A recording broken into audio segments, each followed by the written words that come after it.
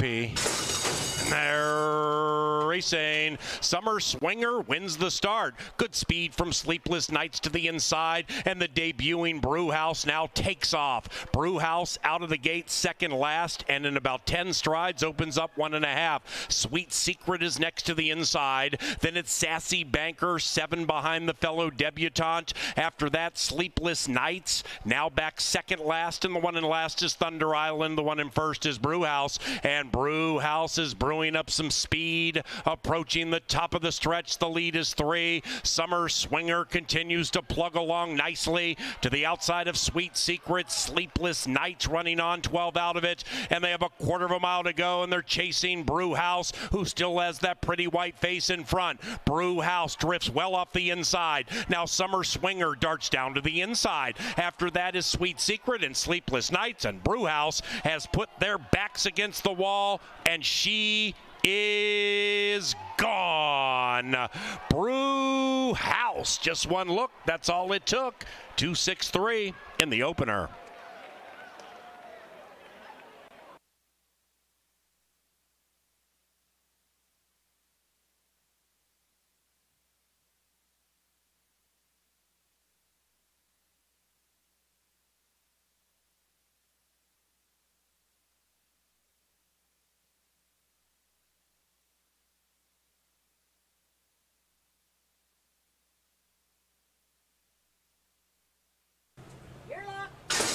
And they're racing.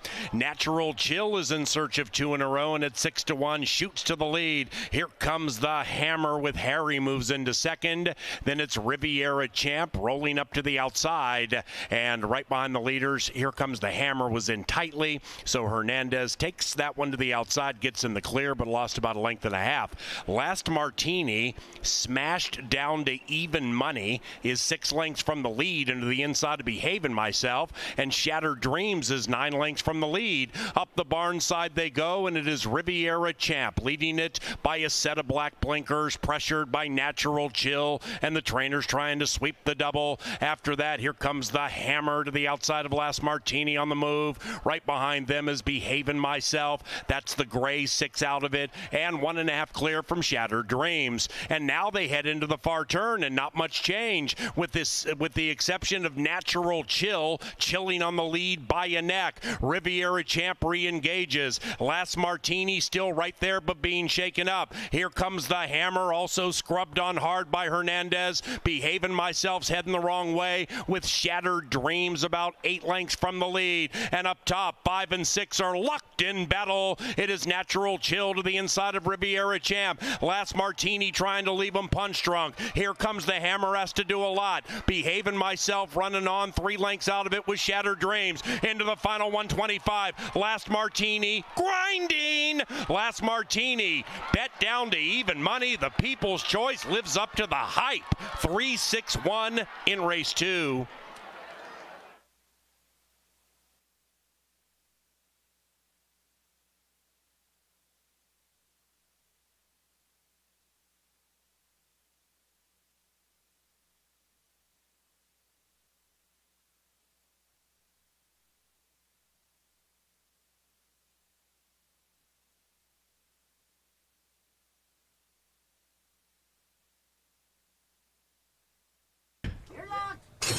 And they're racing. Everybody off okay, and Violin Maker looks to make sweet music for a second consecutive time. And at 8-1, Violin Maker leads it narrowly.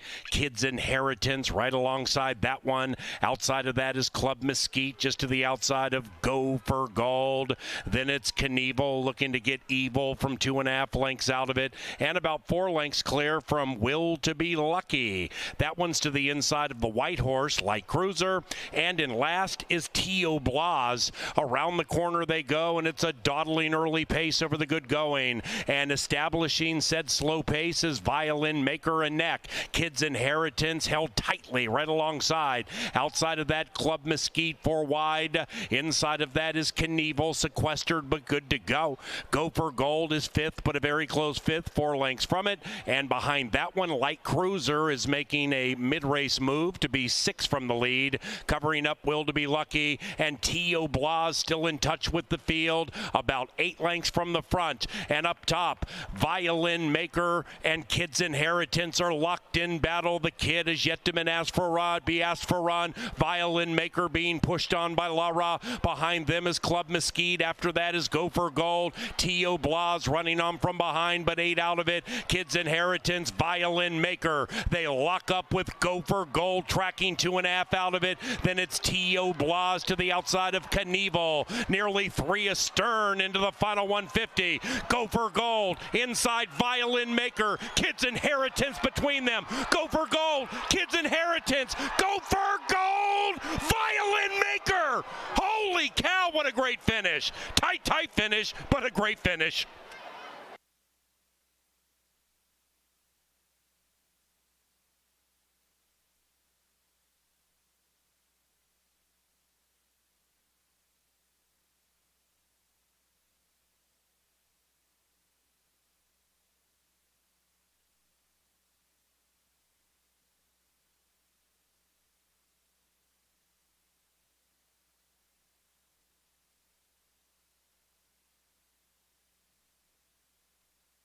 Six and a hook, and they're racing to begin the Canterbury Park pick 5 with that nation low 10% takeout, and here they are.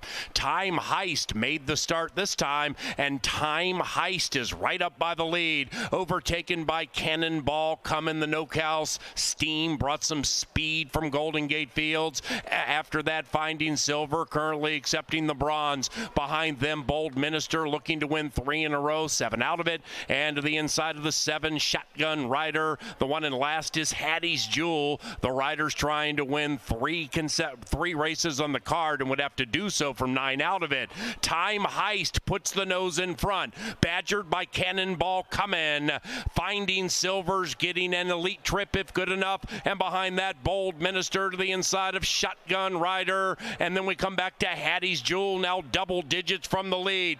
Time Heist, with Heist on his mind, leads it by a neck, and Cannonball Coming is trying to fight back with Bold Minister to the inside. Outside of that, Shogun, make that Shotgun Rider. Number 1, still number 1. It's Time Heist from Bold Minister, and Time Heist popped the gate beautifully, pulls the upset at 7-1.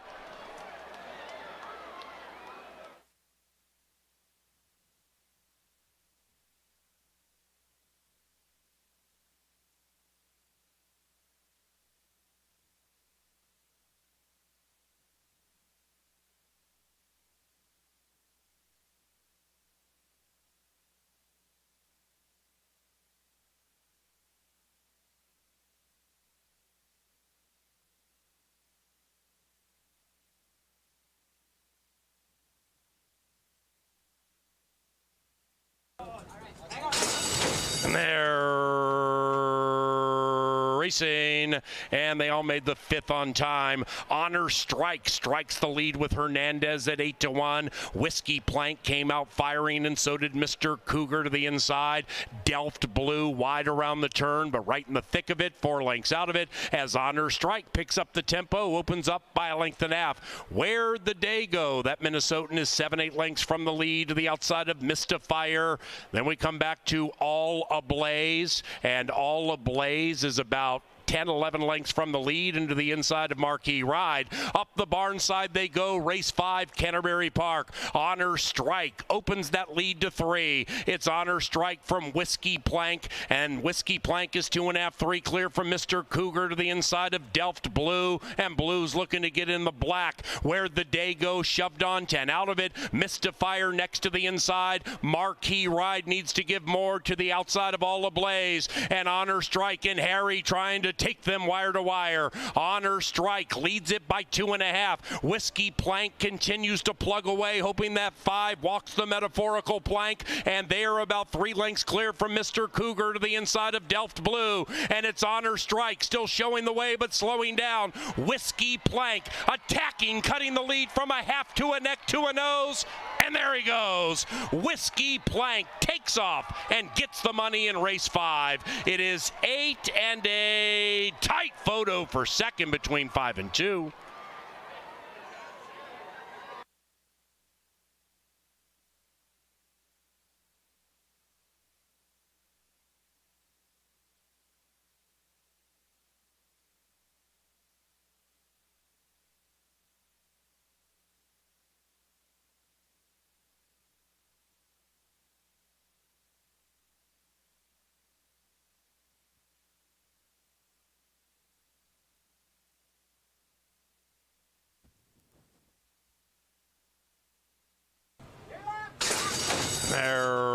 racing. Excellent beginning for CC the bartender, seeded by Miss Glorious, and inside Honey Parade is firing, and outside of that is Southern Venture. After that, CC the bartender outbroke the field, but now tracks the leading trio, 2.5 from the lead. And it's about the same margin to Flying Business, and then we come back a length and a half to Taylor B. Swift, anything but enchanted right now, and Big Andy can see them all. They're approaching the top of the stretch, and Honey Parade has pulled Carlo Lopez to the lead.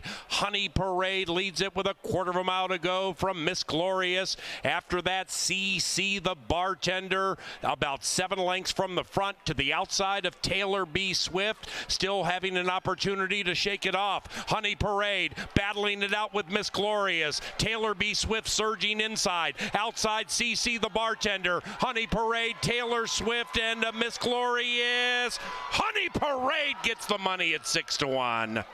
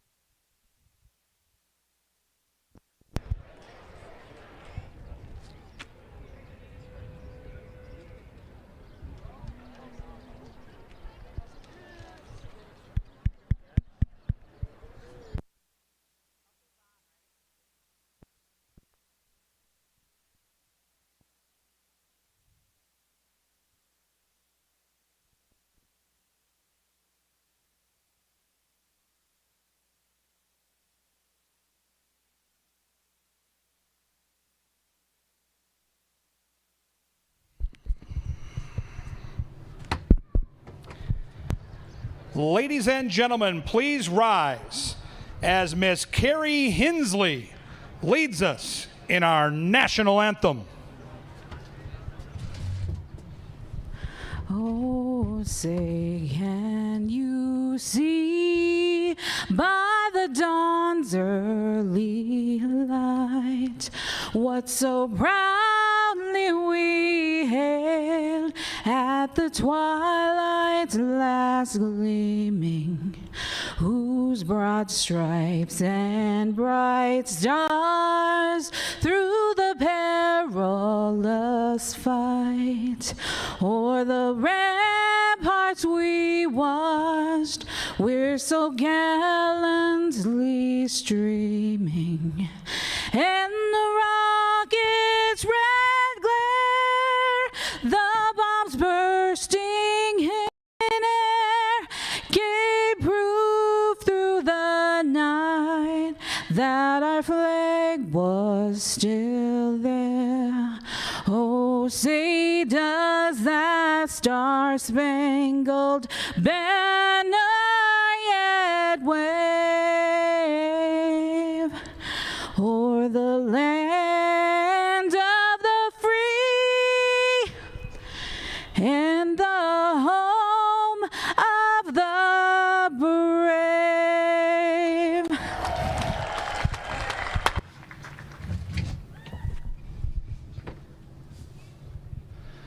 Welcome to racing from beautiful Canterbury Park here in Shakopee, Minnesota. Happy Sunday. If the main track is fast and the turf, well, the turf is firm, people. We know that. The turf is firm. If you'll get your programs out, we'll go over the changes. Guys in TV, you're killing me up there. You're killing me up there now. All right, get your programs out. We'll go over the changes on the card for this afternoon. Starting race number 1 with a scratch of number 1, Star Redemption. Scratch Star Redemption. No superfecta in race number 1 with that scratch. A corrected workout for number 6, Franz, June the 10th, 3 furlongs, 35.26 breezing from the gate. In race number 2, a couple of key scratches. Take out number 3, Perfect Wager, and number 5, Days of Glory. With those scratches, no show, no trifecta, no super. 3 and 5 out of race number 2. Races 3, 4, 5, and 6 are all clear of changes. The next change in your program happens in race number 7. In race 7, scratch number 9, Mingo Magic. Mingo Magic, the 9 out of the 7th. Moving on to race number 8. Take out number 4, and Isles. And number 8, Torino. Race 8, scratch 4 and 8. And the last change is in race 9. Number 8, Lake Lady, is owned by Novogratz Racing Stable and Hugh Robertson. Lake Lady, with an owner change, is the final change on the card. Up next, we're in the Canta Theater by the Paddock. Paul Allen and myself, Kevin Gorg, with our show that we call Today at the Races. We'll handicap all 10 and get you ready for a big night of horse racing and fireworks right out here at the park.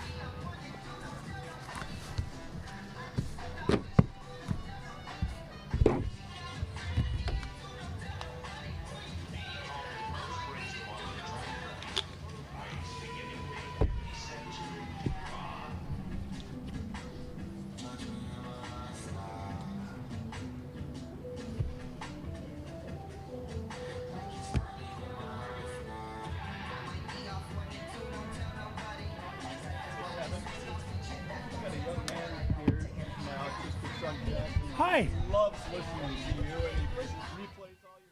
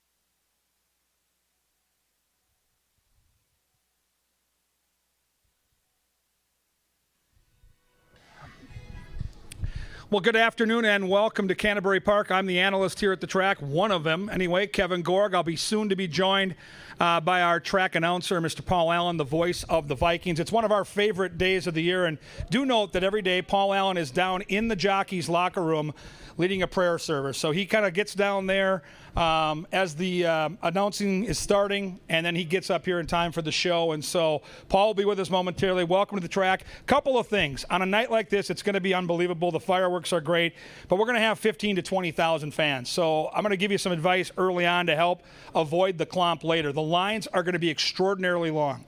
If you know what you're going to do later in the pick 5 or a pick 4, or you want to get some of your bets in now, I strongly encourage it. Then, as the night progresses, whether it's a beer, a slice of pizza, the great sandwiches here at Bo Diddley's, or the fun food trucks, budget your time accordingly, split up, divide and conquer, because everything's going to take a little longer. Like every other facility in America right now, we're fighting the staff bug, and we've got a great staff here, and they work hard, and they're here to serve you, the customer. We're looking forward to that endeavor. But there are some things you can do to make your experience a little better as well. And so to avoid those lines, learn how to use those betting machines. They are super simple, very interactive, and if you've got a phone already that you can work and work well, that thing won't be a problem at all. And again, get the bets in early. You want to be as efficient as you can. Right now, it's easy street. Give it another hour. Give it another 2 hours when we've got 10 to 15,000 people, or even later in the card when the pick 5 starts, when there's 18 to 20,000 fans here, then it gets a little more difficult. And I don't want you to get shut out. I don't want you to feel bad. So make sure you make those plans accordingly. Find your favorite spot and sit back and enjoy the night. We're going to race from now until roughly 9 or 9:15. We'll take a break. We'll make sure we get the horses on the backside and secured, kind of cover them up so they're not to hear the loud noises, which they don't love. And then we'll start the fireworks around 10 o'clock. And if you haven't been here, I'm 55 now. I've been all over the state. I've never seen anything comes close to the fireworks here at Canterbury Park. It is really, truly spectacular. It's done to music, and it's just gorgeous because you're on the grandstand apron. You're looking straight up over that tote board. It's incredible. So let's all have a great day. Let's celebrate this weekend and this holiday. We've got our track announcer who just got done leading that prayer service, and I know from talking to you throughout the last couple of weeks, this is one of your favorite nights of the year. I love it, but I have bad news. I couldn't find what you were looking for. The wheelbarrow, for as hot as you are at Woodbine right now, I wanted to find a wheelbarrow to put that cash in to safely get it out to your car. It could be pretty small. We just hit one race. Right, but a batter can whiff X amount of times out of 15, but then he hits one home run, and all of a sudden it turns around. And that's a beauty or part of the, I guess charm would be the wrong word, because nobody wants to lose like 6, 7, 8, 9, 10 bets in a row. But this game, for those of you who come here more than twice a year, once, twice, maybe 3 times a year, is when you're playing and it's not going well, honestly, it just takes 1 or 2 to get that confidence going, start scooping some chips, and then maybe get yourself hot, make $1,000. Yeah, that's the beauty of horse racing. You know, you can go through a week or two of just bad takes, and you can get roughed up, and all of a sudden you hit one price horse, and you feel like you got a little wind behind your sails. And it's a game where it really, in this game now, especially with the pick fives, the trifectas, the superfectas, one hit tonight through this 10-race card, and you're going to be feeling pretty good. So that's what we're here to do. We're here to give you some horses that we like, hopefully put you in positions to make some of those good bets. And if you make a little money and have a great night at the track, then we're happy too. And we're here to preach patience. We will do this 5-6 times a year, but we will have a very large crowd this evening. There will be, at times, relatively long lines for food, maybe betting. So you'll hear us talk about the opportunity to bet via First Bet, where you can go to the first level information booth or the info booth on level 3 and deposit money, get an account, bet from your phones right at the track, not wait in any lines. Those of you who tried Bet Canterbury, that's what we had then, and it was functional, but this is dramatically better, faster, easier to navigate. It's called First Bet. Learn more about it at the information booths, and just be patient. I mean, it's going to be a little warm. It's going to be crowded. Might be longer lines than you're used to. We just got to be patient with fellow man, KG, and just realize we're all here to have a good time together. Yeah, I've got a big group coming out, 25, 30 people, family and friends, and I told them the same thing. Listen, we're here to have a good time. It's a racetrack. Budget accordingly with your time, and just enjoy the fact that we're outside. Yeah. The weather's going to be sweet, and the night's going to be magical. This date on the calendar in Shakopee always delivers. It is a special, special night, and just enjoy the time you have here. And if it takes a little longer to make a bet or get a beer, just embrace the time with your family and friends. We are here to embrace success also, so hopefully we can give out a lot of winners. With race number 1, and we scratch the 1, we lose the superfecta wagering. I'm embracing number 5, Summer All Year. What about you? And good afternoon. Good afternoon, PA. Yeah, you and I are going to start the card together. I was super torn between the 4 and the 5 as I handicapped. And again, these are first-time starters. These are babies going 4.5 furlongs. So understand, these horses are debuting. So in a few minutes when they're behind us parading through the paddock, you can get a kind of a window into how they're feeling. But right now, I'm looking at the early money, and I see that the 5's taking early money. That, to me, is a key indicator. I like it. The horse has a couple of fast workouts, which I also like. And it's a homebred for Pete Madsen and Tim Padilla. And they've done quite well together here the last couple of summers. I go 5, 4, and 2. Don't sleep on the 2. The Allwellings are red hot right now, the owners of those horses to the inside. They had 2 entered here. They had the 1 and the 2, and they scratched the 1 and leave the 2 in there. That could be an indicator as well. So 5, 4, and 2, but I want to see the horses first. Yep, ain't no doubt about it. I'm going to go 5, 6, 2. The wild card for me would be number 6. Luis Valenzuela is riding quite well right now, specifically with main track sprints. And trainer Vic Hansen, through the annals of time at Canterbury Park, has been sneaky every so often with 2-year-olds. He just knows how to get young, fast horses ready. So I'm going to keep my eyes on that with the wagering. 5, 6, 2 to begin the post-time pick 4. Race number 2, this one has a couple of scratches, scratch numbers 3 and 5. So we're down to 4, and that means no show wagering, no try or superfecta wagering. This was a pretty good race. It was a really good race before the scratches. Now I think it's compelling, but the one I took, number 2, May We All, I think it's a lonely lead. I'll take lone speed every time, so I go 2, 6, 4. If I knew that horse was loose, I'd say cool. I just don't see Awesome Emmett letting that happen. Last time they went toe-to-toe, Awesome Emmett was in front. And from the inside, I don't think Lopez is going to have much of a choice. If either one of those horses gets loose, that's a problem. But my take on the race was the 1 and 2 are going to ding-dong early, and the 6 is going to sit just off the pace in that attack position and pounce. The horse is razor sharp. The barn's good off a win. I go 6, 2, and 1, and I think if you're going to go skinny in one of your pick 3s or pick 4s, this is the spot to do it. Yeah, absolutely. And the post-time pick 4, the first pick 4, is the one with the 10% takeout. So even if it doesn't pay that great, it's still paying more than it would at most tracks because of our 10% take, what the track makes on that. So keep that in mind. Race number 3, 3/4 into that post-time pick 4. No scratches, no rider changes. Nora's Legacy, I think, is going to be a handful here. here. I tried to get around the mare. I pick a 3-5-4. I think Milligan, Mike, and me would be decent for the trifecta, but I don't know, man. Can you beat this 3? The only horse that I think gets the trip to beat this horse is the 6, and I was really torn, PA, when I handicapped it, because like you, I noticed right away that Nora's Legacy is sharp, and she's got the best speed, but I kind of thought the 6 would get that perfect stalking trip, and I don't even know if the 6 is good enough to press that horse and get around her, because Nora's going to be tough, as you mentioned, but the wild card for me is the 6. I don't think they're going to bet her. So I go 3, 6, and 4, and if they get crazy with the 3, and I'm talking like even money or 4-5, Agreed. and that 6 is sitting there at 9-2, I might take a spin on the 6. See, with number 3, Nora's Legacy, she'll be favored, and she's 5 of 15 in the top 2. And from a speed standpoint, specifically getting a 37 and change, coming out of a race with a 37 and change mile. Let's not forget she lost by 12 lengths. So I mean, it was a completely non-competitive effort, and now all of a sudden at the same level. We're looking for a turnaround, which I believe will happen, but we're looking for a turnaround of 7-5. So those are passes for me from a win bet standpoint. In this race, I'm definitely using 3 or 4 in my pick 4, but I'll take Nora first. Now, the 4th race, the final leg of that post-time pick 4, this is where it starts to get increasingly interesting, specifically if you play trifectas or 10-cent superfectas. Yesterday at Canterbury, we had a couple of races where favorites won the race, like below 2-1. And the trifectas were paying like 121, or excuse me, trifectas were paying like $70. 10-cent superfecta were paying right around that or higher. So when favorites win, when you have big fields like this, specifically at a track like Canterbury, it just takes 1 10-1 or higher to jump in the top 3 to really send that trifecta soaring. I think it could happen here. I take number 7 in the red first, 7-10-1. What about you?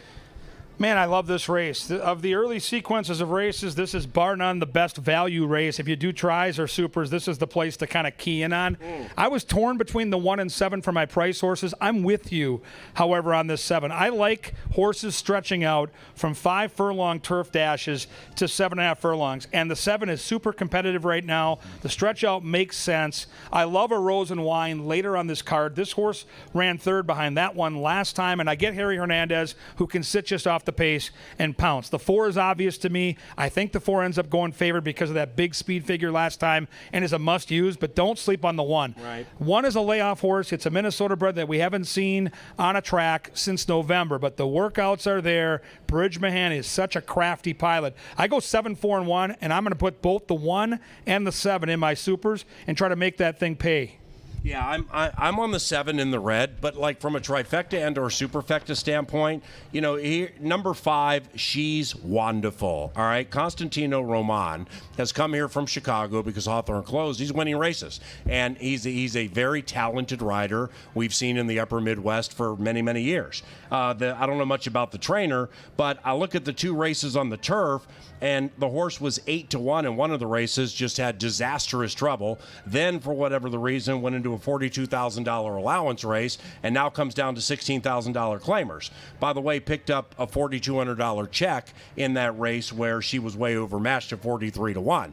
The point I'm getting at here is the 5's going to be 10-1 or higher, and a horse like that jumping in 2nd, 3rd, or 4th, that's what sends the trifectas and superfectas soaring. They're 50 cents under a dime to begin. I'm gonna take it 7-10-1 in the red.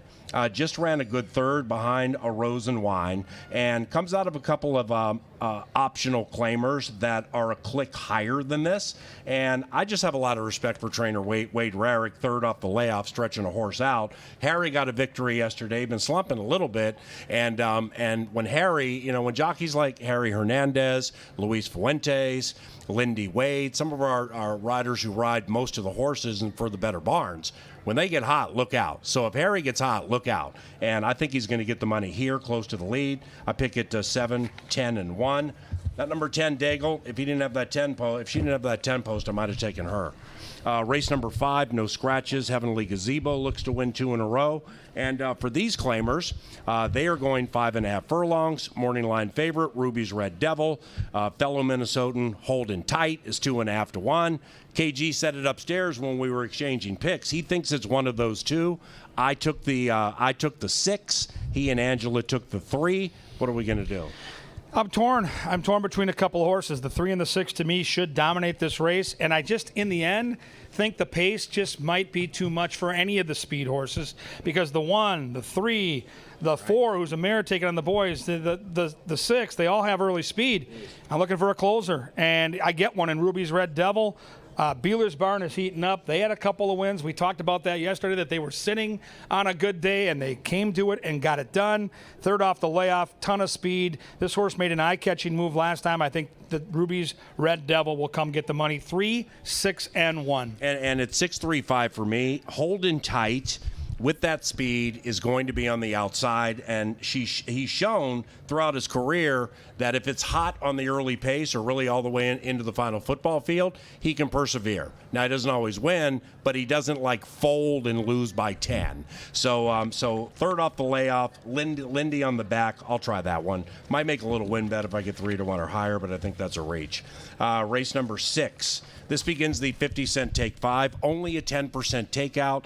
That pick 5 paid more than $3,000 yesterday, and there weren't a ton of long shots. That's just how it's going at Canterbury. The turf course is firm, people. The turf is firm. Rails at 15. No scratches, no rider changes. We got some turf debuting in here with these maidens. Big Pete, 2.5 to 1. I take the 8. Who'd you take, Big Pete? I took Grunder. I took our guy Grundini, Hey. the 2 horse. I get Luis Fuentes, our top rider, and in my eyes, as I handicap this maiden claimer on the turf with really basically 3 turns. Oh, brother. Big Pete. Owner of Big Pete. I think Grunder might be lone speed, Not PA. the owner of Big Pete. Third off the bench, slight class drop. Pete Madsen clomping on the show. I'm going to go 2, 10, and 4, and it's a race where if you're going to play the pick 5, I think you better spread. I think you better get some depth. You win the first race? Yeah, what do you know about that horse in the first, Pete? Mr. Madsen, do you win the first race? You win the first race. He feels good. He didn't say he would win the first race. Owners would never do that, disrespecting others.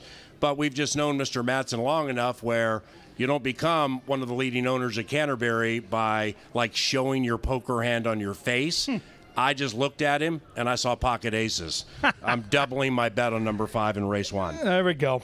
Race number 6, as we were just talking about, I'm going to try Untold Story. And this trainer, Jonathan Wong, incredibly successful in other places that are not called Canterbury Park, and it's not like he hasn't been super successful here. I mean, I think he's winning like 20%, maybe a little below, but it's just taken a while for some of them to get going.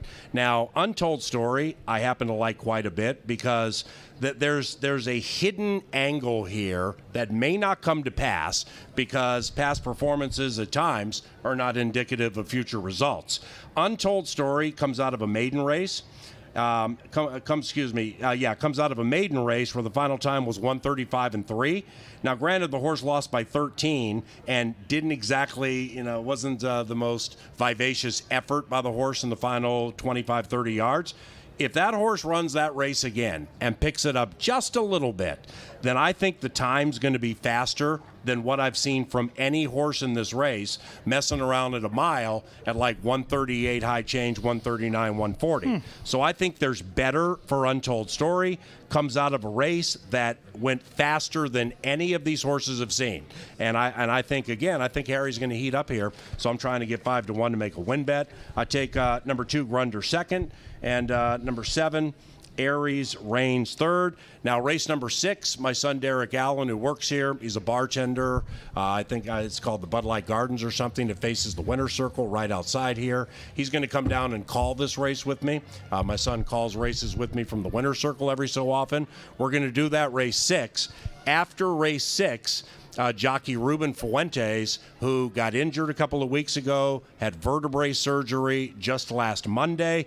It's just a wonderful, beautiful miracle to a certain extent that he's going to be at Canterbury this evening, and we're gonna heighten some attention to the leg up fund, get a applause for him, offer up some encouragement after race number 6. All the riders are going to hang out with us in the winner's circle, so come down there for that after race 6. Cool. And say hello to Ruben Fuentes. That's after race number 6.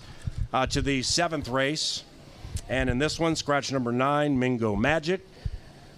7, Autism Prism looks to win 2 in a row. Pearl Devine looks to win 2 in a row. I pick it 2, 3, 6. What about you, Spotty? Spotty likes the 3 here. I like Sweet Honor a lot. I went back and watched that replay, and a very strange race this horse ran last time with Luis Negron, who's back. Now, the horse shows 3 for 3, lifetime in the money at Canterbury, but that was a troubled trip. Came back to rally after getting steadied around the turn and really losing 3 or 4 lengths to just miss by a length and get second with a clean trip today, either on the lead or just off the lead. I think the 3 gets the money. The 2 is absolutely the horse to beat for the red-hot Mike Beeler off those multiple wins yesterday. I go 3, 2, and 10. It's 2, 3, 6 for me, and I respect the Sweet Honor opinion a ton. In fact, I'm going to use the mare in my pick 5. Number 6, Jagged Arrow, as a little wild card to me here with Fuentes taking that call. But it's just going up and down these horses, looking at consistency or lack thereof. I think Wildly Dramatic has the opportunity to be the most consistent and do something on which we can count, where a lot of these horses are good, decent, bad, decent. Wildly Dramatic off that last race and a win before that, and 2 for 4 in the Canterbury main track, and I got Harry for Beeler. I think that's going to be good. 2, 3, 6 for me in race number 7. 8th, and we have 10 races for you. Then, like KG said, we take a little break, get the horses squared away. Then I'll let the fireworks fly into the Shakopee sky. Race number 8 is a turf race, scratch numbers 4 and 8. Scratch numbers 4 and 8. And by the way, Torino number 8, I'm glad that horse scratched, because I know how much you liked that horse last time, and it was a dull effort. So as you would say, I've seen this movie before. We would leave Torino off everything. And she'd burn us. And we get a 90 buyer figure out of nowhere, and just like winning by 3 at 12-1, none of us have anything. So that horse not participating takes a tough race, makes it a little bit easier. I take it 2, 6, and 10. I struggled with this one. What about you?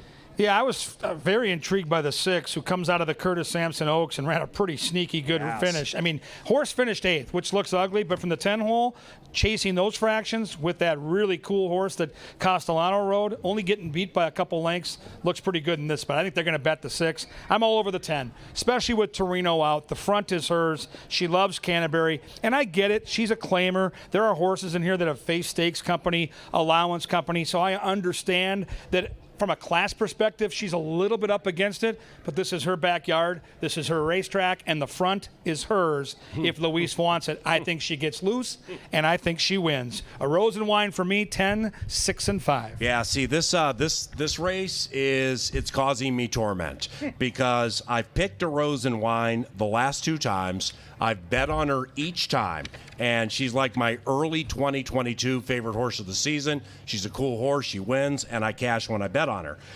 The fact that she's now available for 20, now 20's a fair price. All right, so to pay 20 grand for a horse, that's a lot. I understand what they're doing here. They've gotten the purses from a couple of wins. They can win this race. Now, if you win this race, get 60% of that 31 grand. And the 20 for the claim, that's a coup de grace. Good luck with the Rose and Wine, whoever claims her.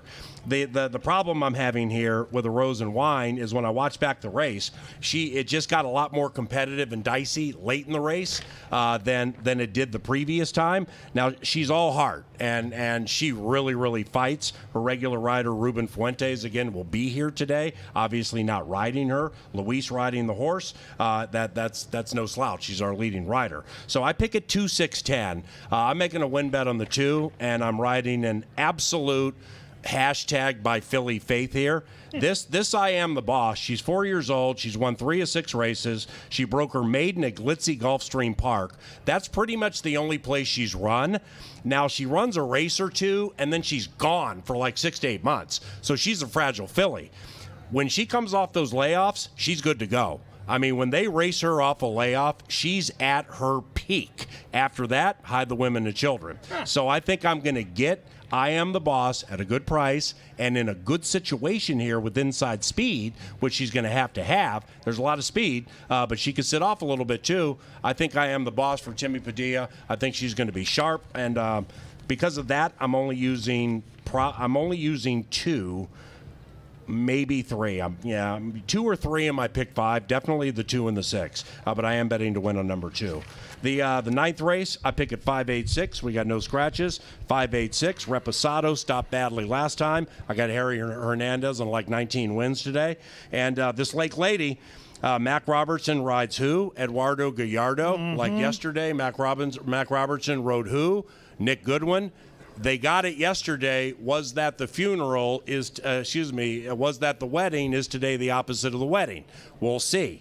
The outside post for this horse is a great spot, but you got a lot more work to do here against these fillies on the inside. I'm going to go 586. Yeah, I want to see the 8 in the flesh out here in the paddock because Eduardo Gallardo rode a horse already for Mac this year and won. Hey. So, I remind people all the time, Mac it's legal for him to bet on his horses. And if he puts a jockey like Gallardo on there instead of one of the top jockeys, guess what?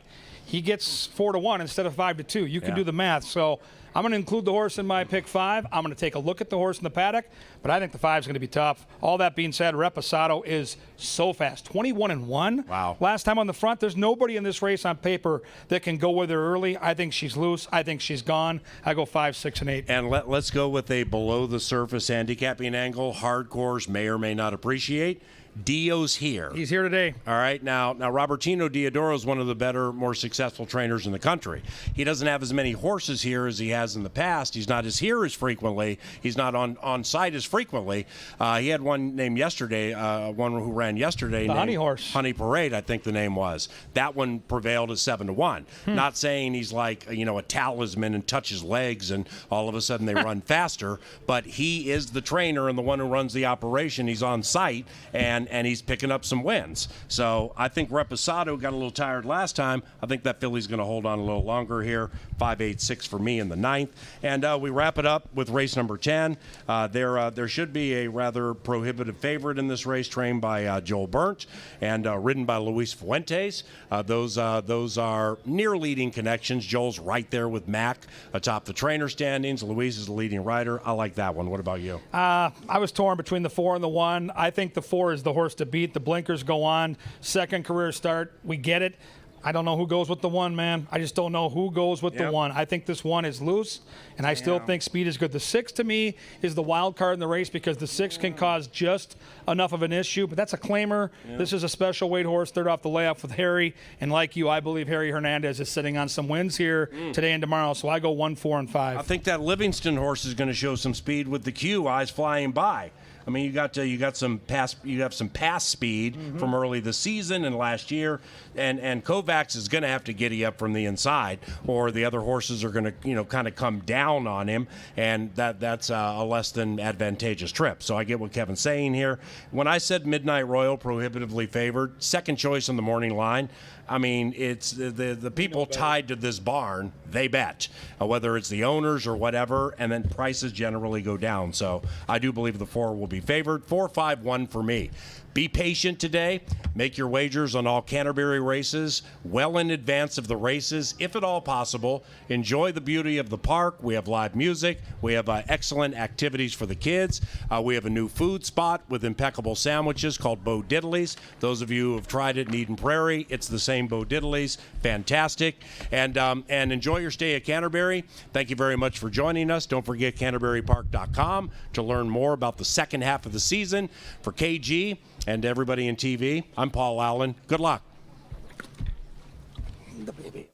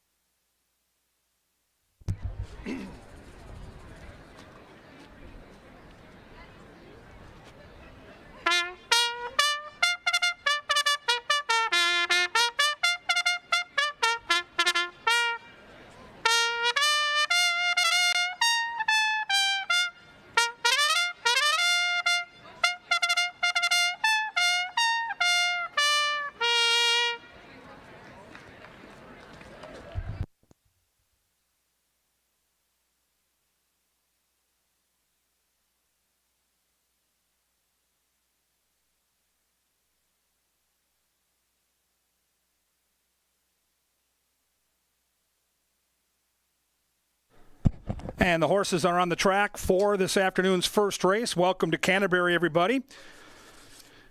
Here in the first race, scratch the one horse. The one horse is out. With that scratch of the one, there is no superfecta wagering here in the lid lifter. Fast and Firm. And it's post-time pick 4 that starts here, which is the big wager here with the 10% takeout, lowest in the industry. Start making plans to get your tickets ready for that 10% takeout pick 5. It starts in race 6. Goes to our final 5 races on the card. I will have a pick 4 ticket, a recommended ticket for you here in just a couple of minutes. Enjoy the afternoon into the evening with the great fireworks on the back end.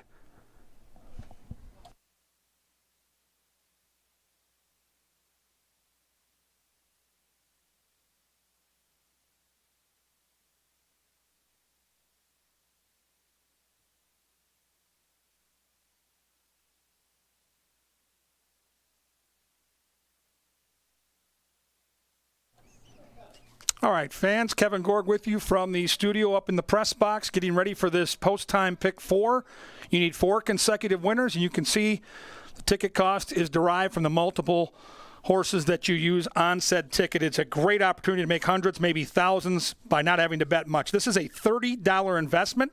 In race 1, it's a guessing game. These are the babies. These are 2-year-olds, most of which are making their very first start on the track.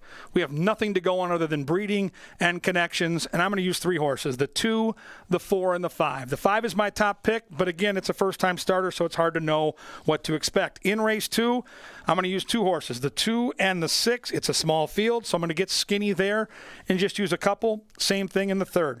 3, Nora's Legacy. 6, Something 2. They look like the controlling speed horses in the 3rd event, and you can see on that ticket we are spreading in the 4th. I think that race is wide open.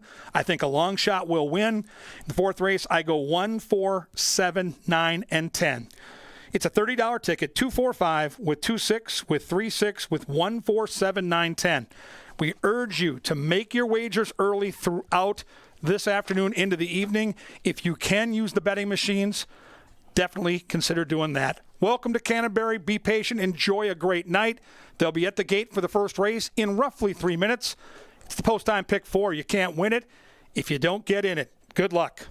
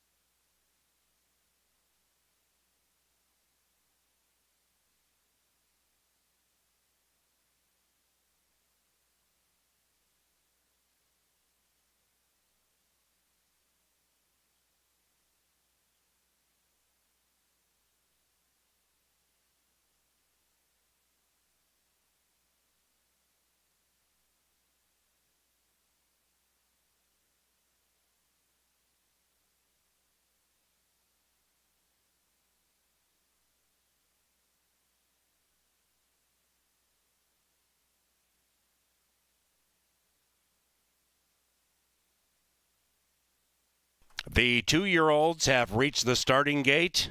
It is now post time. Post time for the first on the 3rd of July. Fireworks follow the races.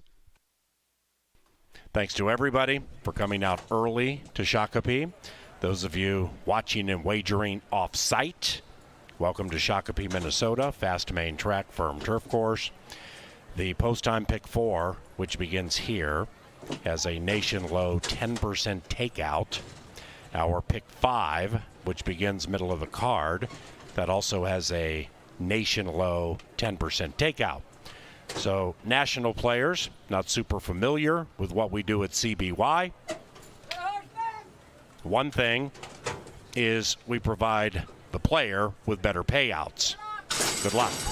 And they're racing to begin that post-time pick 4, the 50-cent wager with the nation low takeout. And Black Taka comes out nicely, looking to take the victory in race 1. Summer All Year fires out of the gate. And outside of that one is Franz. And that trio is 5 lengths to the good of Roller Coaster Man. And the one now in last is Big Time Rob. And the one in first is Black Taka. And Black Taka with Lindy Wade lead it by 1 from Summer All Year, and those two are 4 lengths clear from Franz as they head for home in the first. It is Black Taka to the inside. Outside of that, Summer All Year desperately trying to go by, and Franz continues to plug away at 9-1. Black Taka 1, Summer All Year trying to wear this 2 down. Let's begin it with a spine tingler. The 2 gets paid at 2.5-1.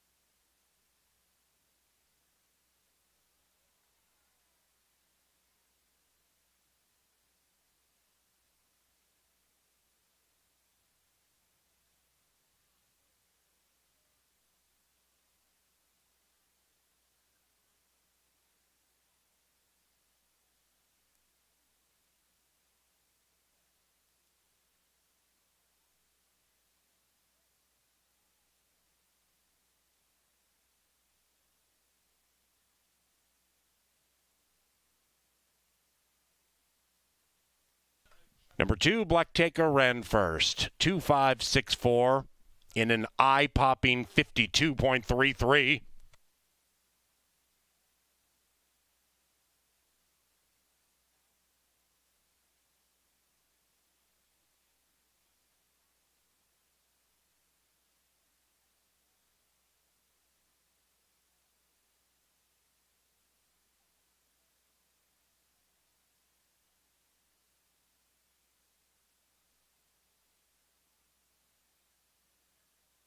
The first race is official. $7.60 for the exacta, 50-cent trifecta, paid $16. That's 32-1 on the 50-cent investment. Favor ran second choice won, and the trifecta still paid $16 for 50 cents. Great day today to play trifectas and superfectas at Canterbury Park.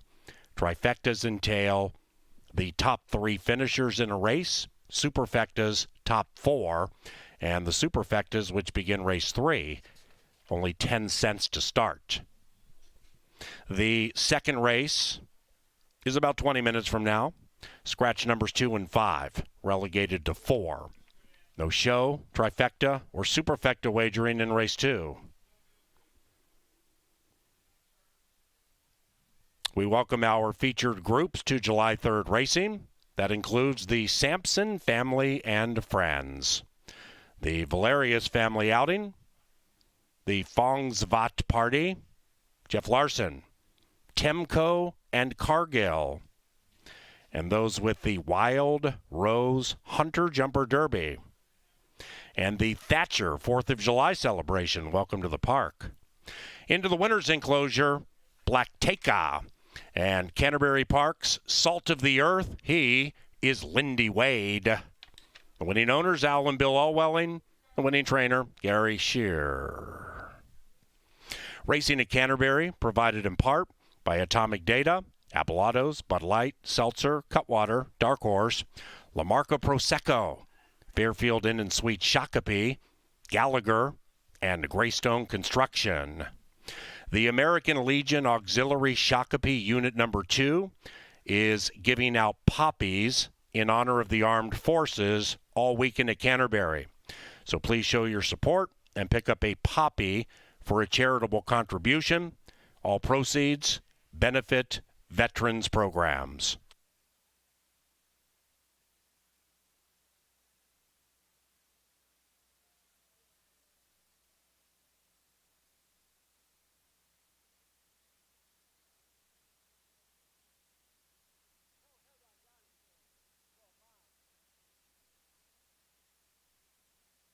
Outs. Good luck. And they're racing to begin that post-time pick for the 50-cent wager with the Nation Low takeout. And Black Taka comes out nicely, looking to take the victory in race 1. Summer All Year fires out of the gate. And outside of that one is Franz. And that trio is 5 lengths to the good of Roller Coaster Man. And the one now in last is Big Time Rob. And the one in first is Black Taka. And Black Taka with Lindy Wade lead it by 1 from Summer All Year, and those two are 4 lengths clear from Franz as they head for home in the first. It is Black Taka to the inside. Outside of that, Summer All Year desperately trying to go by, and Franz continues to plug away at 9-1. Black Taka 1, Summer All Year trying to wear 2 down. Let's begin it with a spine tingler. The 2 gets paid at 2.5-1.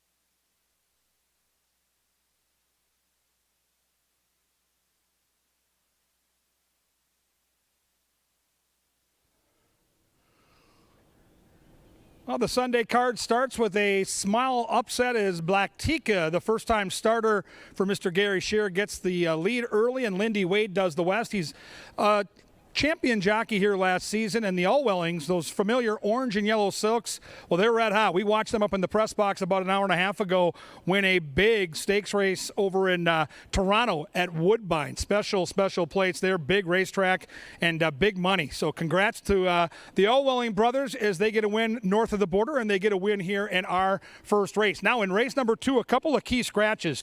Take out the 3 and the 5, it dramatically changes your wagering options. There is no show wagering, no trifecta, and no superfecta. This is really the last small field we're going to have on this card.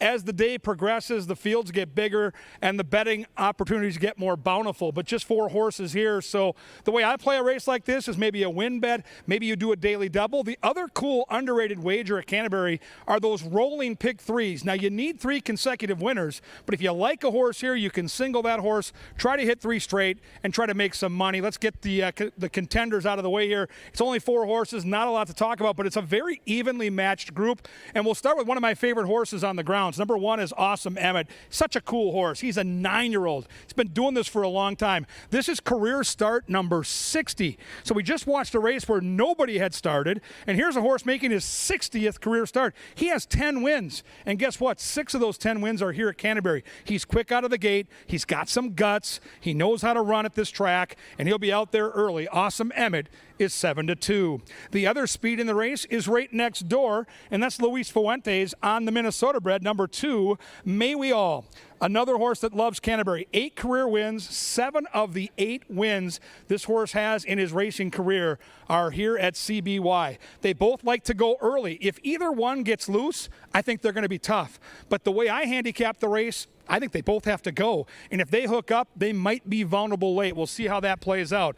One of the horses that will try to reap the benefits of a speed duel is number 4, Fayette Warrior. Zeke Laura for Troy Bethke. Made a good middle move last time on the turf against Optimal Courage. That horse has come back to win last night in the Lucky Last. That's a good positive indicator that that horse leaves a productive race. 4-1 up on the board. Looks kind of sneaky to me. But the horse I really like, and it's not a big secret, the fans are following suit, is the outside horse, Kierkegaard. Looking good down here in the paddock. 6 starts at Canterbury, 3 wins and a second. I just think if the 1 and 2 both show speed and they go eyeball to eyeball, somebody's going to pick up the pieces late. I think it's Kierkegaard. Beat those horses the last time they met. Gets that outside attack post, so it really gives jockey Lindy Wade all those options to sit and wait to make that move when the time is right. And in a 4-horse field, there's not going to be any traffic. There's not going to be any issue. If he's the best horse, I think he wins, and I think that's exactly what happens here. I'm going to key that horse on my pick 3s and maybe try to get lucky with a win bet here on Kierkegaard. Remember what the crowd's building here at Canterbury to get your bets in early. Get in line, learn how to use those betting machines, try to make this experience as easy as possible. For beer, for pizza, for sodas, for ice cream, budget your time, enjoy your night at Canterbury. It's going to get more and more busy as the night goes on. We race till about 9:15, the fireworks around 10 o'clock. Make some money along the way. It's race number 2. It's a 4-pack going 6 furlongs. I'm with the people here. I'm on Kierkegaard. Who do you like? Get your bets in now. It's fun and games like no place else, right out here at beautiful Canterbury Park. Where racing in part is provided by Holiday Inn Express Suite Shakopee, JTR Roofing, Pepsi, Mystic Lake, Think Minnesota Realty, Minnesota Lottery, Loeffler, Star Tribune, Quick Trip, and Continental Diamond.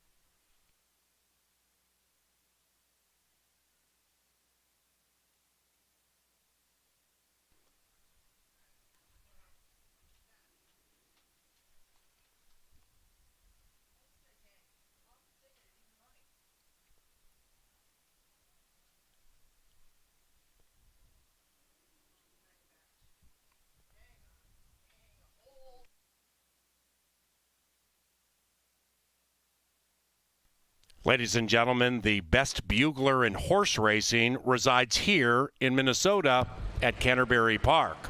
He is Les Brown with his band of renown. Give it to us now.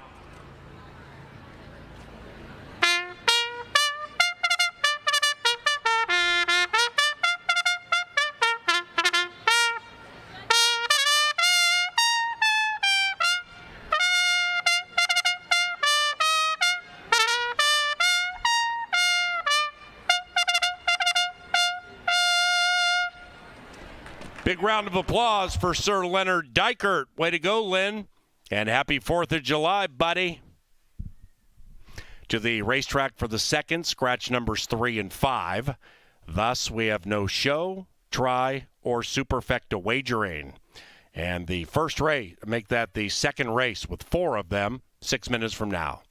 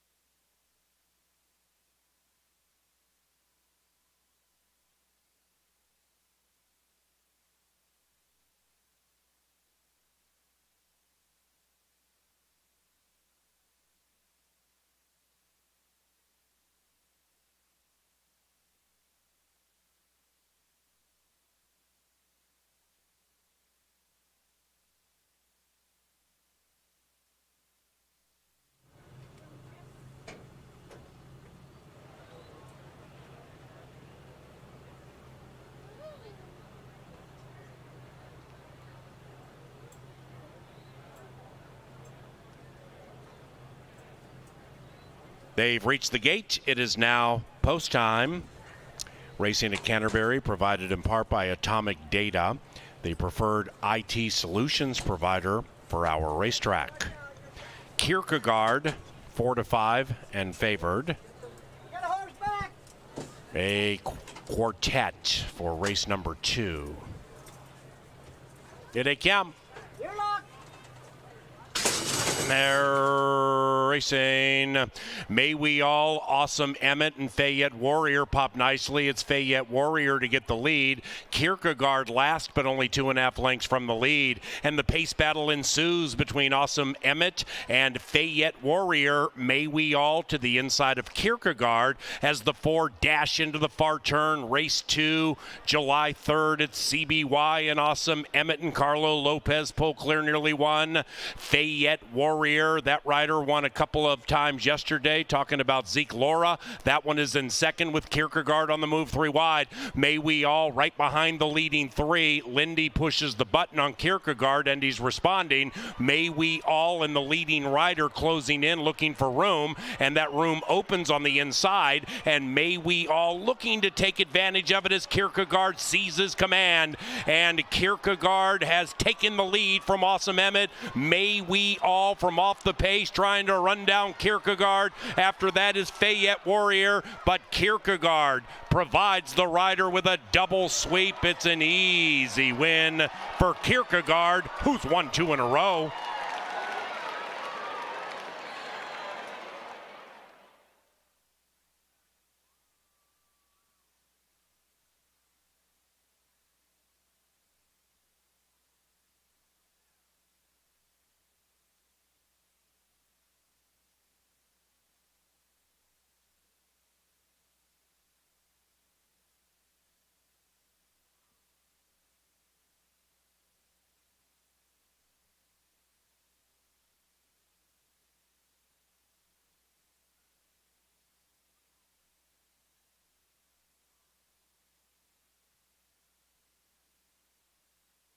Number 6, Kierkegaard, first.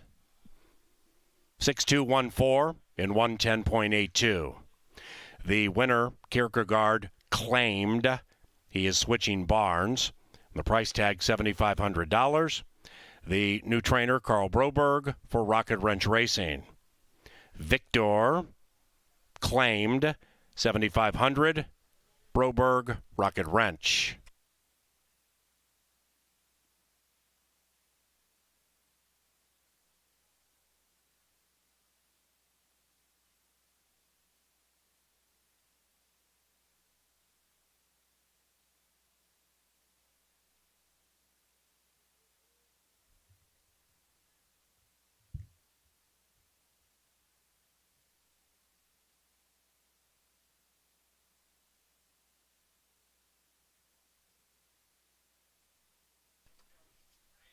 Apple Autos is the official vehicle sponsor of Canterbury Park.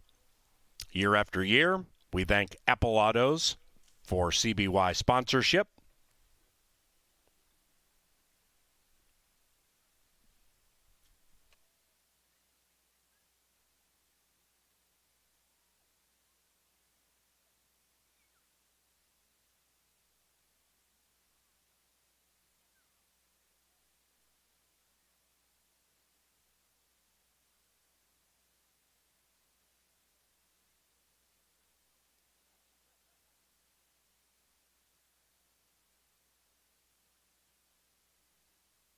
The second official, 2-6 double, 7.5 to 1. Exacta $2.80, race 3. No scratches, 6 battle, and they're at the gate about 20 minutes from now. On the second level, we have a new place to eat. It's called Nacho y Tacho. Level 2, mezzanine level. Tachos are Canterbury's tater tot nachos. Nachos, tachos, spicy chicken sandwiches, beef empanadas, Southwest egg rolls, jalapeno cream cheese puffs, all at Nacho Tacho, level 2. Kierkegaard has won 2 in a row, and the winning rider, Lindy Wade. Back-to-back victories for LW. The winning owner, James T. Williams. The winning trainer, Matt Williams. He's Kierkegaard.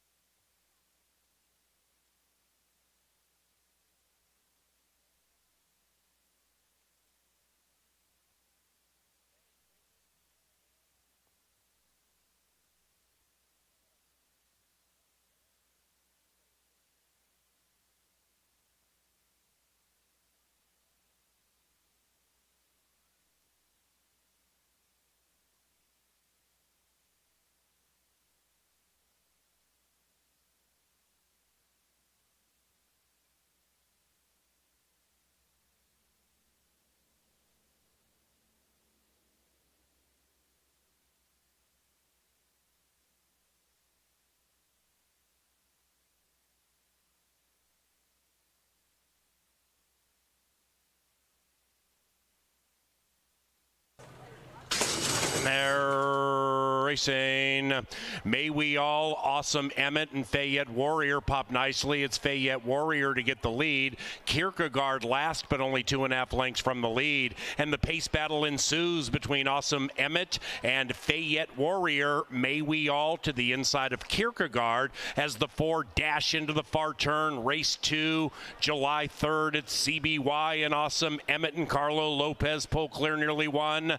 Fayette Warrior, that rider won a couple of times yesterday, talking about Zeke Laura. That one is in second with Kierkegaard on the move 3 wide. May We All right behind the leading 3. Lindy pushes the button on Kierkegaard and he's responding. May We All and the leading rider closing in, looking for room, and that room opens on the inside, and May We All looking to take advantage of it as Kierkegaard seizes command, and Kierkegaard has taken the lead from Awesome Emmett. May We All from off the pace trying to run down Kierkegaard. After that is Fayette Warrior, but Kierkegaard provides the rider with a double sweep. It's an easy win for Kierkegaard, who's won 2 in a row.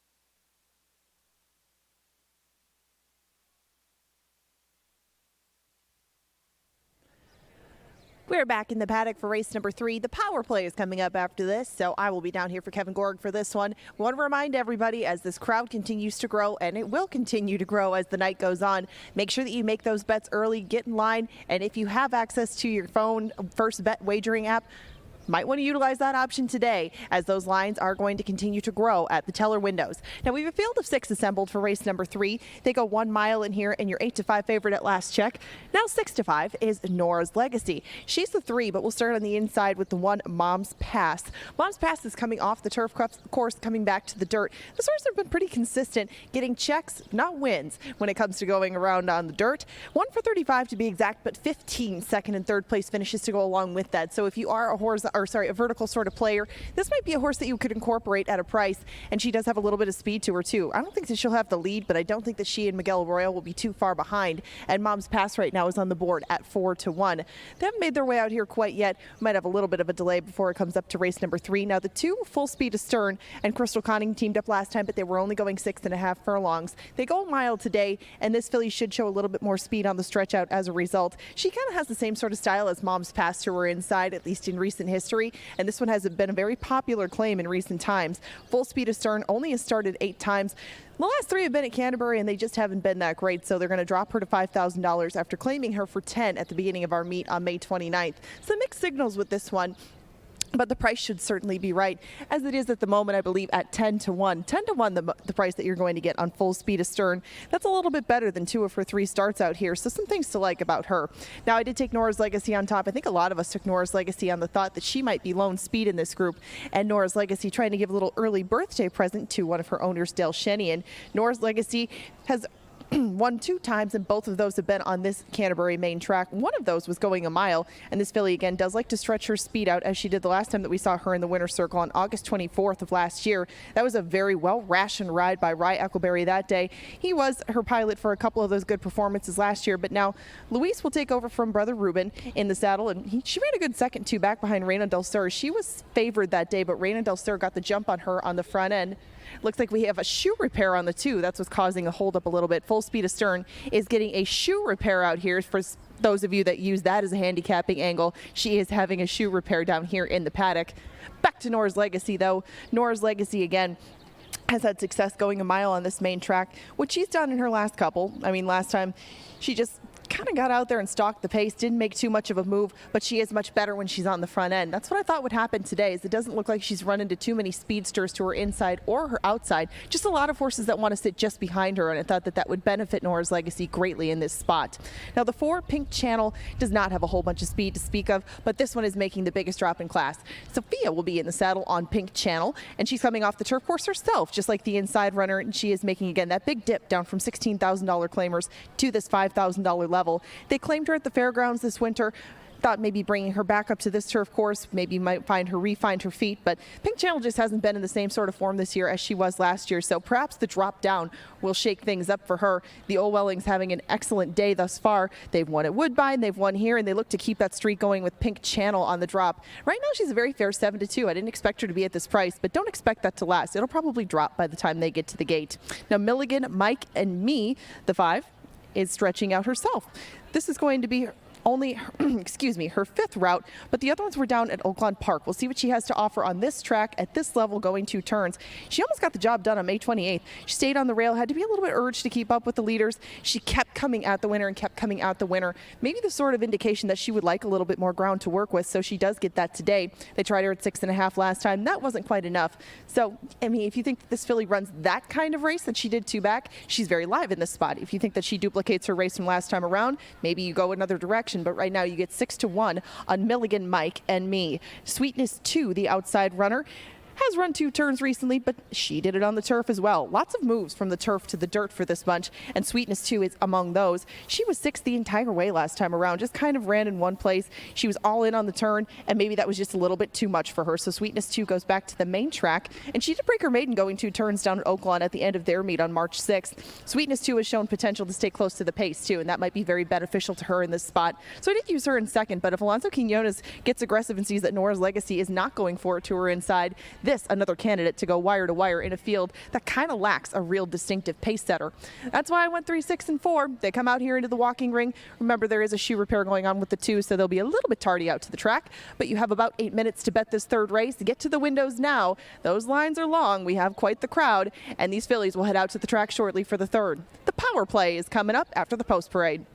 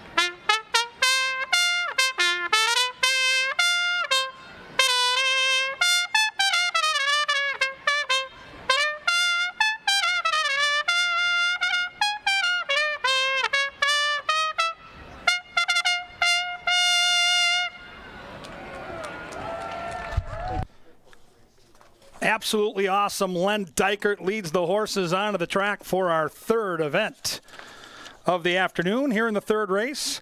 Win, play, show, exacta, trifecta, superfecta, daily double, and a rolling pick 3 as we roll along, counting down to those fireworks later tonight. Hopefully you get some fireworks at the windows. Get those bets in now. They'll be at the gate in 5.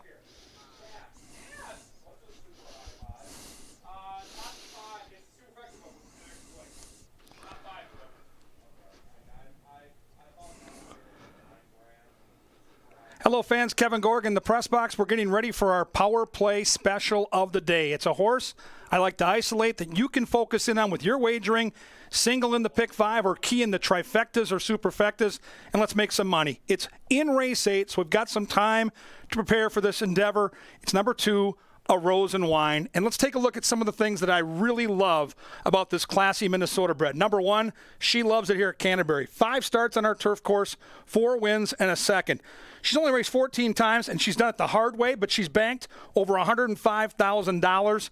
And look at the trainer, Francisco Bravo, one of those local trainers that's here every single season. He's always around 15 to 20%, but he's at his best when his horse has won their last start, and he's in a turf sprint. And both those scenarios are right here. She draws the 10 today, and she's just so gritty and gutsy. Let's watch her last time doing all the dirty work. The 4-horse with the yellow cap on the front end. So difficult on our turf course to take them all the way. But look how she puts the race away at the most critical time in the race when you straighten out for home. She spins out of that turn and she shows the will to win. This is why I love this horse. She might be overmatched on paper, but she's so fast and she tries so hard and she gets there in time.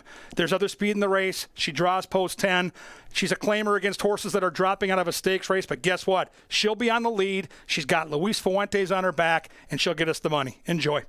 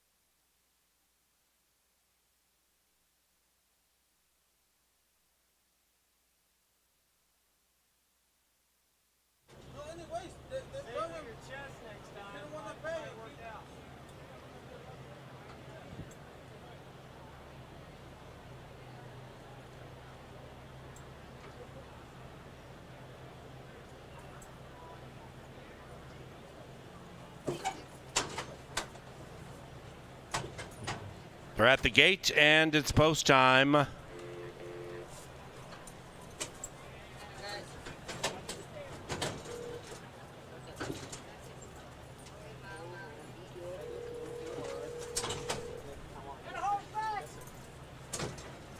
Sweetness 2 in, ready. They're racing. From the inside, Mom's Pass comes out quickly, but now has given up the lead. And full speed astern at 9-1 goes full speed astern around the turn. And full speed astern and Miss Conning lead it by 1. In second is Milligan, Mike, and Me. And that one is right in front of Nora's Legacy, checking badly. That 3, Nora's Legacy, checking, probably lost a length and a half, beginning to settle down. Fuentes very high in the saddle and giving way to Sweetness 2. Inside of that, Mom's Pass, the one in last is Pink Channel, and Pink Channel is only 6 lengths from the lead. Up the barn side in race number 3 at Canterbury Park.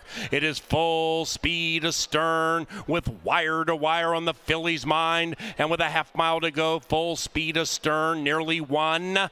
Milligan, Mike, and Me is next. Nora's Legacy has shuffled all the way back to a joint last, and now Luis Fuentes, our leading rider, is attempting to blow by Sweetness 2, but is 10 out of it. Then it's Mom's Pass, 8 from the front, and Pink Channel is now 12 from the lead. At the top of the stretch, we have 2 slugging it out. It is full speed astern to the inside of Milligan, Mike, and Me. 8 lengths behind that, Mom's Pass, Nora's Legacy running on a tad. Then it's Pink Channel definitely in the red, and behind that one is Sweetness 2, and up goes Milligan, Mike, and Me.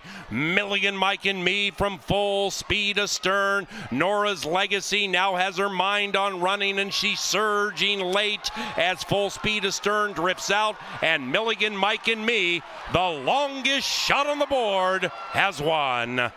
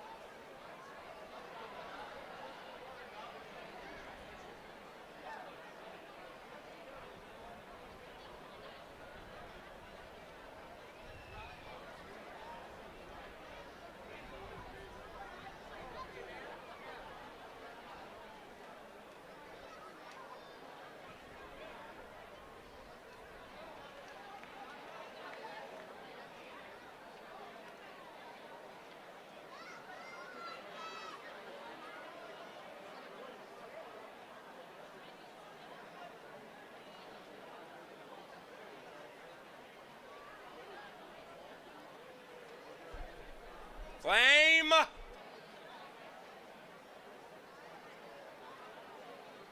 Number 5, Milligan, Mike, and Me first. 5, 3, 2, 1.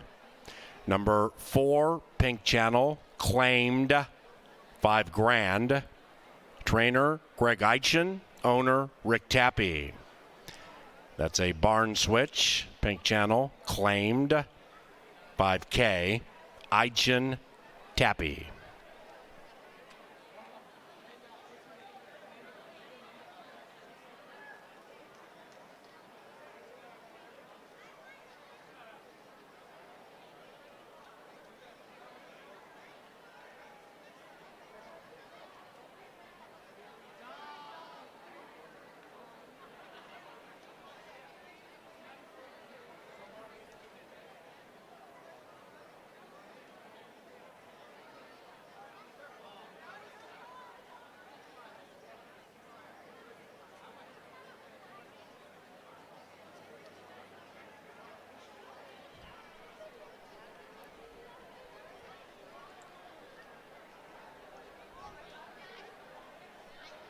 The third race has been declared official. To the winner's circle, Milligan Mike and Me and Ezekiel Lara. Milligan Mike and Me is owned by Bill Kennedy Jr. and trained by Bruce Rican Dracaris. Racing at Canterbury, provided in part by Busch Light. Race 4 to the firm turf course. Big field, maybe big payoffs.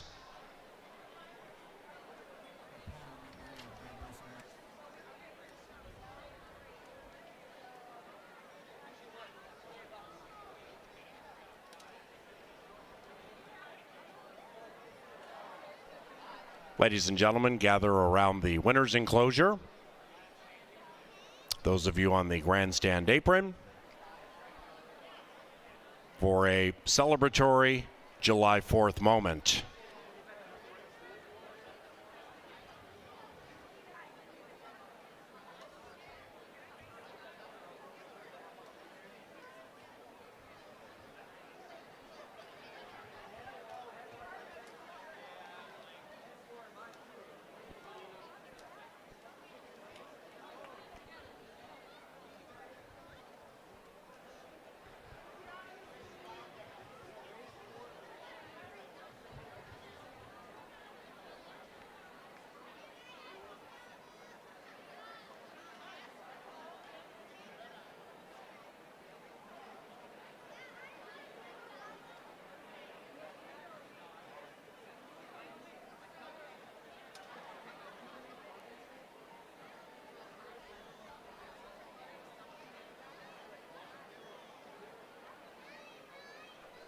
Ladies and gentlemen, in the winner's circle, we welcome back Miss Kerrigan Backer, who's singing God Bless America.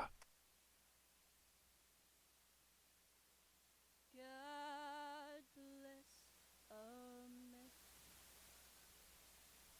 America. There we go. Okay. God bless America, land that I love. Stand beside her and guide her through the night with the light from above, from the mountains to the prairies, to the oceans, white with bird.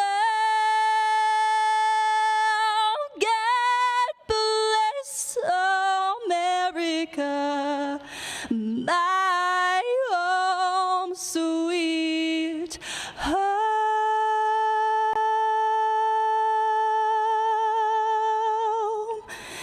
God bless America,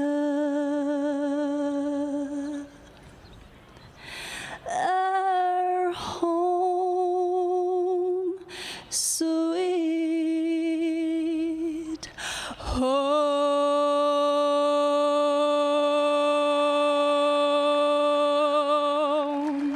God bless America. Kerrigan Backer, ladies and gentlemen. Well done, young lady.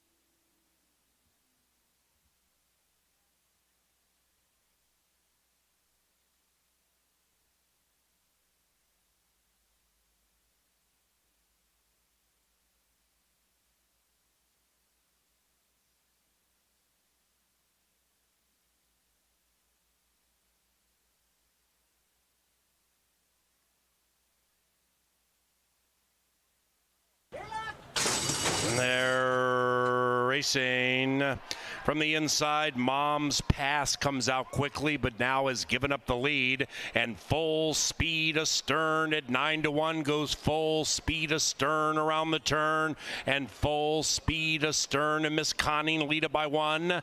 In second is Milligan, Mike, and Me.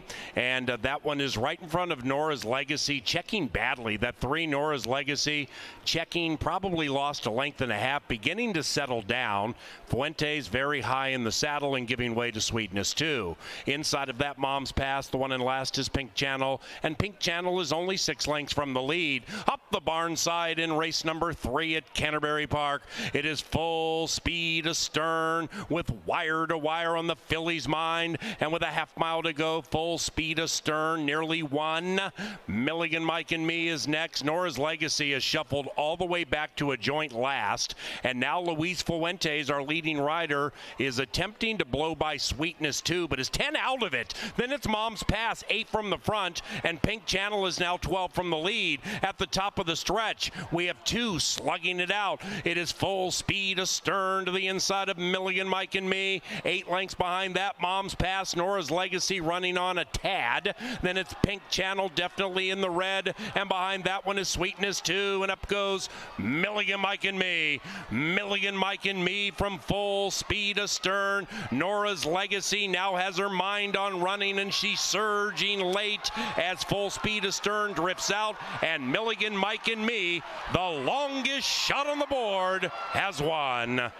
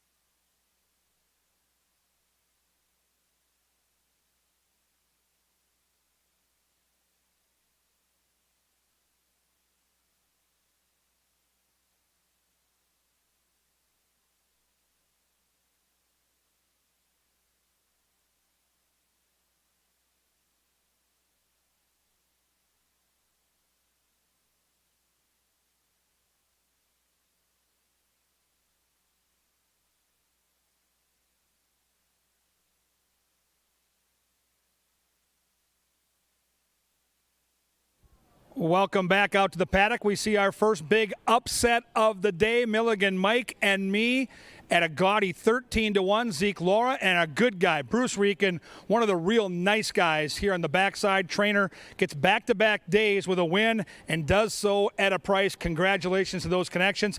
A great betting race here, and you can see the crowds are really starting to swell. We're going to make these reminders all day. Bear with us. Get those bets in early.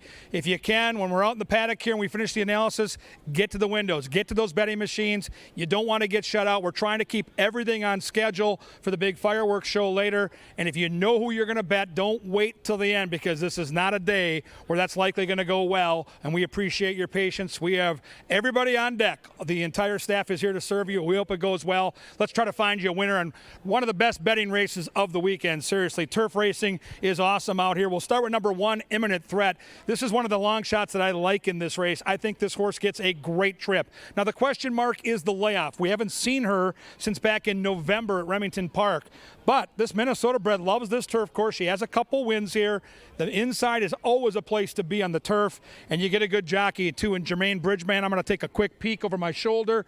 Double-digit odds. If you're going to play a trifecta or superfecta, you could do worse than number 1, Imminent Threat. I think this horse is a threat to hit the board. Number 2 is Brahms Is Who.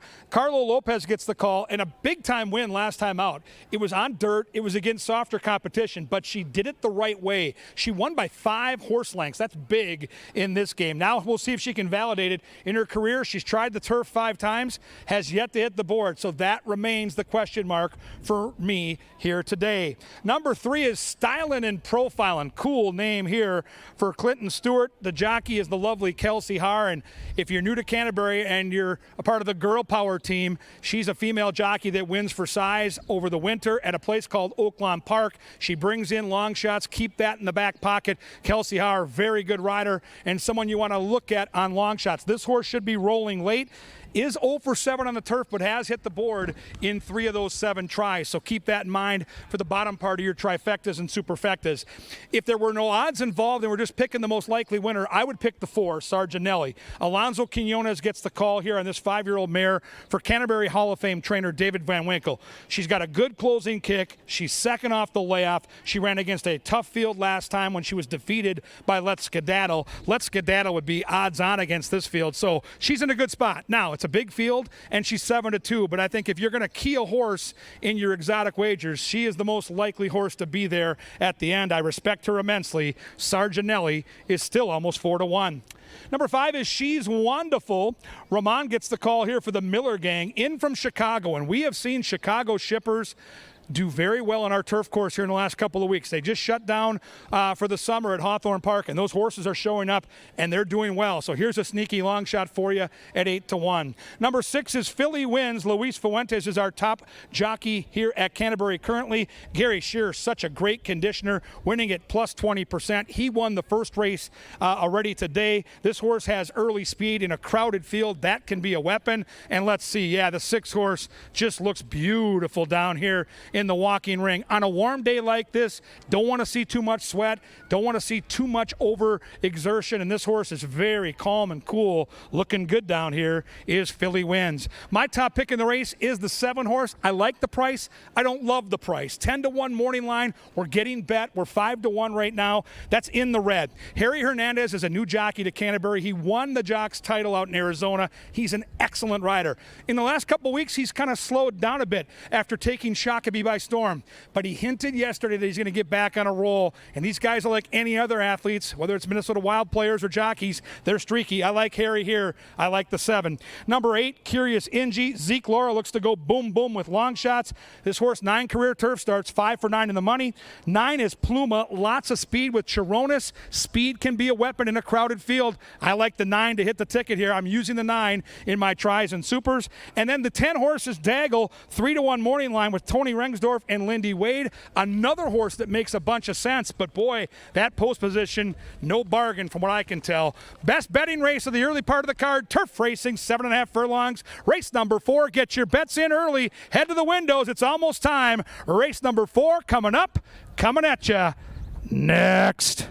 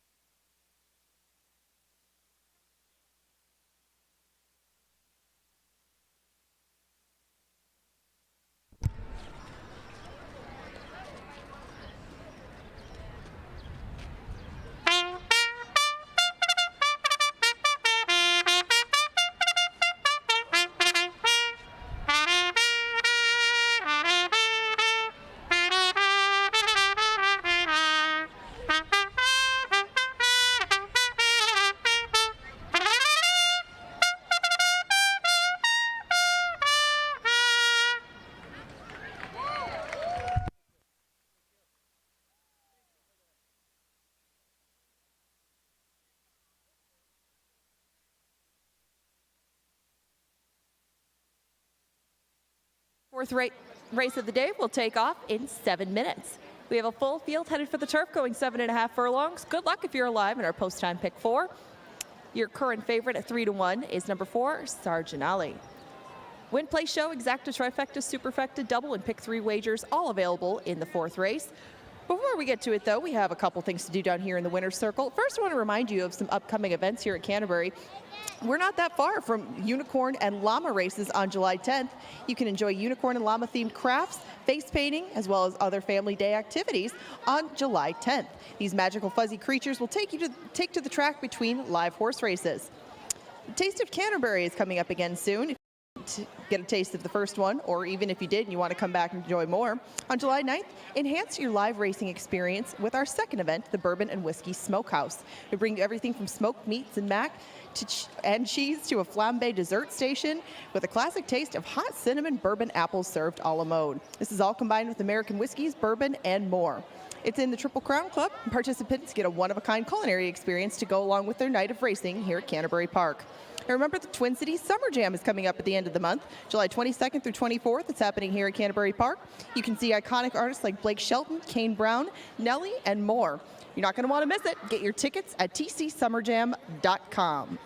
Now, coming up after the post parade, we're going to settle into the winner's circle for a fun game of Framed. We've got a daily double pack on the line. Stay tuned.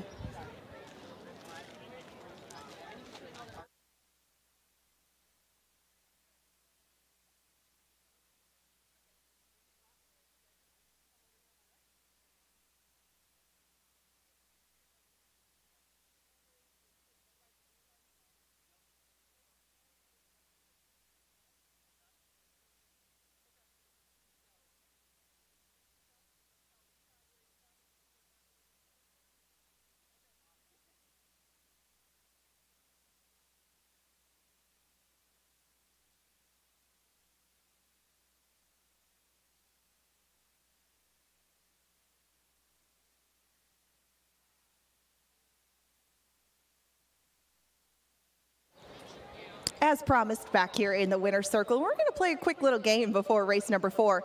And I have here today playing Framed with me Matt from Lakeville. Okay, Matt, and you're going to be looking at our tote board, and you're going to see an iconic 4th of July scene. Now, I have to ask, did you have a favorite baseball-themed movie as a child? I mean, The Sandlot was always a pretty good one. Okay, well, as long as you're on that theme, let's turn around and look at the tote board, see if we can get you a daily double pack. Tell me if you could name this iconic 4th of July scene. That is definitely from The Sandlot. Is it from The Sandlot, TV? It is indeed from The Sandlot. Well done. My goodness, it's like they handpicked you out of the crowd. Well, as long as you have astute knowledge of baseball, movies, and 4th of July scenes, do you have anything for this upcoming race for the crowd as they make their final bets for the 4th? You know, it's a turf race, so typically I like to try to bet the early speed. It's tough to, catch the leader on this track. So big field today here, so looking forward to it. That didn't give us a pick. Come on. You have to give us a horse. You have to give us a number. You're on a hot streak.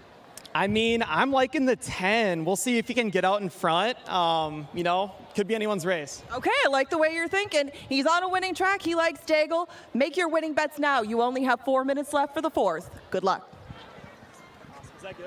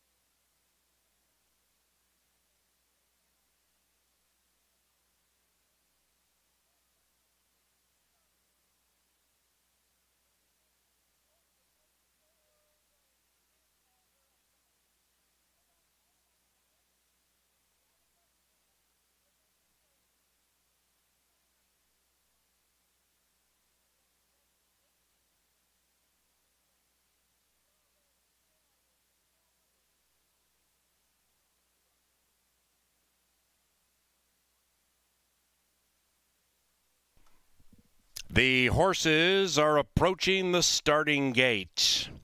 Racing at Canterbury, provided in part by Maker's Mark and makersmark.com for drink recipes.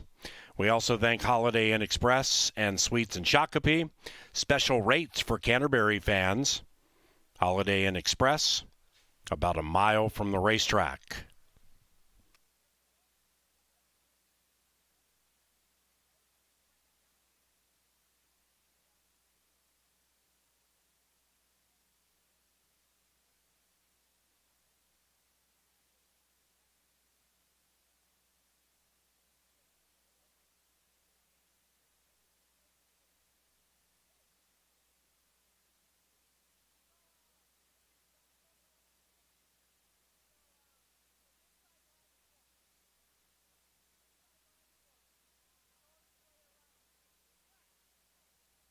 And they've reached the starting gate. It is now post time for the fourth.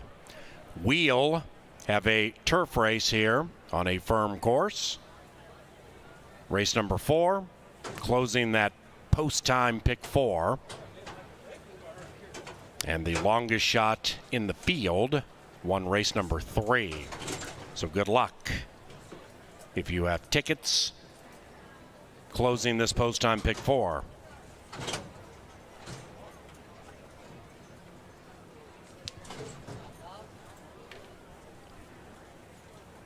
Here is Sarginali.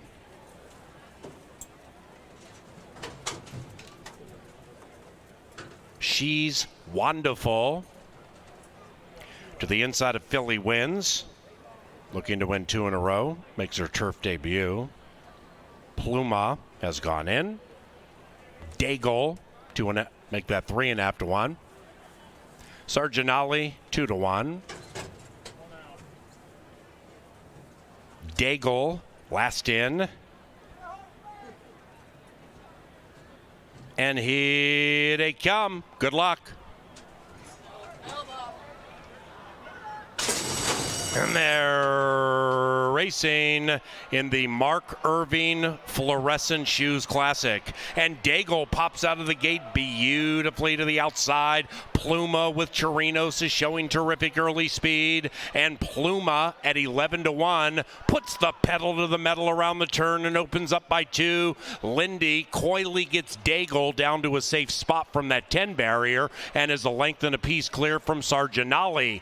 And Sarginali's to the outside of Styling and Profiling. Then we come to In the Red, currently 5 from the lead to the inside of the 5. She's wonderful. Eminent Threats and Imminent Threat beginning to creep in. 1 clear from Curious Ingy. Behind that one, Philly Wins. And the one in last is Brahms Is Who, looking to win 2 in a row from 10 out of it. And Pluma and Roymas Chirinos call the shots. It is Pluma leading at 1. Sarginali, Styling and Profiling. They are badgering. Also beginning to make a move is Daigle taking second. In the Red, blocked right now, head to check, 5 out of it. And to the inside of Curious Ingy. Behind that, Imminent Threat. She's wonderful, 10 lengths from the lead. Then we come back to Brahms Is Who, and Philly Wins is last. And in first, Pluma racing a bit erratically, kicks clear by 2. Styling and Profiling. Outside of that, In the Red now gets in the clear, looking to get in the black. Here comes In the Red, and Harry in the red in the winner's circle.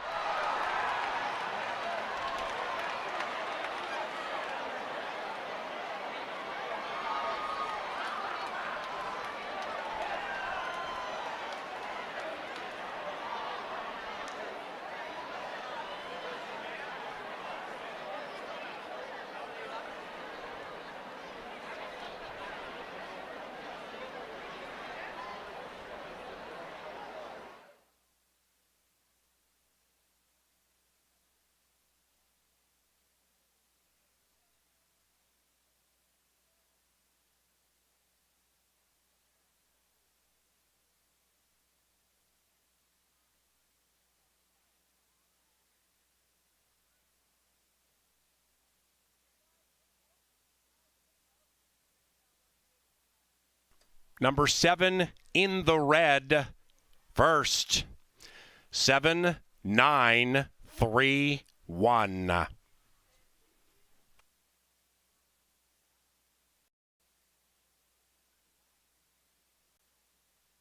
We had 3 claims in race number 4, 3 claims.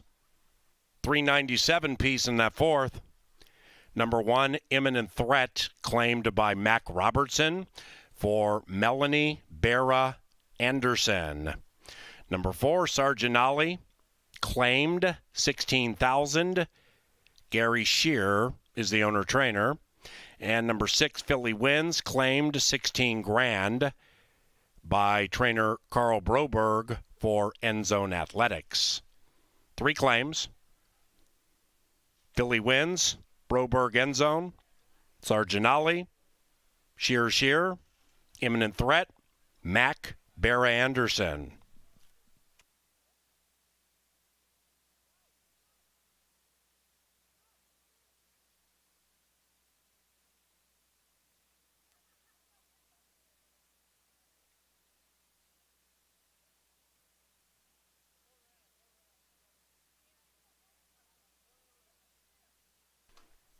Race 4, official. The 10-cent superfecta paid $895 for a dime. That's 7931. Exacta 7340, that's 79. 793 trifecta 544. Double from race 3, 165. The pick 3 from race 2 paid 134. Our post time pick 4 paid nearly $800 for 50 cents. Big fields, big payoffs, big league racing right out here at the park. Race 5 begins another pick 4. The last one paid $787. It's a 50-cent wager on 4 consecutive races. You can use as many or as few in each spot as you desire. Play the pick 4. Hopefully win some cash. No scratches or rider changes in the 5th race. Provided by Pepsi, our official soft drink provider. We also thank the Minnesota Lottery for summer sponsorship. And don't forget the fireworks spectacular at Canterbury following the 10th and final live race. We'll take a short break to get the horses comfortable and bedded down. And then the fireworks fly right around 10 o'clock.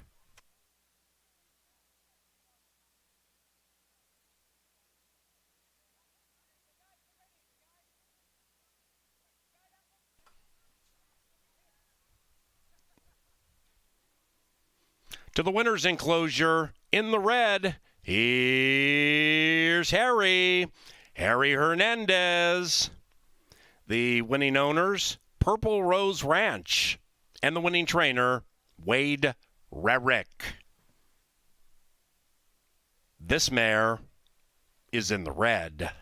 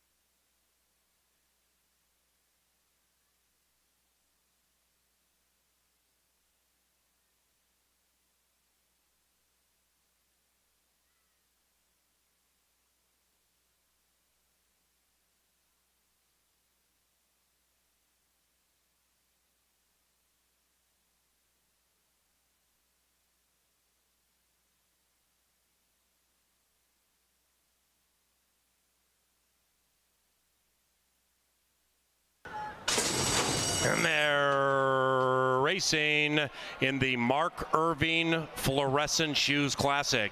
And Daigle pops out of the gate beautifully to the outside. Pluma with Chirinos is showing terrific early speed. And Pluma at 11-1 puts the pedal to the metal around the turn and opens up by 2. Lindy coyly gets Daigle down to a safe spot from that 10 barrier and is a length and a piece clear from Sarginali. And Sarginali's to the outside of Styling and Profiling. Then we come to In the Red, currently 5 from the lead to the inside of the 5. She's wonderful. Eminent Threats and Imminent Threat beginning to creep in. 1 clear from Curious Ingy. Behind that one, Philly Wins. And the one in last is Brahms Is Who, looking to win 2 in a row from 10 out of it. And Pluma and Roymas Chirinos call the shots. It is Pluma leading at 1. Sarginali, Styling and Profiling. They are badgering. Also beginning to make a move is Daigle taking second. In the Red, blocked right now, head to check, 5 out of it. And to the inside of Curious Ingy. Behind that, Imminent Threat. She's wonderful, 10 lengths from the lead. Then we come back to Brahms Is Who, and Philly Wins is last. And in first, Pluma racing a bit erratically, kicks clear by 2. Styling and Profiling. Outside of that, In the Red now gets in the clear, looking to get in the black. Here comes In the Red, and Harry in the red in the winner's circle.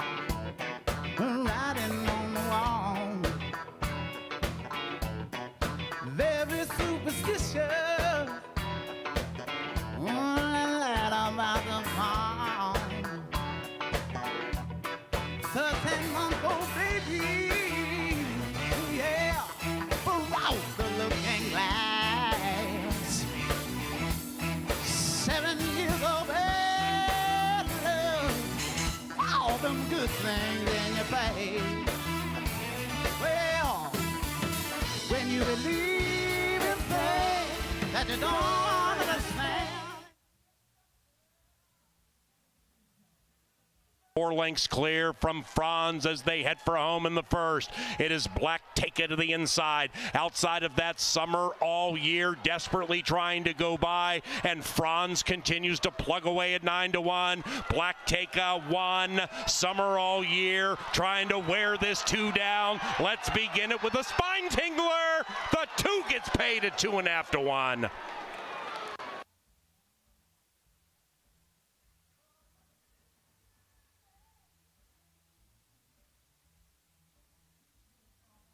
We all looking to take advantage of it as Kierkegaard seizes command, and Kierkegaard has taken the lead from Awesome Emmett. May We All from off the pace trying to run down Kierkegaard. After that is Fayette Warrior, but Kierkegaard provides the rider with a double sweep. It's an easy win for Kierkegaard, who's won 2 in a row.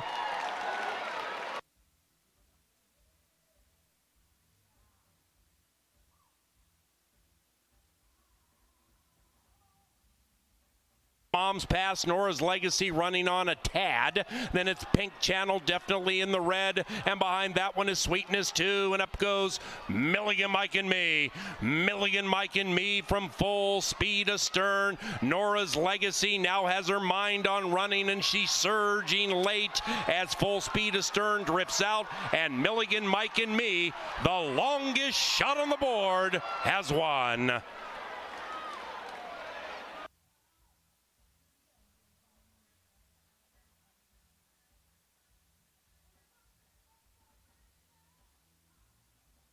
From the lead, then we come back to Brahms is Who, and Philly wins his last, and in first Pluma racing a bit erratically, kicks clear by 2, styling and profiling. Outside of that, in the red, now gets in the clear, looking to get in the black. Here comes in the red, and Harry in the red, in the winner's circle.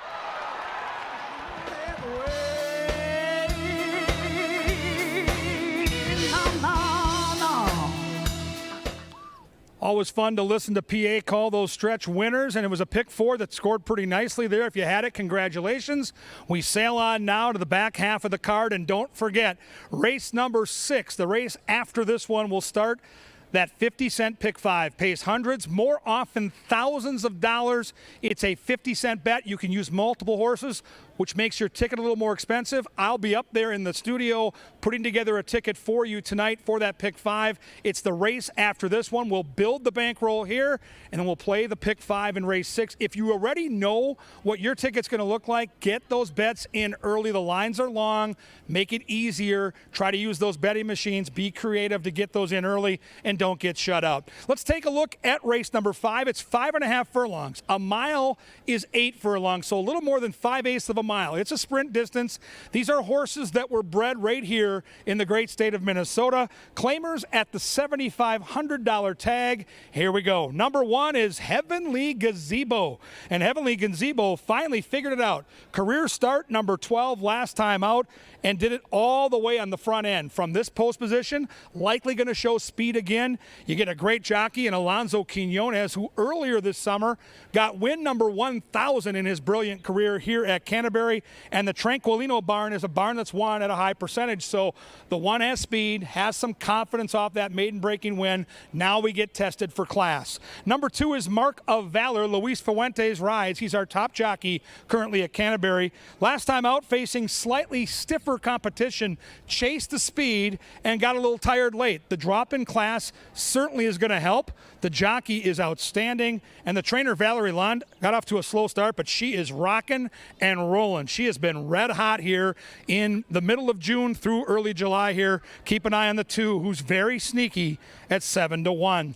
Number 3 is my top pick in the race. It's a short race, and this horse has no speed, but I see a ton of early speed, and I think Ruby's Red Devil can lay back early and then come get the money when they turn for home. We'll see what the horse looks like out here. Yeah, she looks all right. She's got some good energy, decent looking coat. I just think the race sets up for her. She's got that closing kick that you look for in a horse, and this race has a ton of horses with early speed. So we'll see if Ruby can wait till the end and save her best running for that final stretch drive. Number 4 is Hot Habanero. Miguel Arroyo gets the call here. This is a mare taking on the boys. This is a very fast horse early. Now, can she carry the speed? I don't know. That's the key. She's going to be fast. She's all wound up down here in the paddock. You can see she's kind of fighting her handler just a little bit. But boy, when she pops the gate, she can run. And her mom was fast. Her mom, Hot Body, could really run. We'll see if Hot Habanero can tease the boys and get out to the lead and take them all the way. She's getting bet at 9-2. Number 5 is Singin' Spurs. Harry Hernandez, watch out for him. He looks like he's going to be getting on one of those rolls again like we saw back in May. Stalking speed for Troy Bethke. Third time off the layoff. Traditionally, when horses get a layoff and they come back, it's like when you start going back to the gym that first week in January. First couple times, you're a little sore, you're a little fatigued. That third time back, you start to feel better. That's what this horse gets today. Third time off a long layoff. Singin' Spurs is singing on the board at 6-1. Number 6 is the other Troy Bethke, and do note that his go-to rider, Lindy Wade, shows up here. This is Holding Tight. I think this horse is absolutely the horse to beat. Has good tracking speed, should get a good trip from either on or near the pace. Holding Tight is a nice price too, 3-1, as the fans are really having a hard time deciphering who the favorite will be. And I'll say this, the 6 horse, if it was a beauty contest, the race would be over. This horse looks fantastic for Troy Bethke. His horses have really been turned out well down here in the paddock. Holding Tight, making a nice impression here in the ring. Number 7 is Gone a Little Loohoo. Georgie Smith trains. Sophia Barandella gets the ride. And this is another horse on a class drop, second off the layoff, and another horse that looks good down here in the walking ring. Getting bet too, 5-1, down from that 10-1 morning line. That is conspicuous indeed. Wide open. Look at the betting board right now. Nobody's double digits. Nobody's below 3-1. Hit the exacta, hit the trifecta, hit the superfecta. Either way, this race, you're going to get paid. Minnesota breds going 5.5 furlongs. It's race 5. Get to those lines right now. Get to those machines and get your bets in early. Enjoy. I'll be up in the studio to take you through the pick 5 before race 6.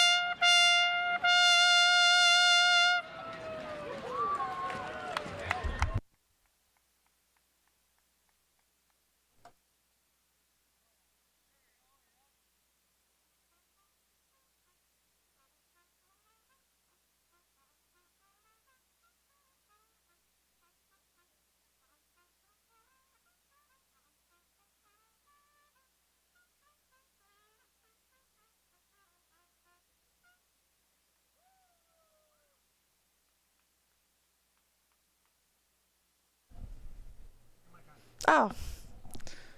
The field's now on track for race number 5. It's 7 minutes away. You have 5-2 co-favorites in Holding Tight and Ruby's Red Devil. Win, play, show, exacta, trifecta, and superfecta wagers available, as well as doubles, pick 3s, and a 50-cent middle pick 4. The 5th is coming up in 7 minutes.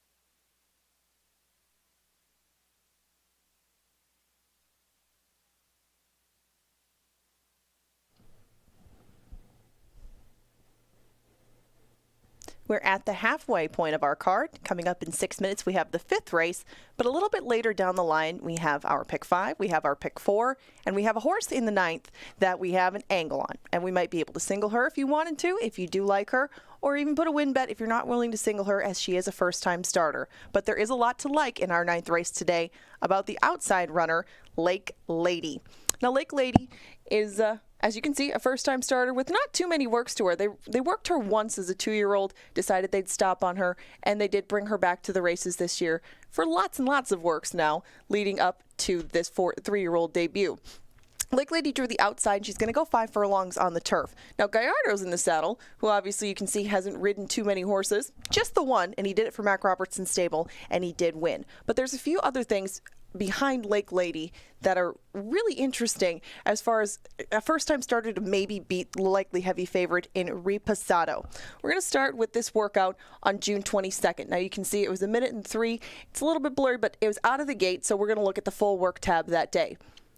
These are the horses that went 5/8 that day, and you can see 2 of them went out of the gate together that should look familiar. Brewhouse made her first start yesterday, and she blew them away in her very first start. That was on the dirt. Nick Goodwin was aboard, but Gallardo will be aboard Lake Lady, who wasn't too far behind this one as far as work tabs go. There were some other horses that went out of the gate and weren't nearly as fast as these 2. One would think that Lake Lady is all ready to go after that one. She has had a half-mile breeze since that time, but this would signal that all systems were go and that 5 furlongs should be just fine for her. Go back to Lake Lady. You see that she is starting out on the turf. She's trained by Mac Robertson, and she's out of Mesa Mirage. Now, Mesa Mirage has dropped 2 other foals, one of them being Dreaming Biz. Now, we've seen her a couple of times this year. She's come home victorious and did have a second-place finish, but the first time that she hit the turf, she did come home a winner. That was, of course, back in 2020. Irrelevant. The first time that she tried the turf, she came home in front. Now, the more important sibling that we're going to look at is the one who was also trained by Mac Robertson out of Mesa Mirage. That's Mr. Banjo Man. Mr. Banjo Man did try the turf at Keeneland. That was a bit too much too soon, but he did win at first asking up here, and he did so at 4.5 furlongs. There's a lot of speed, there's a lot of precocity with these, and there is an affection for turf. Now, they paid $35,000 for this filly, and this had to be at least part of the reason. The same owner bought it for the same trainer, and this one certainly looks like she is ready to go at first asking on this 3rd of July. That's race 9, number 8, Lake Lady, to pull a mild upset in our second to last race today.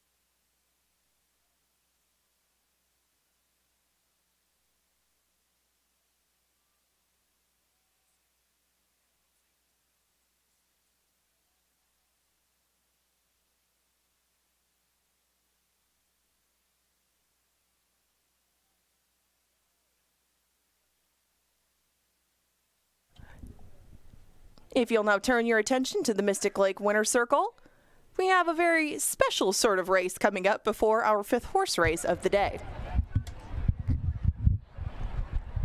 All right, Canterbury Park, we're down here in the Mystic Lake Winner's Circle, and we're going to play the quick trip race to the pump with a little twist. So we have Joel and Mitchell over there, and they're going to be racing each other with a pitcher of water in the hand, down to Tommy over there with the quick trip pump. Whoever gets there first and spills the least will be our winner. So let's hear it. Let's hear it for them, huh? Let's hear it. Let's cheer. All right, you guys ready? Set. Go.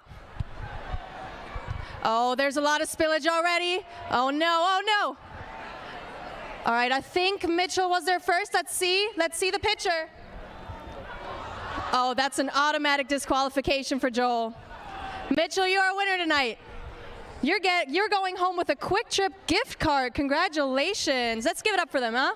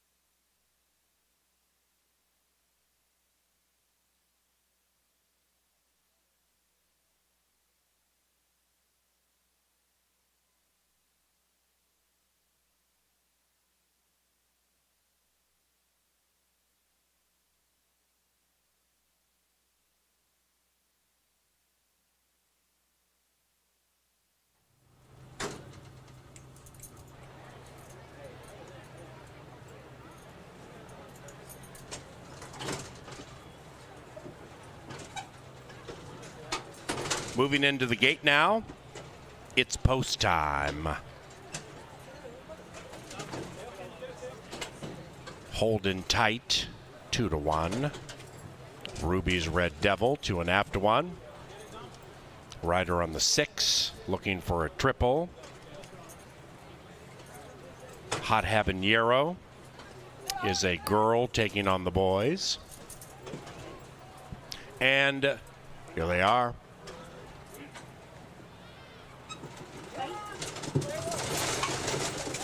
Hot Habanero has flung the rider Miguel Arroyo. The mare settles down. Rider rejoins. Race 5, take 2.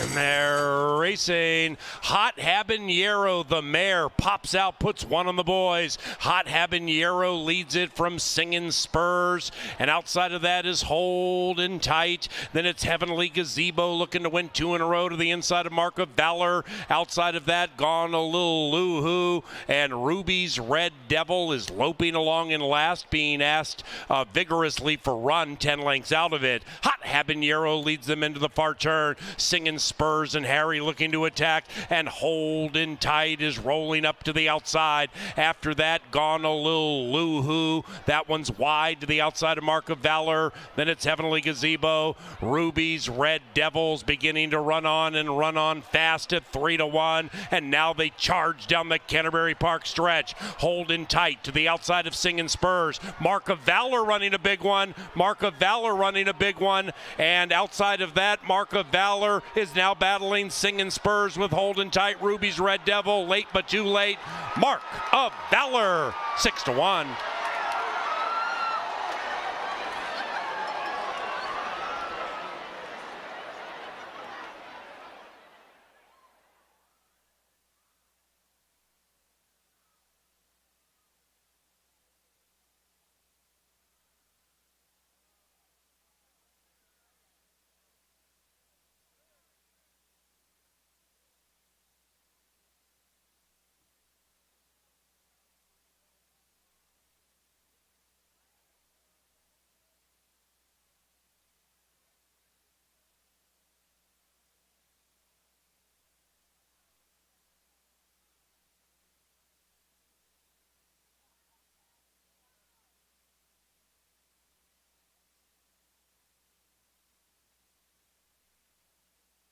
Number 2, Mark of Valor in an upset. 2, 5, and a show photo. The final time, 105.41. And we had a couple of $7,500 claims stand by.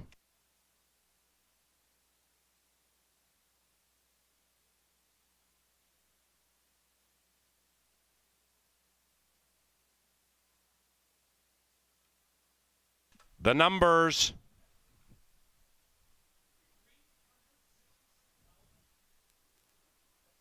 Two, 5, 3, 7. Number 3, Ruby's Red Devil changes barns after a claim by Carl Broberg for End Zone Athletics. Likewise for number 6, Holding Tight. That one was claimed by Mike Beeler for Blizzard Baby. Holding Tight, claimed, Beeler Blizzard. Ruby's Red Devil, the same, Broberg End Zone.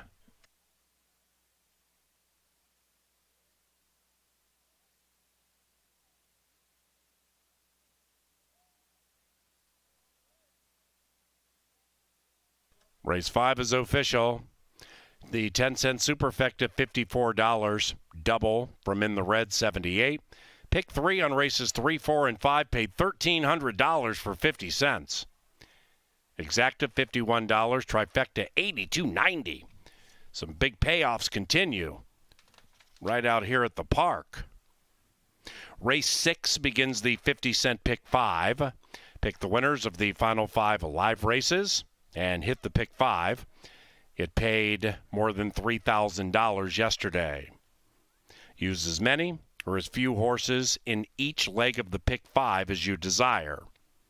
We begin on a firm turf course about 22 minutes from now. No scratches.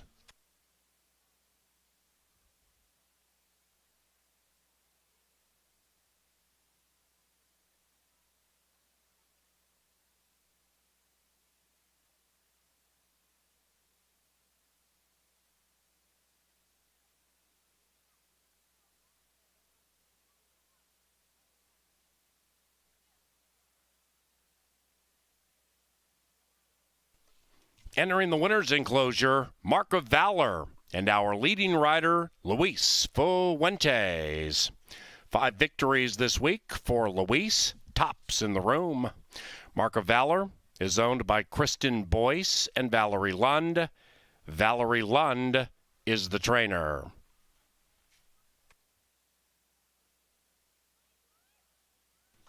Racing at Canterbury is provided in part by Quick Trip and the free Quick Rewards card.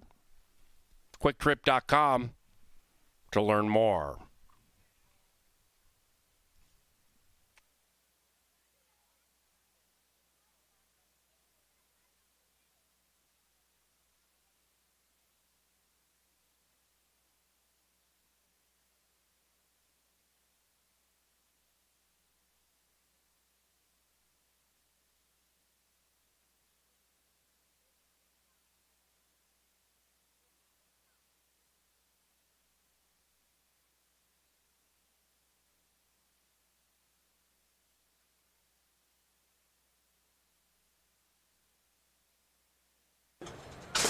And they're racing. Hot Habanero, the mare, pops out, puts one on the boys. Hot Habanero leads it from Singin' Spurs. And outside of that is Holding Tight. Then it's Heavenly Gazebo looking to win 2 in a row to the inside of Mark of Valor. Outside of that, Gone a Little Loo-Hoo. And Ruby's Red Devil is loping along in last, being asked vigorously for run, 10 lengths out of it. Hot Habanero leads them into the far turn. Singin' Spurs and Harry looking to attack, and Holding Tight is rolling up to the outside. After that, Gone a Little Loo-Hoo. That one's wide to the outside of Mark of Valor. Then it's Heavenly Gazebo. Ruby's Red Devils beginning to run on fast at 3-1. And now they charge down the Canterbury Park stretch. Holding Tight to the outside of Singin' Spurs. Mark of Valor running a big one. Mark of Valor running a big one. And outside of that, Mark of Valor is now battling Singin' Spurs with Holding Tight. Ruby's Red Devil, late but too late. Mark of Valor, 6-1.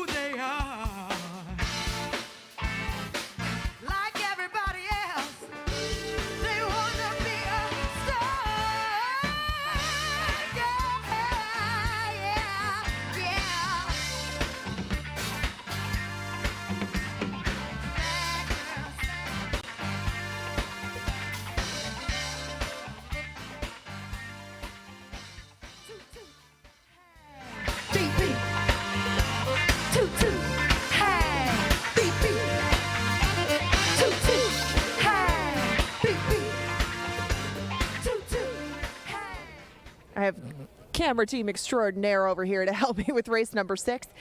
We are just over halfway through our card, and we'll go back to the turf for our 6th race today. That's awesome. Very nice, Nevada. 14 minutes away from race number 6. And right now, your 7-5 favorite. Oh, boy, that's who I landed on. Grunder. Well, I mean, come on. It's Grunder. That's the angle. He's going in his 9th start. This will be his 6th on the turf. And Grunder improved big time from his first start up here to his 2nd start. Perhaps it was a matter of track condition as he hit good turf in May and then got firm turf the 2nd time that he was up here behind Mo Moore. Mo Moore was coming on a big class drop that day and won for the barn that's been winning with a whole bunch of turf horses this meet. Not a huge surprise there, but Grunder is my 7-5 top choice in here. I think you'll see a lot of that on the grid as things pop up. But an interesting second choice is one with a lot less experience to him, and that's the 8 Untold Story. Untold Story has only started once on the turf and only twice in his life. Didn't really do a whole bunch of running last time, but that was against maiden special weight, so they plummet him down to this $10,000 level. Untold Story didn't show much speed that day. It was a very hot day. I mean, there were some things that Untold Story could probably fix in this spot. It's a little bit cooler out today. He does have that 2-turn experience, and he's very square 5-1 for a barn that wins a ton of races out west. Untold Story is representing this barn, making its first meet up here, but Jonathan Wong has been doing pretty well with the things that he has sent out here. And again, this one on the drop makes a lot of sense at that 5-1 mutual. You get 10-1 on Aries Reigns, the horse just to his inside. This is my 3rd choice and an interesting one making his first start on the turf. As I thought he could maybe show a little bit more speed in here. He was kind of held tight in last place last time, and he stayed there pretty much. I mean, he beat one home, but that was behind $16,000 maiden claimers on the main track. He moves over to the turf, and he does have a bit of turf pedigree to him. Maybe he'll show a bit more today, and he did close well on that May 6th race when last seen at Tampa. I mean, you could maybe give a pass on those sprint races at Gulfstream Park to start his year. Those get a little bit tough, even at the bottom claiming levels down there. He showed much more at Tampa, and maybe he shows much more today when he moves over to the turf. And as you can see right now, there aren't a whole bunch more taking money. I mean, a couple of 6-1 shots, including your morning line favorite, Big Pete, who has already started 13 times. And on the outside, 15-time starter, Thirsty Kiss. Kind of know what you're getting with these. They do have tactical speed to keep themselves in the mix, but haven't really found a way to hang on yet.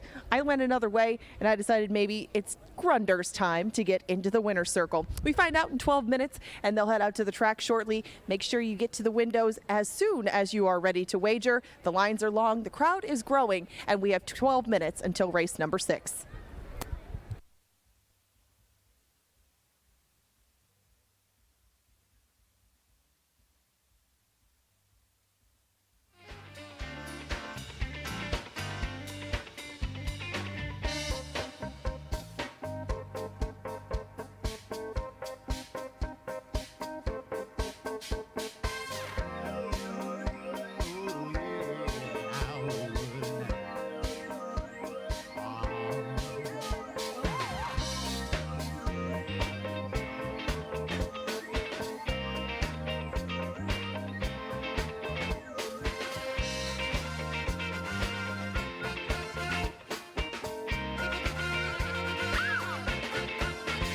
Yes, it's ladies' night, and the feeling's right.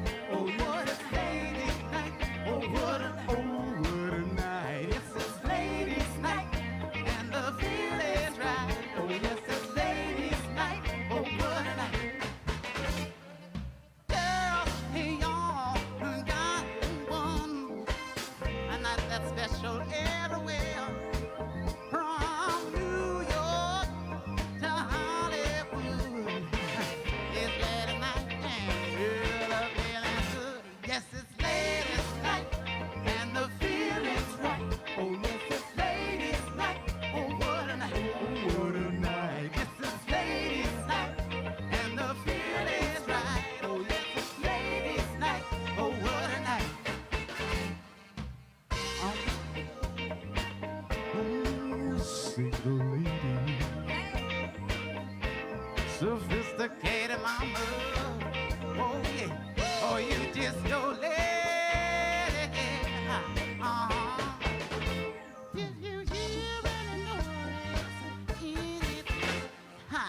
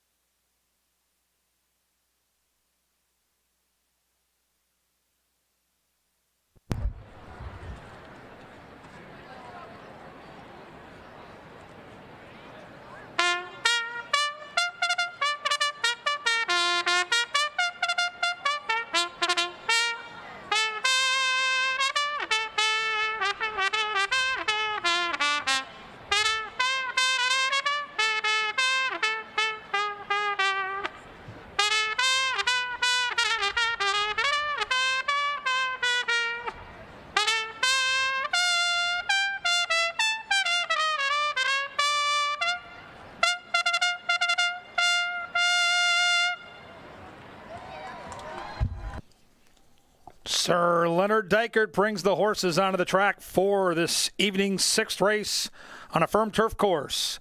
We have Win Play Show, Exacta, Trifecta, 10-cent Superfecta, Daily Double, Rolling Pick 3, and race 6 signifies the start of the late Pick 5. It's a 50-cent bet with a 10% takeout, which is lowest in the industry.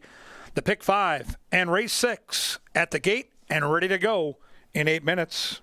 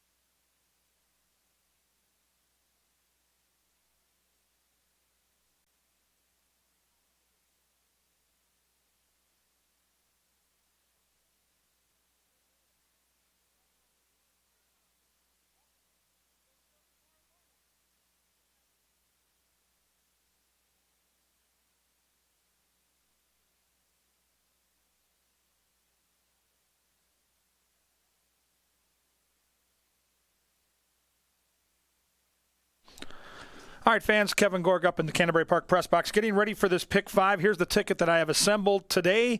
It is a $60 ticket. You can use my ticket or you can modify it to fit your needs as best you can. I thought this race was wide open here in race number 6. I'm going to use 5 different horses here in the 6th race. I'm going to use the 2, 4, 6, 8, and 10. 2 is my top pick, but it's in lukewarm fashion. I think you're going to need to spread. I think there could be a long shot that wins this race.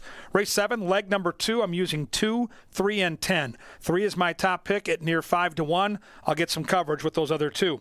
In the 8th race, just 2 horses, the 6 and the 10. In my opinion, they stand out in the crowd. I'm going to use the 6 off-ramp and the 10, my power play horse, A Rose and Wine. Race 9, once again, maidens on the turf. I've got a spread, 4, 5, 6, and 8. I've got speed. I've got a couple horses that can sit off the pace. I've got a first-time starter. We'll close it out in race 10. It's going to come down, hopefully, to number 1, Kovacs. The speed of the race for Silva with Harry Hernandez, who I think is sitting on a big day. We talked about that a while ago. We'll see if it comes true. 2, 4, 6, 8, 10 here. 2, 3, and 10 in the 7th. 6 and 10 in the 8th, 4, 5, 6, 8 in the 9th, single the 1 in the 10th, a $60 ticket. It's the Pick 5. We're 5 minutes away. We saw that early Pick 4 pay nearly $800. This one has the potential to pay in the thousands. You can see the pool on your television monitors as it continues to grow. Get in. You can't win it if you don't bet it. Good luck.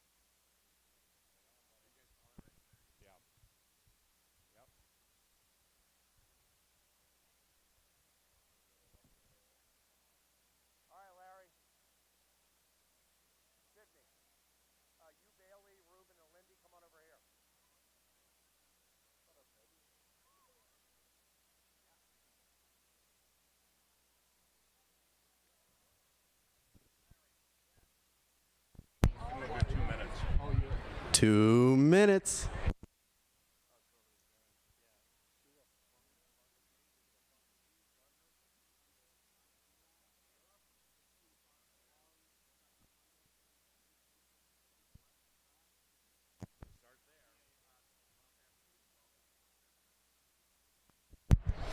Hey, Quick Trip, welcome to Canterbury Park, and thanks for the fireworks extravaganza.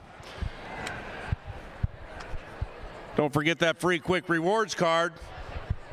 Maybe they delivered somebody their 2022 Camaro SS.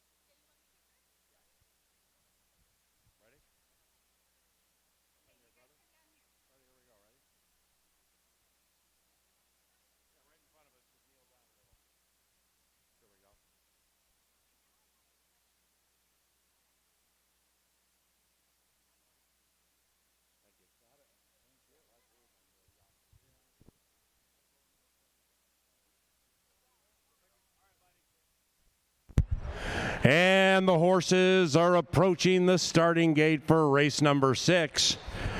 This is my son, Derek Allen. Every so often, we call a race together, generally on Father's Day. We're going to do one today and call it the Sunday Special. Round of applause for my son, Derek Allen, please. Cracking this microphone, giving it a whirl. He's also a bartender here at Canterbury at that Budweiser bar right there. So if you don't like the call, go tell him and tip him. And if you love the call, go tell him and tip him. But he'll be working right up there after this race. And this right here is a very special jockey who's in the winner's circle with us now. After this race, pay attention. We have some very important things to share. You ready? Hey.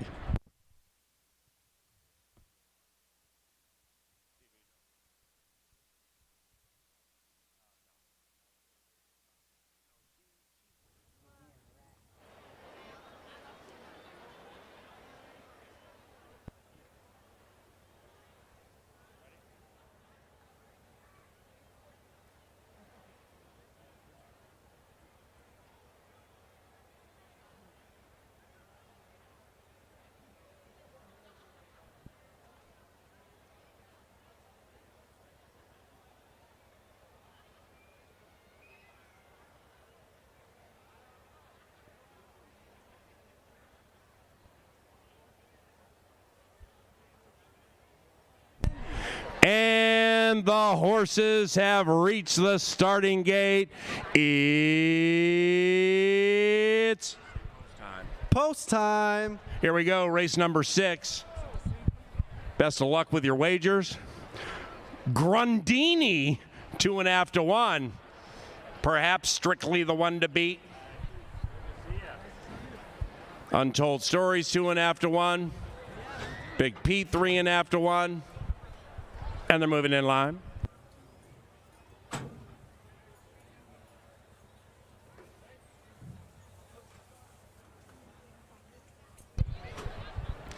Aries Reigns the next in. In.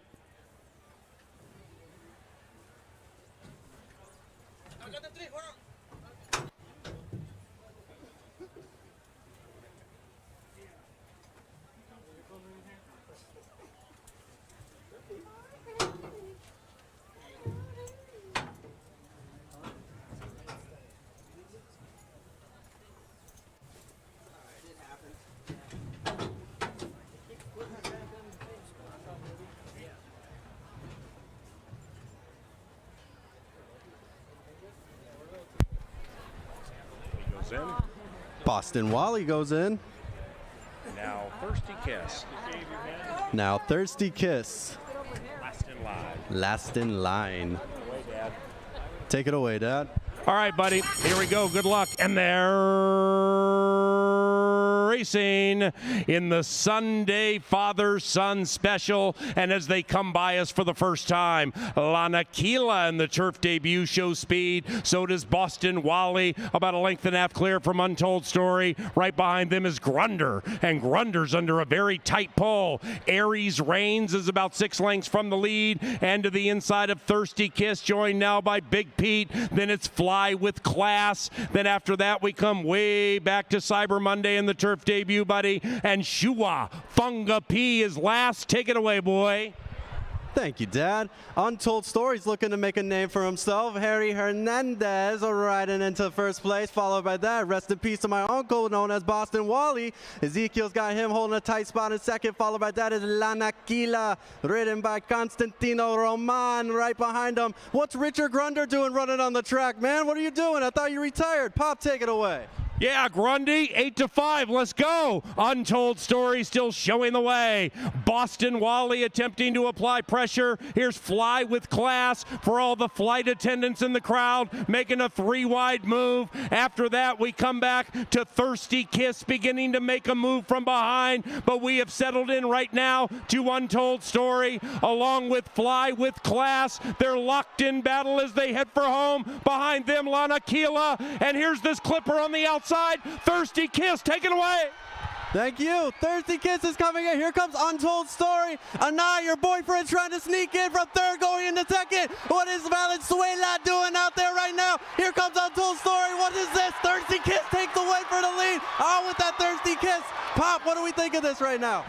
Hey, Thirsty Kiss at 3.5 to 1. Yeah. Hey, my son, the Sunday Special, ladies and gentlemen. Somehow he made it. We believe the 10 Thirsty Kiss won the race. Final time 1:43.17. Good job, buddy. Now go make those drinks. Sounds good. Here's the replay. Thirsty Kiss. Boom. And photo for second. Looks like the 8 got second, but it's tight. Cyber Monday from the back of the pack.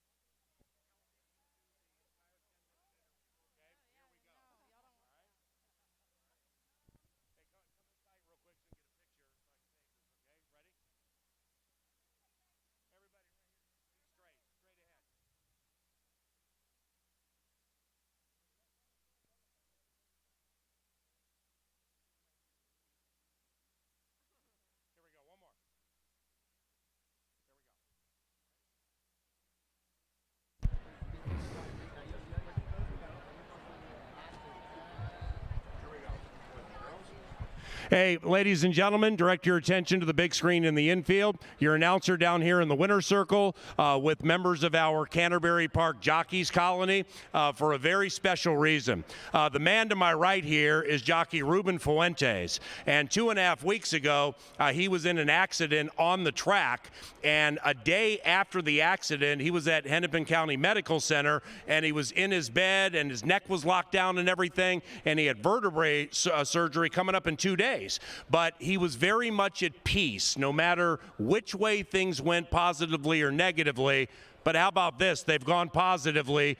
Ruben is in the winner's circle with us now, excited for the moment he gets to train again and jump on horses. A round of applause for Ruben Fuentes, his girlfriend Sid, and their little pooch down there who's fixing to get after somebody's ankles. Now, we have a very important day at Canterbury for these awesome riders, and I love these ladies and gentlemen and have every day I've been here for 28 years.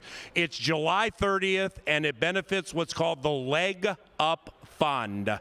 So if you come to Canterbury one more time this season, make it July 30th. We raise money for injured and disabled riders like Ruben and others throughout the game, but specifically our riders here at Canterbury, and we love them.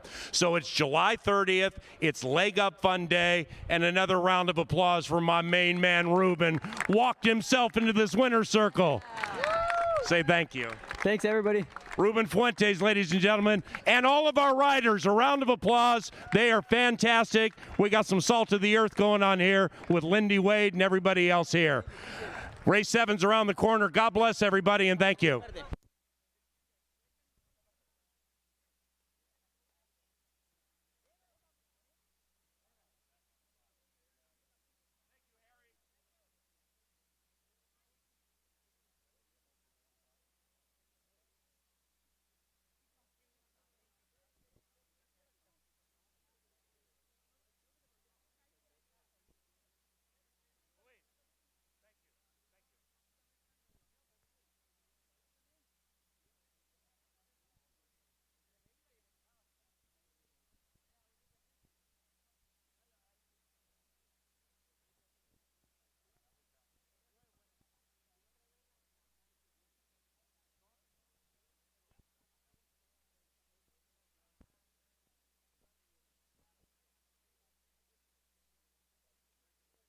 All right, buddy. Here we go. Good luck. And they're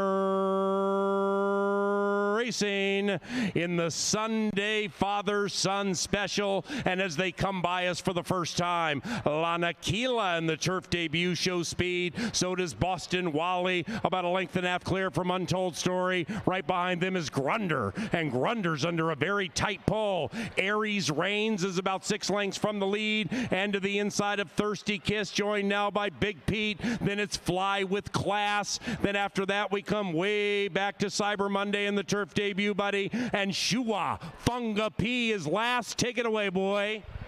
Thank you, Dad. Untold Story's looking to make a name for himself. Harry Hernandez riding into first place, followed by that. Rest in peace to my uncle, known as Boston Wally. Ezekiel's got him holding a tight spot in second, followed by that is Lanakila, ridden by Constantino Roman right behind him. What's Richard Grunder doing running on the track, man? What are you doing? I thought you retired. Pop, take it away. Yeah, Grundy, 8-5. Let's go. Untold Story still showing the way. Boston Wally attempting to apply pressure. Here's Fly with Class for all the flight attendants in the crowd, making a 3-wide move. After that, we come back to Thirsty Kiss beginning to make a move from behind, but we have settled in right now to Untold Story along with Fly with Class. They're locked in battle as they head for home. Behind them, Lanakila, and here's this clipper on the outside. Thirsty Kiss, take it away. Thank you. Thirsty Kiss is coming in. Here comes Untold Story. Anna, your boyfriend's trying to sneak in from third, going into second. What is Valenzuela doing out there right now? Here comes Untold Story. What is this? Thirsty Kiss takes away for the lead. Oh, with that Thirsty Kiss. Pop, what do we think of this right now? Hey, Thirsty Kiss at 3.5 to 1.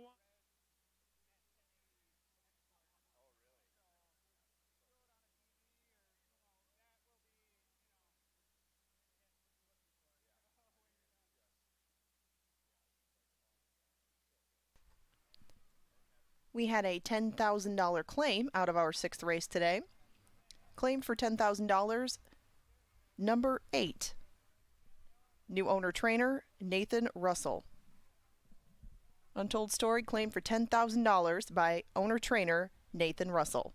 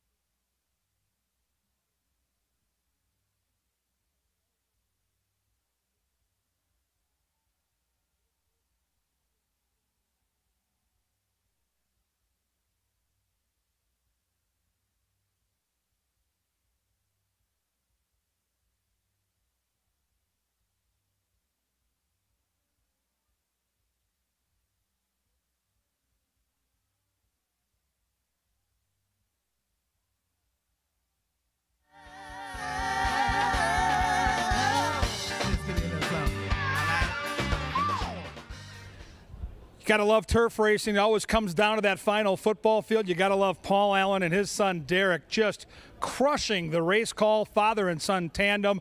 Fun to see that happen. Congratulations on that. And, of course, the Leg Up Fund and jockey Ruben Fuentes, very, very special to all of us that work out here all summer long. So if you can help out there, if you have a good day today at the track or can come back on that special day, go to CanterburyPark.com for all those details. And our thoughts and prayers always with these jockeys, especially when they're banged up like Ruben is. Here we go. Race number 7, 5.5 furlongs. We're getting down to the meat and potatoes of the card. The pick 5 is off and running. A prime player in that race with the 10-horse winning, so hopefully you're alive. And we saw the betting too, $180,000 bet into that pick 5. Canterbury has the lowest takeout in the game, so you take out 10%. The rest of us are playing for that purse. However many tickets hit it, they share the money. That's over 160 grand. Let's have some fun. Here we go. Let's talk about this race. 5.5 furlongs. It's claimers. These are the hard-knocking fillies and mares that go out here every couple of weeks and do their job.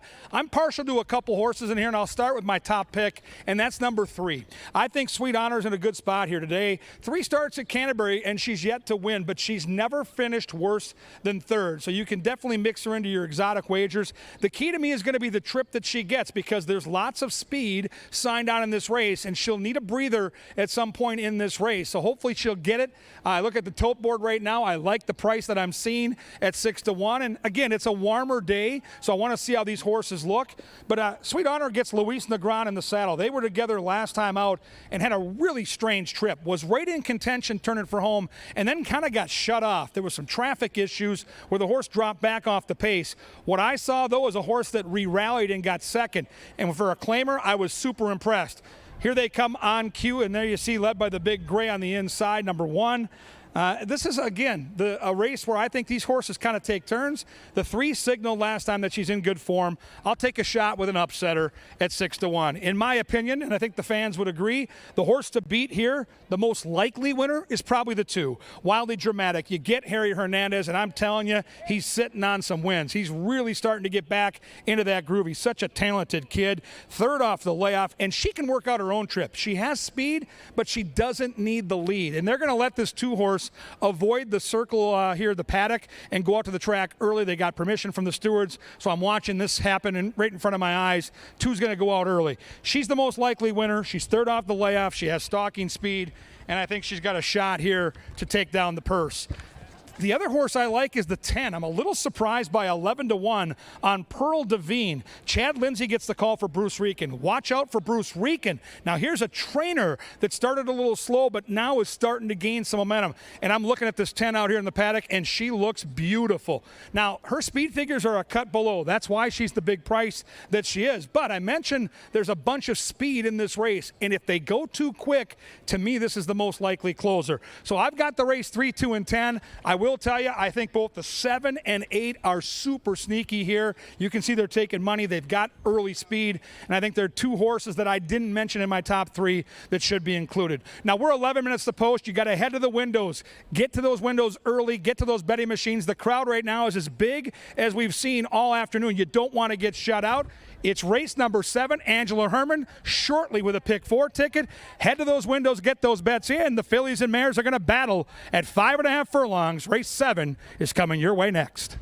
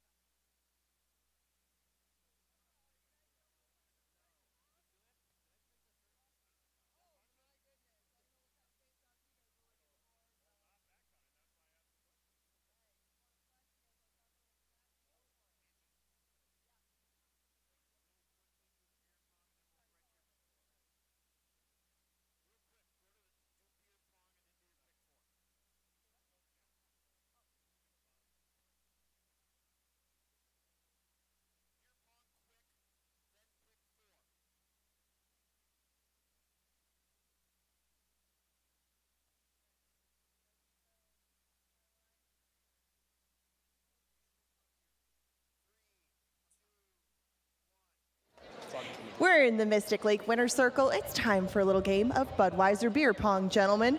Tell me who we have competing today. Where are you from? I'm Austin from Chaska.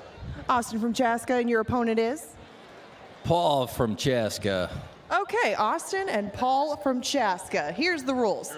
You got some beer pong cups over there. You know how to play it. If you get it in the front row, you get admission tickets. The middle row, you get a t-shirt and admission tickets. And if you get to the back, well, you get a full outfit courtesy of Budweiser with a hat, a t-shirt, and daily double passes. Take your best shot.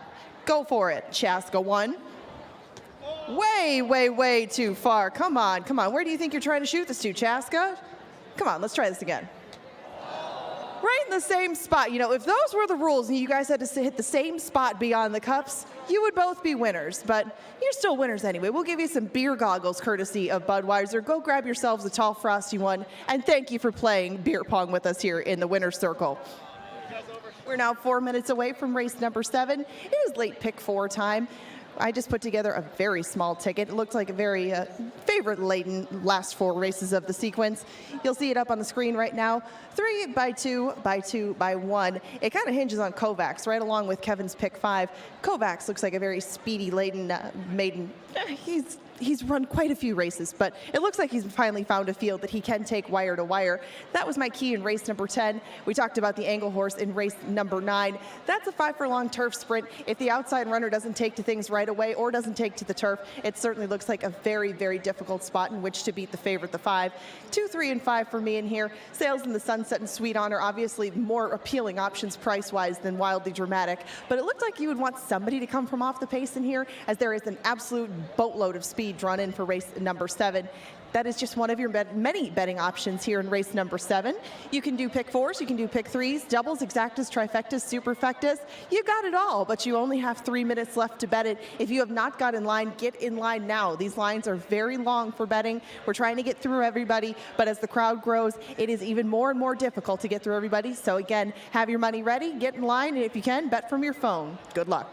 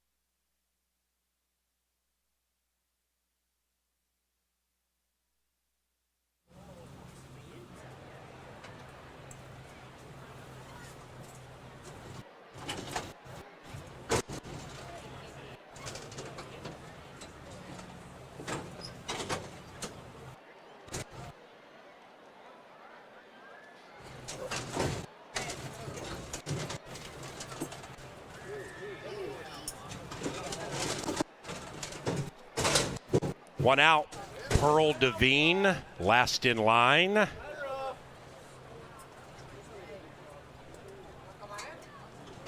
Waiting for Pearl Devine and Chad Lindsay for the Forster Family Covenant Classic.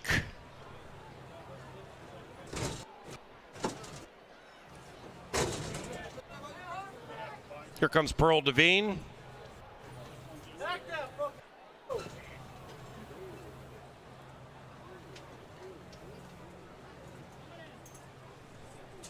Stand by for the Weeper.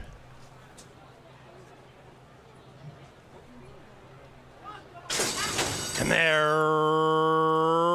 racing, and they've broken a perfect line. Jagged Arrow makes a straight line arrow right to the early lead, and now is encountered by Just Splendid showing speed. Then the two Wildly Dramatic also good to go. Autism Prism looks to win 2 in a row. The rider has the orange helmet cover revving up to the outside. The gray next to the rail is Circulo de Ganadoras, and that one's 5 lengths from the lead and to the inside of Cha. Then we come back to Sweet Honor, and Pearl Devine can see them all angling to the outside. They come to the top of the stretch, round about the quarter pole, and Sails in the Sunset and Zeke Laura, they are the ones to kick clear at 14-1. Sails in the Sunset puts them in their rearview mirror and leads it by 4. On the outside, Sweet Honor's closing fast, and it's Wildly Dramatic and Circulo de Ganadoras. They are chasing Sails in the Sunset, who's weakening. Here's Circulo de Ganadoras looking to grab all the money and get all of the prize. 1, 3, 5 in race 7.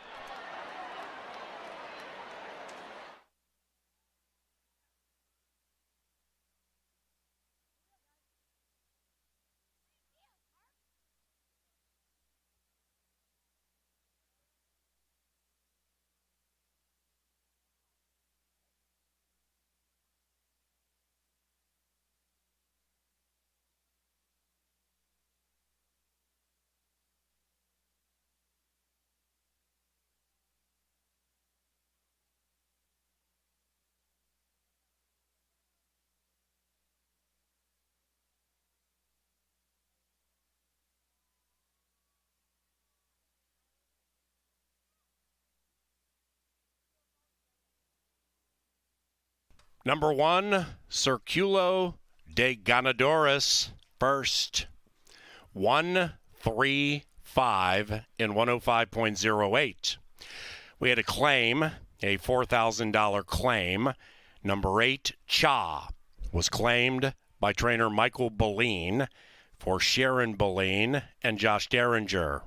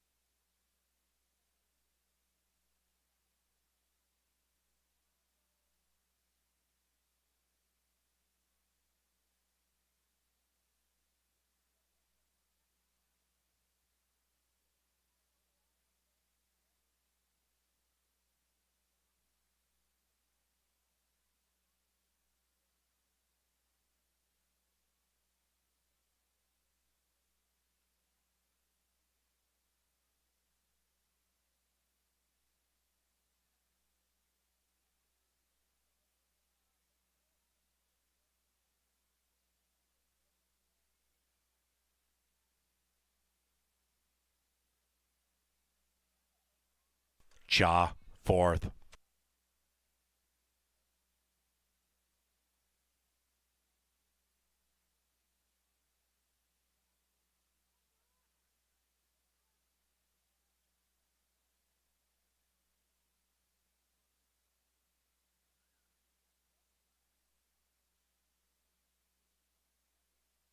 Into the winner's enclosure, Circulo de Ganadoras and Miss Kelsey Haar. The winner is owned by Leandro Morphine, and the winning trainer, Jerry Livingston. The 7th, upset laden official, Pick 3 from race 5, 278. 1-3 exacta, 44.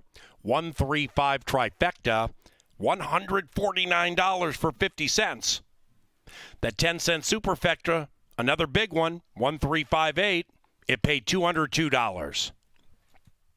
The 8th race begins the pick 3 on the final 3 live races. And shortly after race 10, the fireworks extravaganza. Here in the 8th, scratch numbers 4 and 8.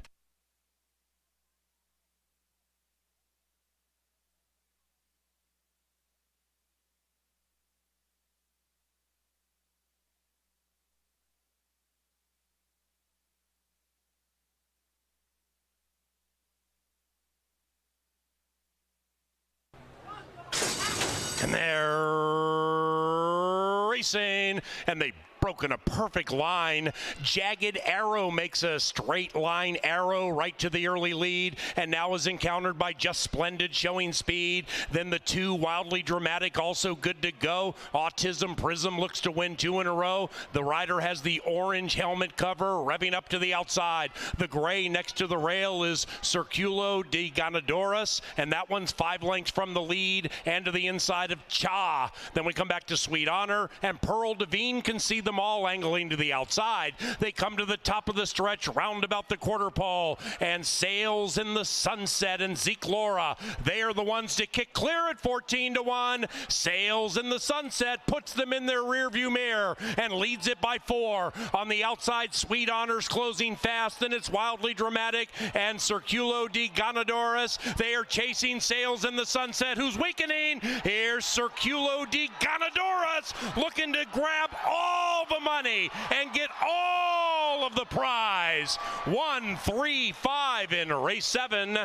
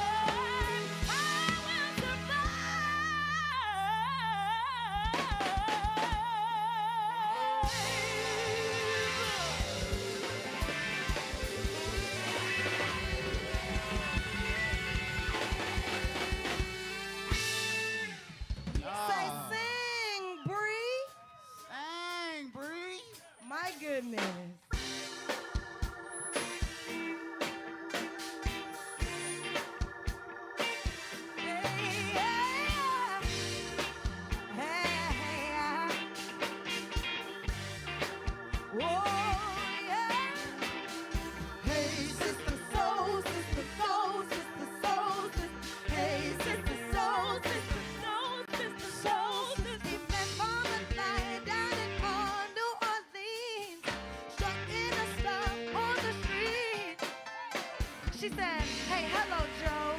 You want to give it a go? Get it, yeah, yeah, da, da. Get it, yeah, yeah, here. Mocha chocolate, yeah, yeah. Real lady bomb, hey. Hey. Boulou, boulou, j'ai avec toi, ce soir.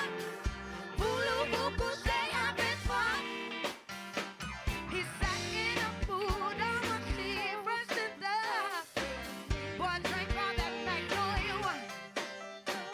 On her black sheets, he started to breathe. Soul sister, soul sister, hey, sister, soul sister, soul sister. Get it, yeah, yeah, yeah, da. Get it, yeah, yeah, here. Mocha chocolate, yeah, yeah. Creole lady mama, yeah. Boulou, boulou, j'ai avec toi, ce soir, yeah. Boulou, boulou, j'ai avec toi, hey, yeah.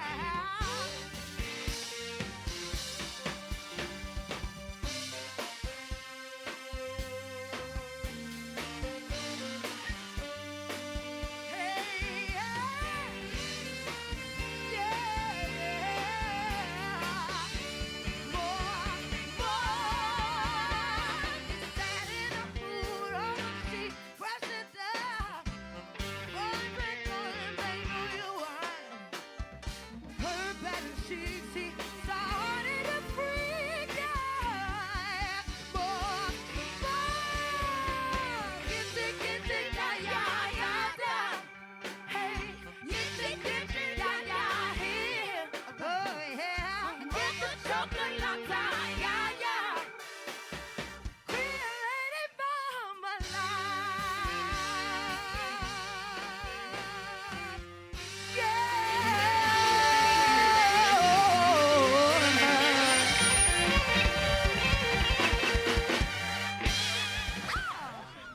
Well, the pick five just had a bit of a puzzler for all the girls out there. Little girl power is Kelsey Haar, a long shot specialist, gets that one to split horses late. What a great ride by Kelsey, and a nice 9-1 mutual price. If you're alive right now in that pick five, you've probably eliminated 60 to 70% of those tickets. And again, as I mentioned earlier, over $180,000 bet into said pick five. With that 10% takeout, you are playing for a lot of money here. Some fireworks maybe in your wallet on the 3rd of July. Let's take a look at the 8th race. These are girl horses, fillies and mares, 5 furlongs on that firm turf.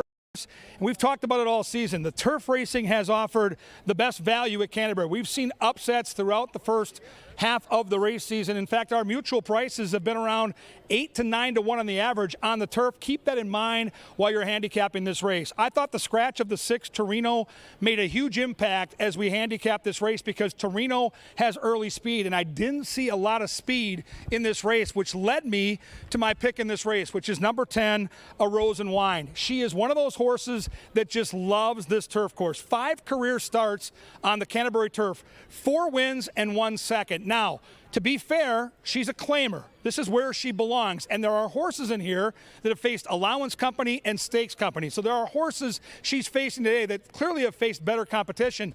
But she is one of those horses that seems to run her race every single time she leaves the gate. She pops out, she shows speed, and she shows grit when she gets hooked, turning for home. She's won back-to-back races. She's trained by Francisco Bravo, one of my favorite guys here at the track, a staple here in Shakopee. And don't forget, she's ridden by Luis Fuentes, who is our top jockey at Canterbury. He's having a great season. I'm going to peek at the tote board right now. Yeah, she's taking money too. She's 5-2, and I think rightfully so. I think she's the horse to catch and one of the horses to beat. Now, if you look at this race and handicap by class, the 6-horse off-ramp is going to make an awful lot of sense. Last time she raced, she was facing $100,000 stakes horses on our big turf festival night a couple weeks ago. And guess what? She ran a sneaky good race. In the Curtis Sampson Oaks against those horses in from Churchill Downs and Belmont, she was out in the front and she was right there turning for home. That race was at a mile. I think she'll prefer the shorter trip here tonight. And there she is in the stall all, she looks the picture right now. She's calm, she's cool, and she's a talented 3-year-old that looks like she's got a bright future. Off ramp with Luis Valenzuela might be motoring home late and certainly looks like one of the key horses in this race. I think 5-1 is a really good price on off ramp. Here come the horses. We'll see if we can find something out here in the paddock that looks very good to us on this steamy Sunday night so far. The 2-horse has loads of energy. Look at her prancing around here. Boy, she makes quite the impression. Her name is, rightfully so, I'm the Boss. And she's showing what a boss she is. She's got those ears up. She's got the good energy, the healthy-looking coat. If you're new to horse racing and you come to the paddock and you wonder what to look for, take a peek at that too.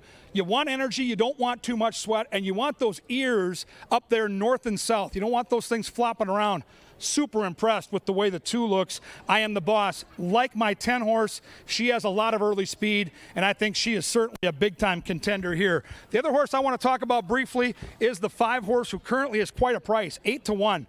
Now, this is Gary Shear and Lindy Wade. You get great connections. You get a horse in from Chicago. I've mentioned that those Chicago shippers have done very, very well. Keep an eye on this horse because if the speed gets tired, I do think this 5 horse is going to be charging when they turn for home and making up ground in lickety-split fashion. The 2 and the 6 look like they've won the paddock. They are the sharpest horses out here. They've got good energy, good-looking coats. I'm looking at my 10 right now. Hey, she's a claimer. She's done this before. She's not worried about it. She's just kind of doing her thing. That's a Rose and Wine with that speed and with that record at Canterbury. It's race number 8. It's turf racing at Canterbury.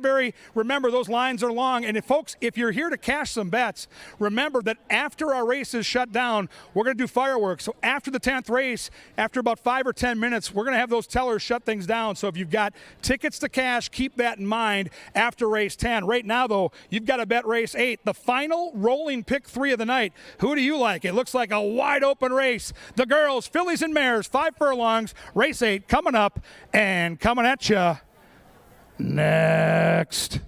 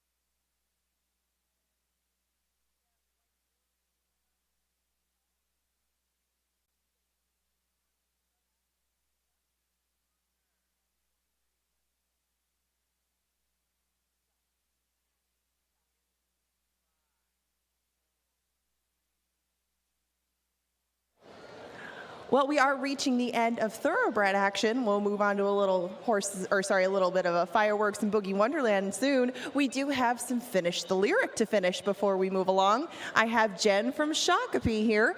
And Jen, I know that you're interested in a lot of the musical offerings that we have this summer, but on a scale of 1 to 10, what's your fandom of Martina McBride? Ooh, Independence Day. Okay. Do we have any Martina McBride fans in the crowd? Perhaps anybody that's coming to see her at Twin Cities Summer Jam? Excellent. Well, it is a little bit loud down here today with the big crowd, but we are going to put up a song on the infield board. If you do know the lyrics and you want to help Jen out, feel free to chip in. We're going to put up one song. She's going to finish the lyric, and if you can do it successfully or if you can help her, she's going to win tickets to Martina McBride. So let's take a look and let's start the song.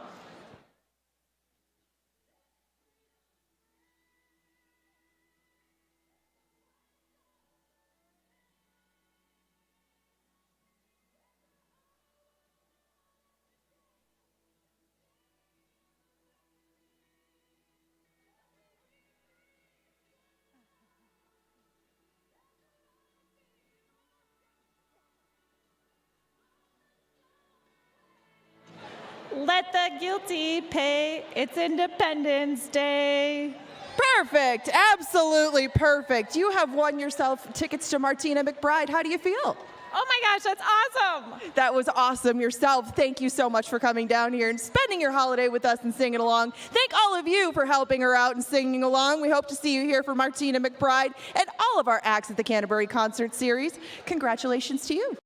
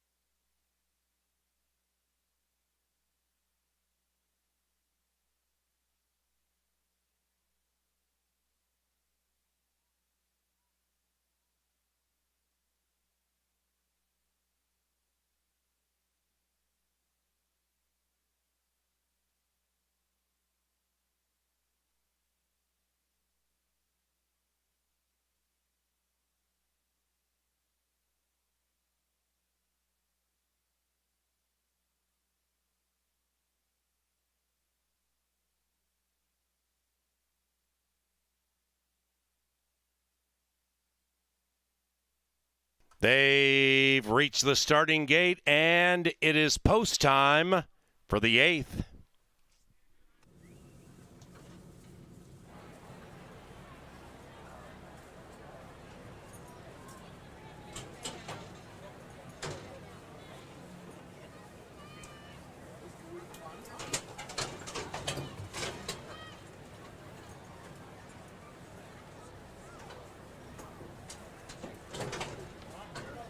Here is Amazing Lace. To the inside of Beyond Proper. Off-ramp in. Tiger Bait in. And a Rose and Wine, the 2-1 favorite. Get behind them. Betty's Bar, last in. Turf Sprint, and here they are.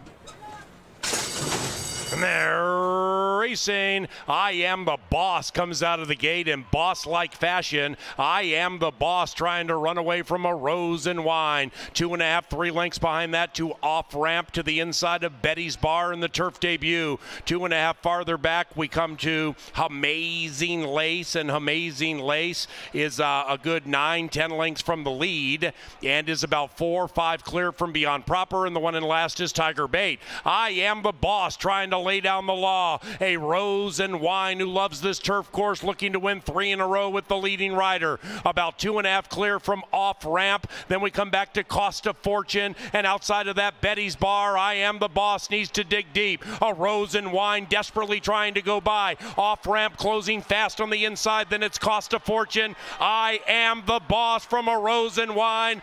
I Am the Boss. Indeed.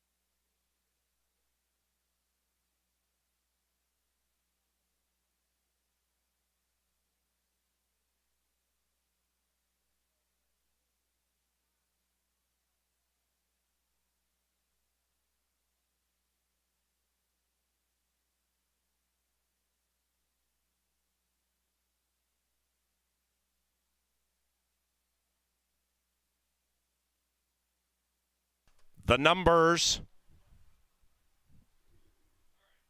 2, 10, 6, 1. Number 10, A Rose and Wine, was claimed for $20,000. She shifts Barnes to the care of Alfredo Esprino, the new owner-trainer. That is A Rose and Wine, the runner-up, claimed for $20K. Alfredo Esprino, owner-trainer.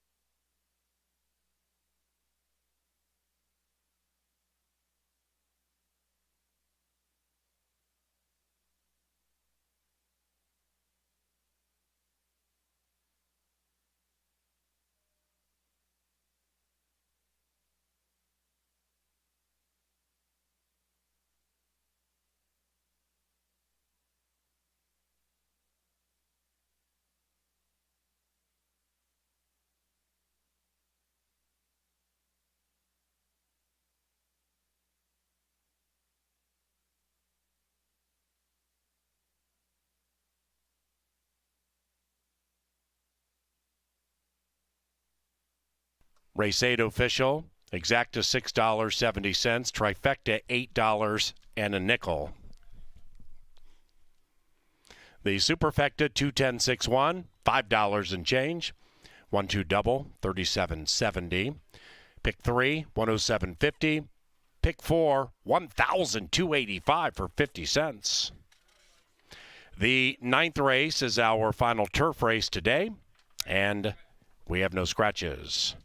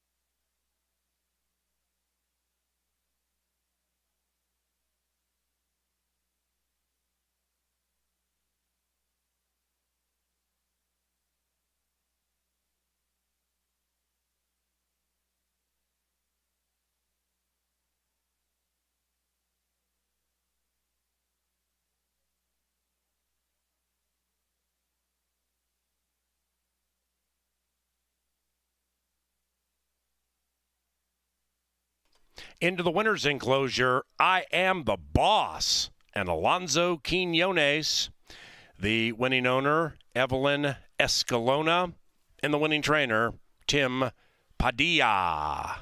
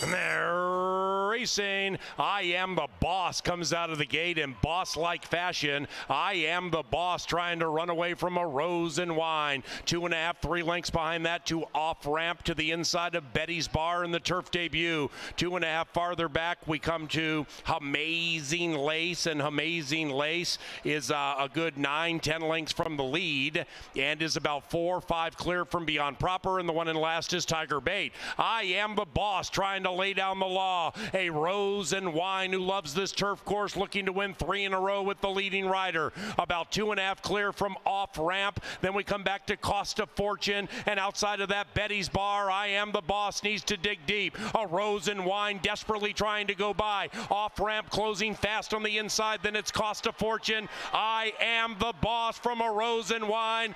I Am the Boss. Indeed.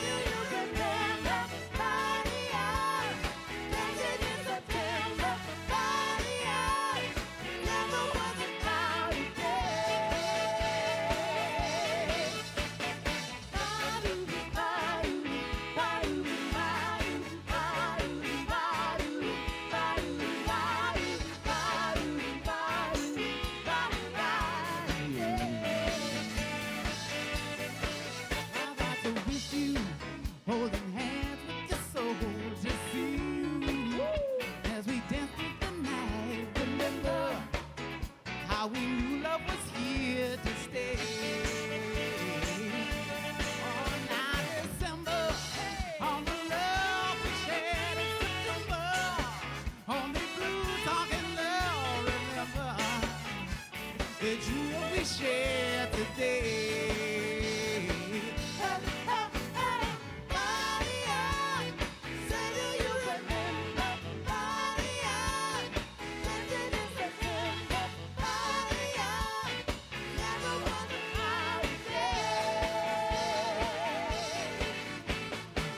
Love bells were ringing, our souls were singing. Do you remember? Never a cloudy day.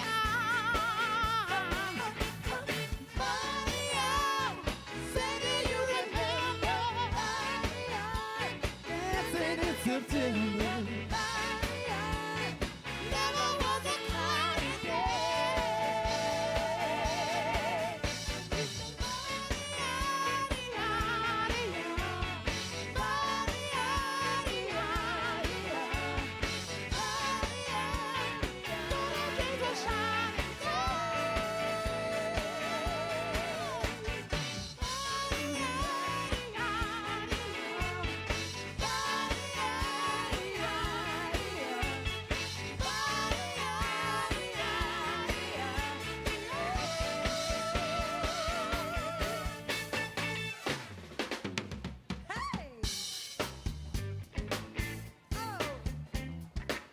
What you know about this song?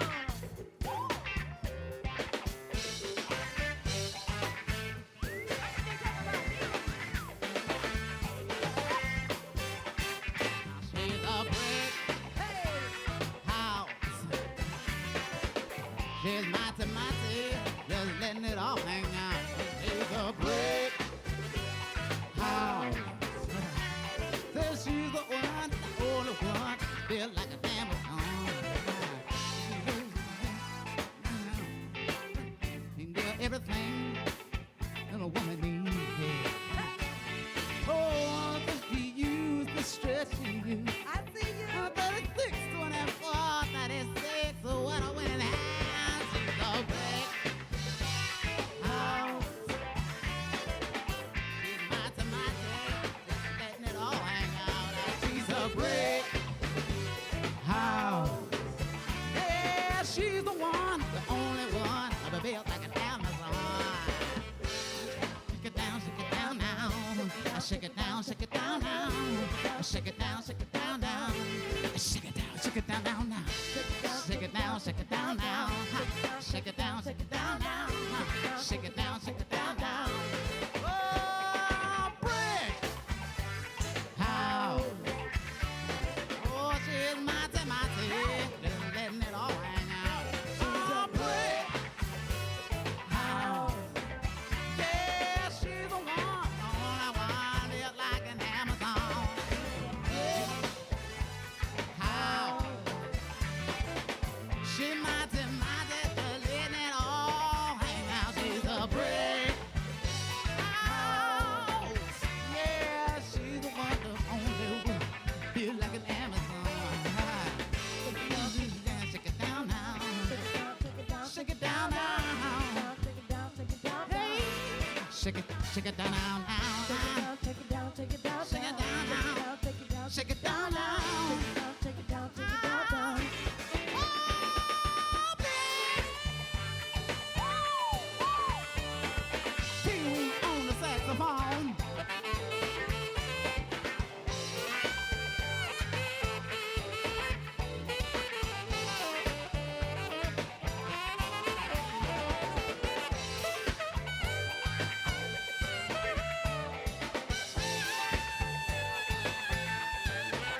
You better play.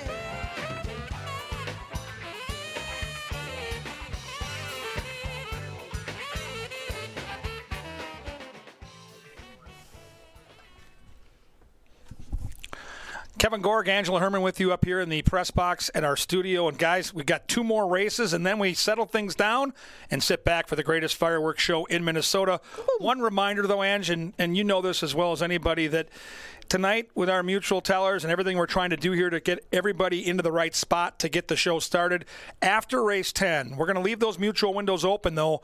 But once the fireworks show starts, we're going to shut them down, send those mutual tellers home. They've had a long day, and again, with all the betting that comes in from out of state. We want to wrap things up in time for the fireworks. So if people have to get those bets cashed after race 10 right away. Well, right, and you don't have to wait until race 10. If you have winners along the way, you want to cash them, you want to get your money, you can go ahead and do that. And tickets are good for a year after you leave. So if you don't feel like waiting in line, you don't feel like battling to get your cash right away, it's okay. You can hang on to them for a while, come back a later day within the next year, you can still cash those tickets. So just make any decision with those tickets within about 10 minutes of our last race, because we will be shutting down lines on track, then Mez, then Club. All of them are going to be shutting down shortly after the conclusion of racing, so that, yes, we can send everybody home for the night. And if you do have any that you want to hang on to, just, again, bring them back whenever it's convenient for you. Sit back, enjoy the fireworks, enjoy Boogie Wonderland if you're not already, and hopefully you leave with a couple more winning tickets after these last two. Yeah, we're on Pick 5 watch. Even though our tickets up here in the press box have died, we've seen almost 4-1. We've seen nearly 10-1, and now we've seen a 2-1 shot that was one of 3 different horses that were bet. So keep an eye on this, because with $180,000 in the pool, you're playing for some serious money. You've got 2 more hurdles to overcome, and we've got a cool race right here. I love races like this where you've got a mix of horses that have started, and you've got maybe a first-time starter that's got a future. You talked about it in Angela's angle, that segment earlier. Let's talk about the 8, because I think this is the wild card in the race, and at the price I'm looking at on the tote board right now, might be the bet. Well, I hope so. I'm hoping that the 92 isn't just an indication that she might need one, that she might need more distance, whatever it is. But Lake Lady does check a lot of the boxes for me, and we do note that there is an ownership correction. It's not just Novogratz. Hugh Robertson also owns part of this one.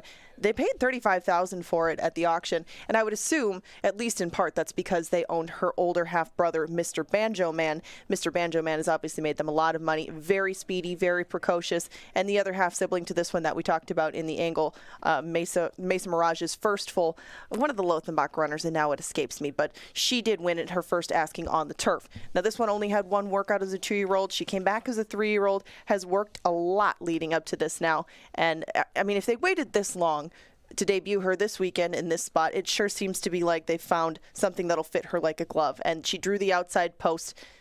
She gets Gallardo in the saddle. Doesn't ride a whole bunch, but when he does, the one has won. And, you know, he's very familiar with these horses from the Mac Barn, gets on them a lot in the morning. He's going to ride Lake Lady. The horse that beat Reposado last time came from the same stable, had the 8 post, was to the outside of her the whole time, and went by. I'm hoping for the same game plan for Lake Lady, but, I mean, that's why they run them. It's probably not going to go according to that plan. So if it doesn't, who's the most likely winner? Well, it's got to be the 5, and the fans have identified the 5. I get it. It's my top pick. She's super fast out of the gate. And you go back and watch that most recent start, 21-1 to the opening quarter mile. I know it's a 5-furlong turf dash, but Reposado ran such a good race, did all the dirty work, and got caught late. And we've been talking about Harry Hernandez all weekend long. Paul Allen and I discussed this in our Today at the Races program. He's sitting on a streak. You can see him coming. He went through kind of a tough stretch here at the end of June. He's back. I'm looking at the 5 down in the paddock right now. She seems to be in good spirits. She's got a good look to her. Not too much sweat. There's a little bounce in her step. We'll see her here momentarily. So the 5 to me is the must-use. When you're putting together those trifectas and supers, I think you have to use the horse. We talked about Angela's 8, who I think is live. And then the horse that the people are kind of forgetting is the 6. I think Mia Baby can get a part of this. I like Crystal Conning. I love the second off the shelf. And I like the way the barn's going for Miguel Angel Silva as you get a good look at the 5, who absolutely looks awesome down here in the paddock. But don't sleep on the 6. Any sleepers you like? Well, I mean, he's got 2 in here. Silva's got a good shot to win both of the last races. I know Jay is a big fan of Luna S. If you haven't picked up your Star Trib by now, do it. He makes winning selections every day that we race. Luna S is his selection in here, I believe. She finished 4th in a maiden special weight last time around.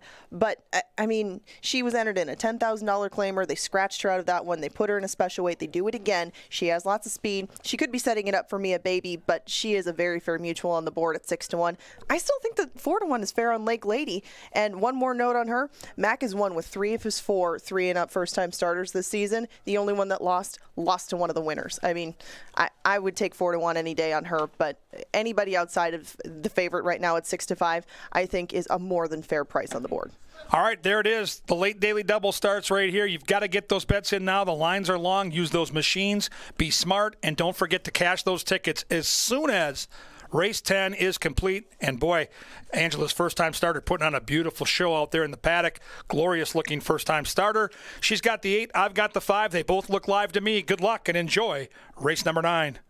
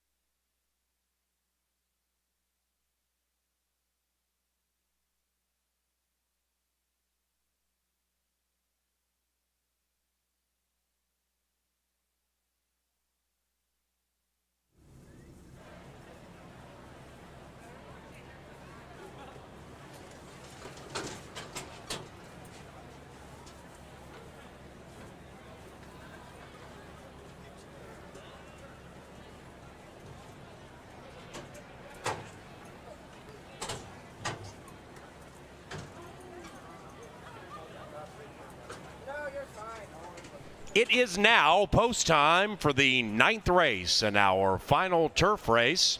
It is the July 3rd penultimate.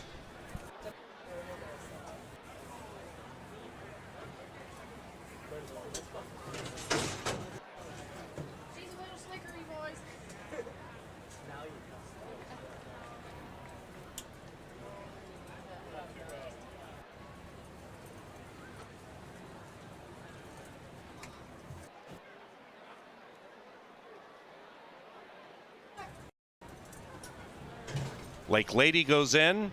Here they come.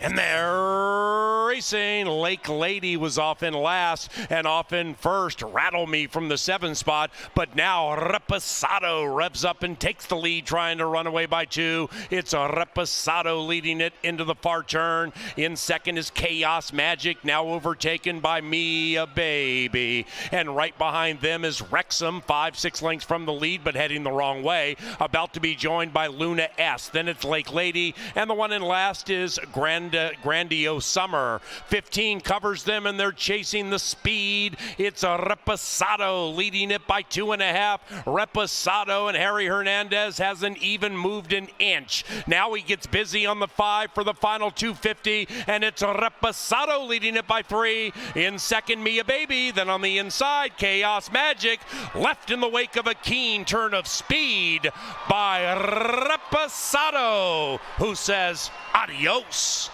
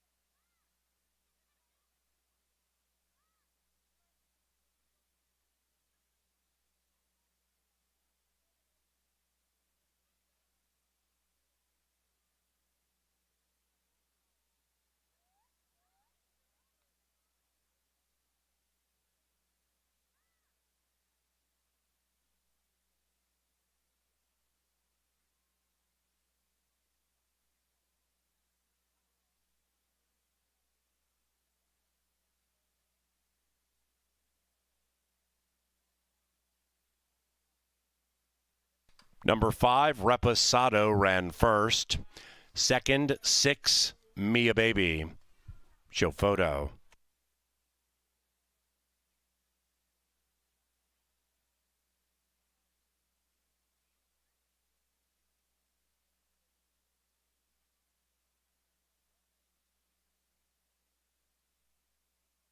The numbers 5, 6, 3, 7.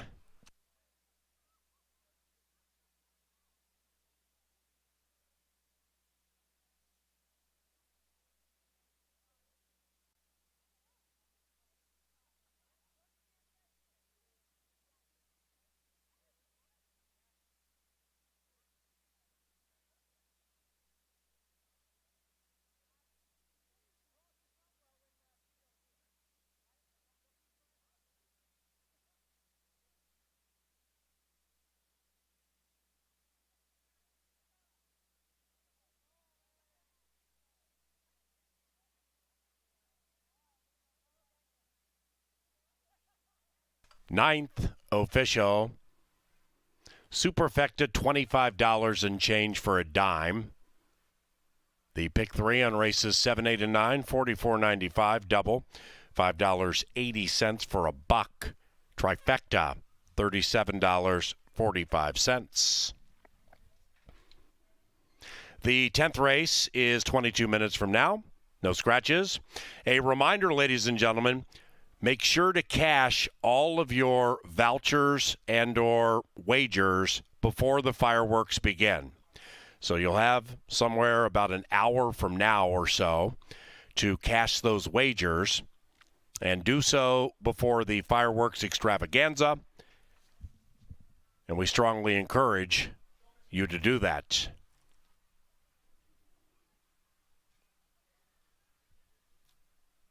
We race tomorrow at 1 o'clock. We have a hot dog eating contest. Twin Cities Summer Jam is in a few weeks. Headliners like Blake Shelton, Kane Brown, Trace Adkins, Nelly, and more. Tickets are on sale at tcsummerjam.com/tickets. And we thank JTR Roofing for 2022 sponsorship. Learn more at roofwithjtr.com.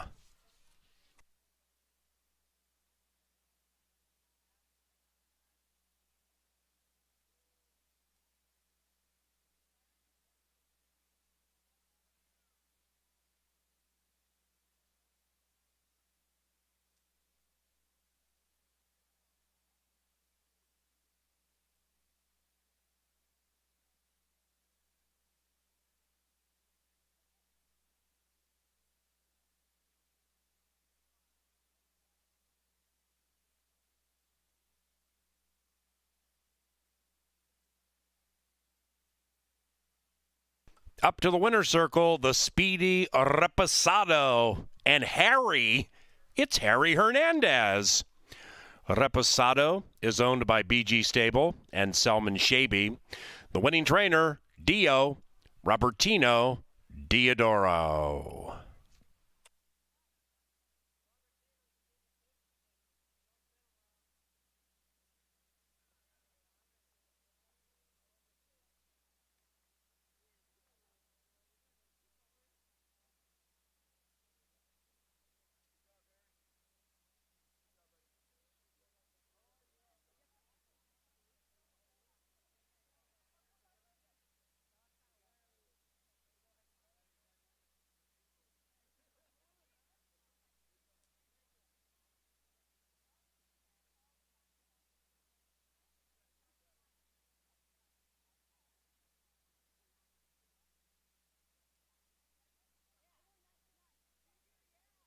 Here they come, and they're racing. Lake Lady was off in last and off in first. Rattle Me from the 7th spot, but now Reposado revs up and takes the lead, trying to run away by 2. It's Reposado leading it into the far turn. In second is Chaos Magic, now overtaken by Mia Baby. And right behind them is Wrexham, 5-6 lengths from the lead, but heading the wrong way. About to be joined by Luna S. Then it's Lake Lady, and the one in last is Grandiose Summer. 15 covers them, and they're chasing the speed. It's a Reposado leading it by 2.5. Reposado, and Harry Hernandez hasn't even moved an inch. Now he gets busy on the 5 for the final 250, and it's a Reposado leading it by 3. In second, Mia Baby. Then on the inside, Chaos Magic, left in the wake of a keen turn of speed by Reposado, who says adios.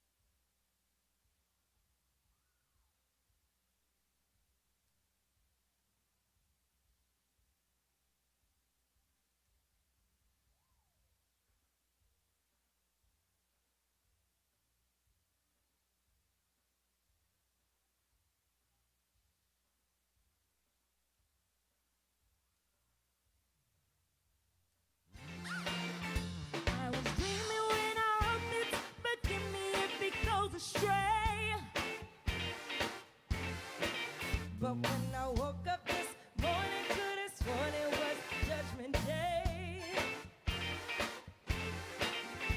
Sky was all purple and people scattered everywhere.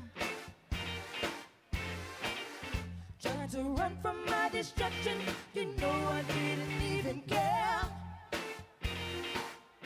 They say 2000 party over, it's out of time. So tonight we're gonna party like it's 1999. Hey, 1999. I was dreaming when I wrote this, so sue me if I go too fast. The party and the party how meant to last. All around us, my mind said prepare to fight. So if I'm gonna die, I'm gonna listen to my body tonight. They say 2000 party over, it's out of time. So tonight we're gonna party like it's 1999. Hey, hey, 1999. Don't you wanna go? 1999. Don't you wanna go? 1999. If you didn't come to party, don't bother knocking at my door. I got a lion in my pocket, and baby is ready to roar.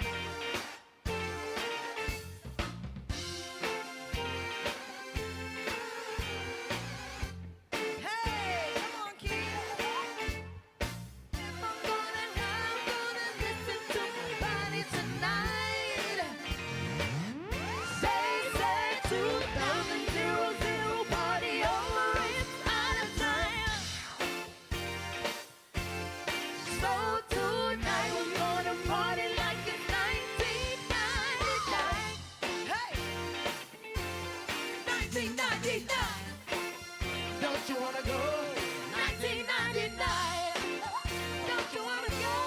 1999. Don't you wanna go? Party. Let me hear you say party.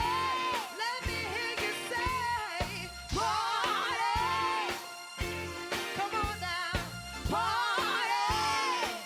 Let me hear you say higher, higher. Let me take you higher. Don't you wanna go higher? Yeah, higher.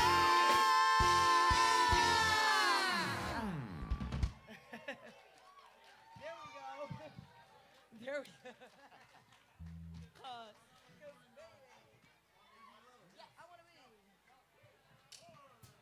Let's go. Come on, Miss Bridget. Y'all know Prince?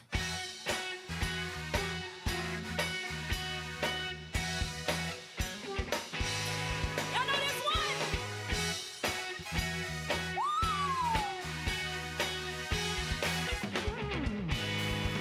I ain't got no money. Hey, I ain't like them other guys you hang around. I see you, and it's kinda funny. 'Cause they always seem to let you down, and I get discouraged. Hey, 'cause I never see you anymore, and I need your love, babe. Hey. 'Cause that's what I'm living for, yeah. We are back. We've got the red, white, and blue logo for Canterbury Park. We really appreciate everybody that joined us out here on track. Just short of 20,000 fans. How about the band? How about Boogie Wonderland? It is just rocking in here right now. If you're not joining us, if you're watching from afar, I'm telling you, this band, one of the staples here in the Twin Cities. Just so good, Angela. I know. I can't help but turn back and watch. Everybody out there is having a good time getting down, and you got plenty of time to do that until the fireworks begin. So if you haven't made your way out to the dance floor, whatever you want to call that on the apron. Mosh pit. Yeah. Get out there. It's a lot of fun, and it's a good way to transition from the end of our races to the beginning of the fireworks. I mean, you might not want to give up your spot, but if you can sneak away for a couple of minutes, they are breaking it down out there, and you're going to want to go and join in and have a little fun before the fireworks spectacular kicks off. And don't forget, get those tickets cashed, whether you've got some right now or we're going to put you on some winners here in the last and you need to cash. They will keep the mutual windows open only until the fireworks start. And there's going to be maybe a half an hour or so of gap time from when this race is over until when we really try to shut things down and get ready for the big show. So be as responsible as you can. If you're getting ready to make your bets right now, get them done. And let's try to put a nice cap on the night. Somebody out there is alive for a nice score. The two favorites are both paying just short of $700 here in that pick five. And if you're new to Canterbury, maybe figuring out how to play the pick five, just know this. Most racetracks across the country take out 20% or more. Canterbury at 10% gives you, the players, back the money. The post-time pick four and our pick five are two excellent opportunities to put yourself in a position to bet small and win big, and that's what this game is all about. If the two-horse wins, some lucky player or players are going to win $20,000 plus. It pays to play these pick fours and pick fives at Canterbury. Angela, we're both on the same horse here, and speed is always such a great weapon on our dirt and on our turf. We just saw it with Diodoro's 5-horse last race. Make me a case for why we're going to win with this one together. Well, one of these days, Kovacs is going to find a field that he can take wire to wire. And he meets a field that has less experience than he does. Most of them have shown less speed. He does have a couple of races on them season-wise. Some of these only have one. And Kovacs and Harry Hernandez are going to team up again. So they've got to know each other a tad better. And Harry Hernandez is having a good night. I mean, he just took that last winner wire to wire. He looks to sweep the late double with another wire to wire sort. Boy, I was really hoping for some speed out of my first-time starter, but there's a second-time starter that is taking the majority of the money in here, and, I mean, that's no wonder considering the stable that he comes from and the blinkers that are going on him. Midnight Royal is the choice of a whole bunch of people, including Paul Allen, who's handicapping very well right now. Midnight Royal, your thoughts? Well, Joel Berndt has been one of the stories of our meeting so far this summer at Canterbury. He's a trainer that's been here and done that, but this year taking it to a crazy level. It's turf racing with his horses are over 40% winners. In a game where 10% is kind of the benchmark to doing good things, Joel Berndt's winning 35% with his starters. So, yeah, when they put the blinkers on, a second-time starter, and I've said this from the time I started handicapping here 20 years ago, the place for the most improvement in horse racing is start 1 to start 2 with some type of change, whether it's first Lasix or blinkers on.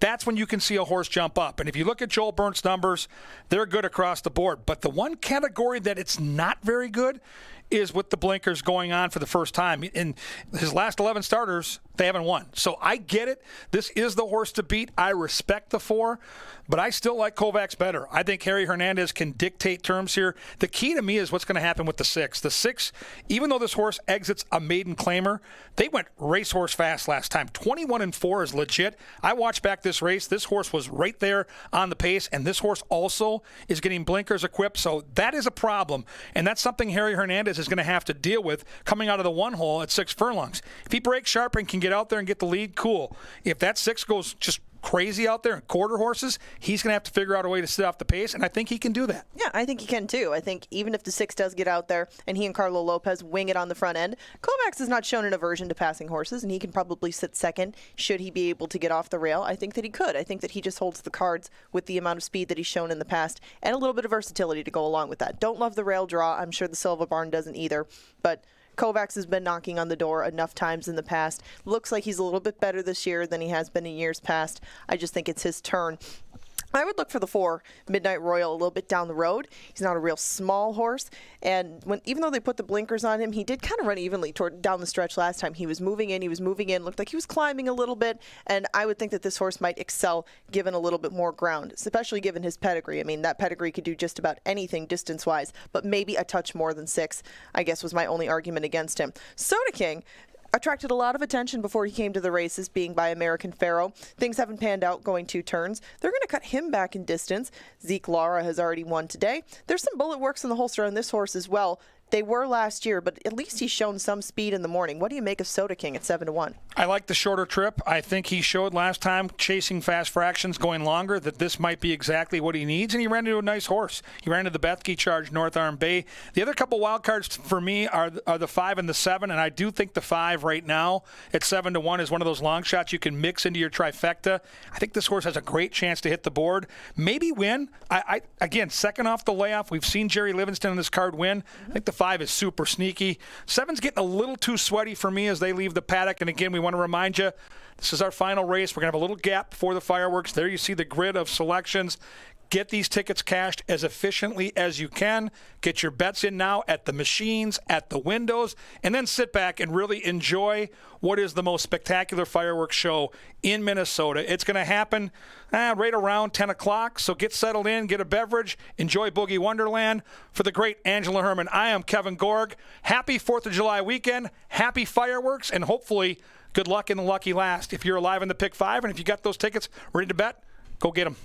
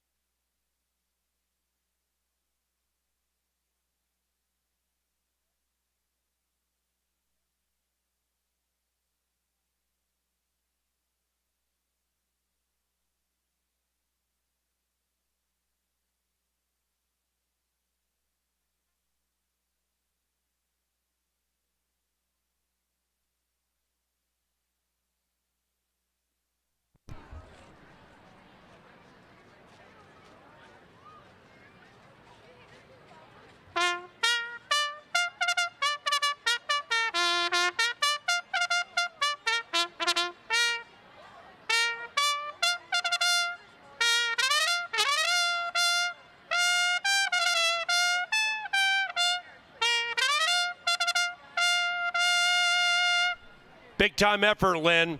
Ladies and gentlemen, our bugler, Sir Leonard Dykert. A raucous round of applause, please. Great job. Final live race. No scratches. 7 minutes.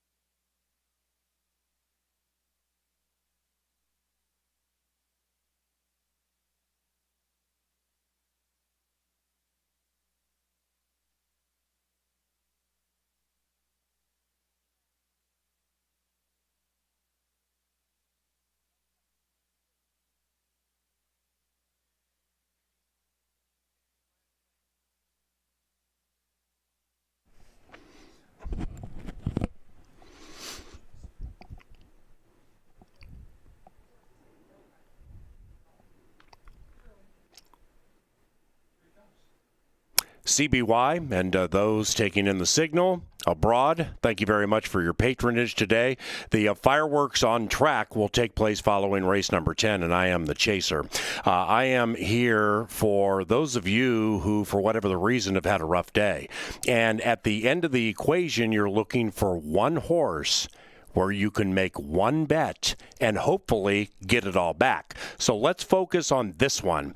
This is Midnight Royal, trained by Joel Burnt and ridden by Luis Fuentes. We have that jock trainer royalty here. Joel is right around becoming the leading trainer. Luis Fuentes has 5 victories this week. That's most in the jockey's room. So we have rider, trainer royalty, but we also have a very, very hidden angle that the chaser loves, and that is blinkers on. This is the shades on play, which means Midnight Royalty puts these blinkers on because when this one gets to the winner's circle with those shades, going to look all cool before like 20,000 people here at Canterbury Park. So the chaser advises you to make a little win bet on number 4, Midnight Royal. We're right around 6-5 now. So if you're down 20, you put 20 on it, get all your money back, enjoy the fireworks, and have a funky good time. And thank you for coming out to Canterbury Park. I am the chaser.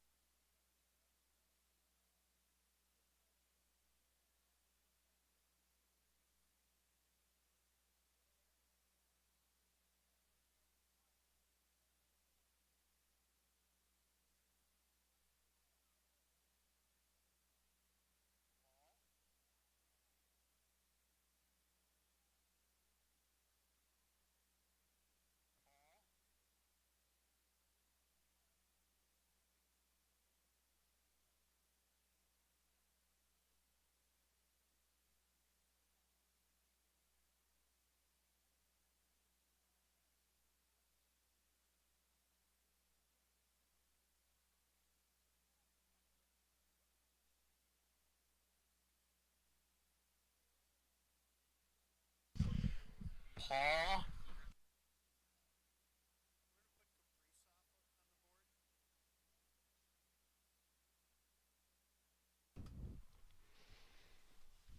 Hey, Canterbury, big screen, Kirill Kaprizov, perhaps. Holy cow, autographs, pictures. Welcome. Welcome.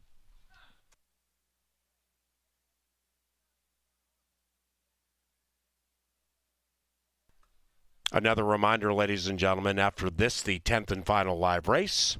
Make sure to cash all of your vouchers and all of your winning tickets before the fireworks extravaganza, preferably within 45, 50 minutes following this, the 10th and final live race. If you cannot do so for whatever the reason, of course, the next time you come to Canterbury, the vouchers and or tickets will be cashable. But if you're looking to get that loot tonight, make sure you cash those tickets and or vouchers before the fireworks show.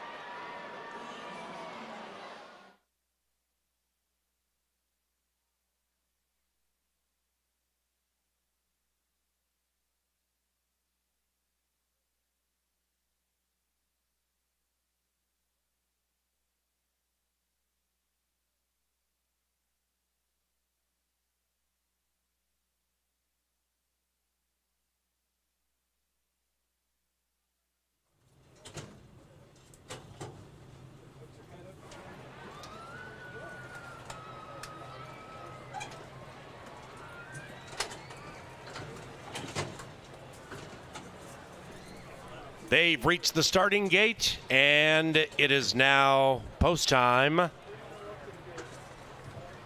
And they're moving in line. Midnight Royal, eyes flying by. Our Vu's Taboo and Sweet Analyzer last in line.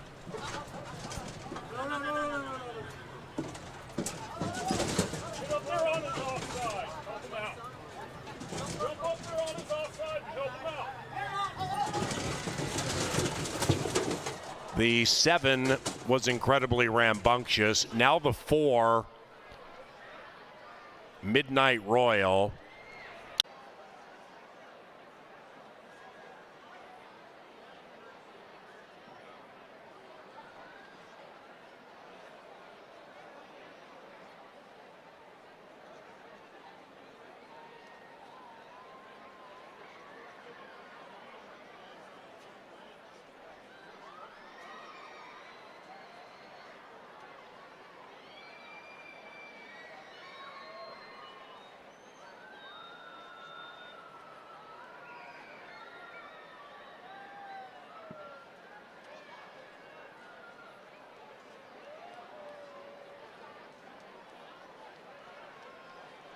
Ladies and gentlemen, we are scratching numbers 4, Midnight Royal, and 7, Sweet Analyzer. Now, regarding refunds for numbers 4 and 7, refunds are available right now for Win, Play, Show, Exacta, Trifecta, and Superfecta wagers. The Superfecta in race 10 has been canceled. So we are refunding all Superfecta wagers, given we are down to a 5-horse field. Scratch numbers 4 and 7. If you had a daily double from the winner of race 9 to either 4 or 7, you will receive a consolation payoff. And if you had numbers 4 or 7 in the final pick 3, 4, or 5, you will receive the starting favorite in race 10. And number 1, Kovacs, is now 1-5. Once again, numbers 4 and 7 have been scratched. We are refunding all Superfecta wagers. There is no Superfecta in race 10. And while the starting gate crew gets everything sorted out at the gate, if you have a refund coming your way, you can go get it right now and re-wager on race 10 if you're interested. The horses are milling about a good 40, 50 yards behind the gate, so we anticipate this race starting within the next few minutes. But if you want to get your refund now and re-wager, you can do so.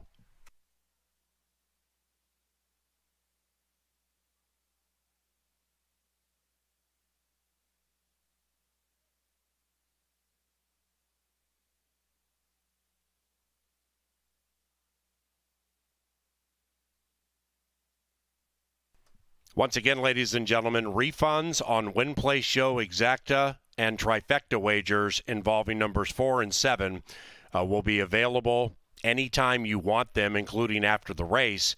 Likewise, for those of you who bet the Superfecta, and we no longer have a Superfecta on race 10. So make sure to grab your refunds before you leave, or you can use them next time you come to Canterbury Park. They're moving back in. Kovacs is 2-5 and favored. Pick 3, 4, and 5 wagers head to the starting favorite in this race.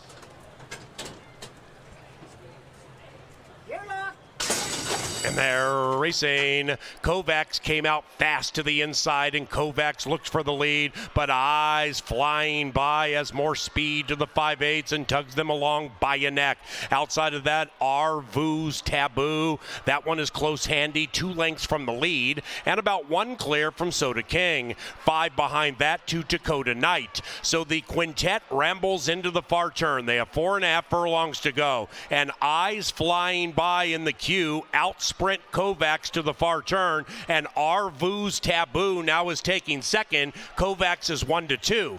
2.5 lengths behind Kovacs, we come to Soda King, who was shoved on very hard by Zeke Laura, and another 5 back to Dakota Knight. They have a quarter of a mile to go, and Kovacs is desperately trying to get involved in this race. He tried to sneak through on the inside and saw nothing, so now he swings to the far outside, and he's trying to run down Eyes Flying By. And Kovacs just blew by Arvu's Taboo. Eyes Flying By the inside, Kovacs the outside, and Harry's all over Kovacs. Arvu's Taboo, Kovacs! Tight photo between 1 and 5, hold 'em all.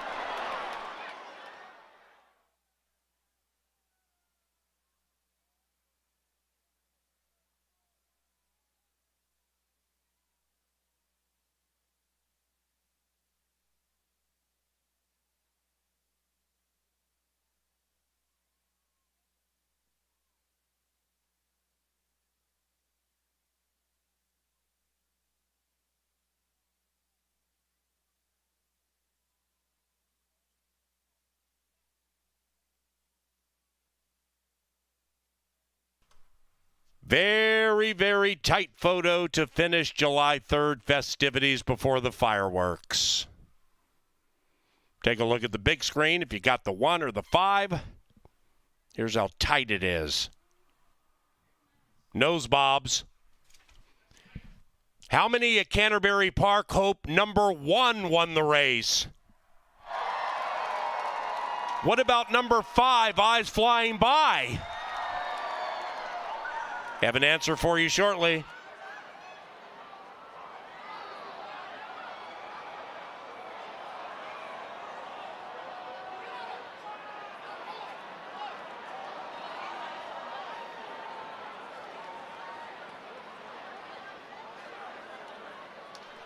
We have an answer, and the winner is number 1. Kovacs in time.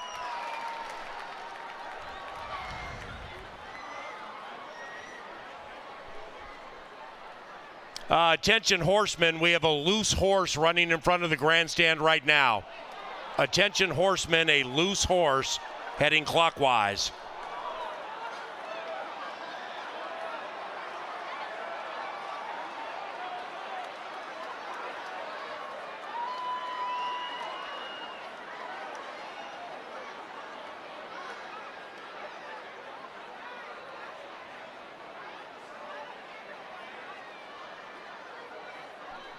Kovacs wins the finale for Harry Hernandez. Silva Racing, Miguel Angel Silva is the winning trainer. He leads the thumbs up gang. 1-5-2-6.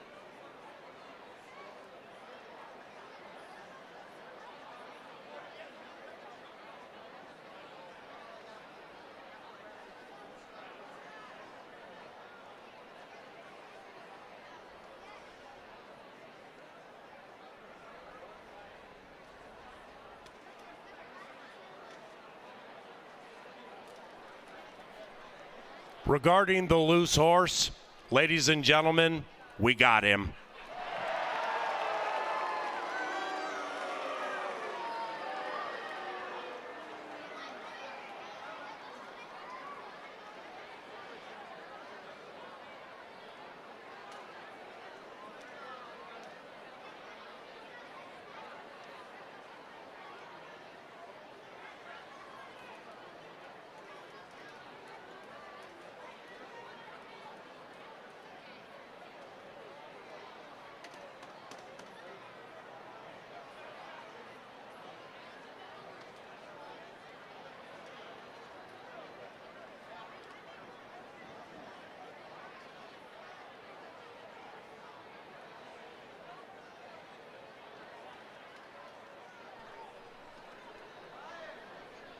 While we await the posting of the prices here for race 10, once again, fireworks are about 50 minutes from now.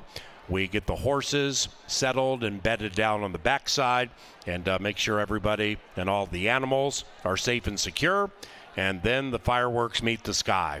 So enjoy the funky live music, your favorite beverage, and whatever food choice you covet. We also have blackjack and Texas Hold'em in the card casino. And the fireworks will hit the sky at about 10:10. The pick 5 paid $320. Once again, pick 3, 4, and 5 action went to the starting favorite and winner, Kovacs.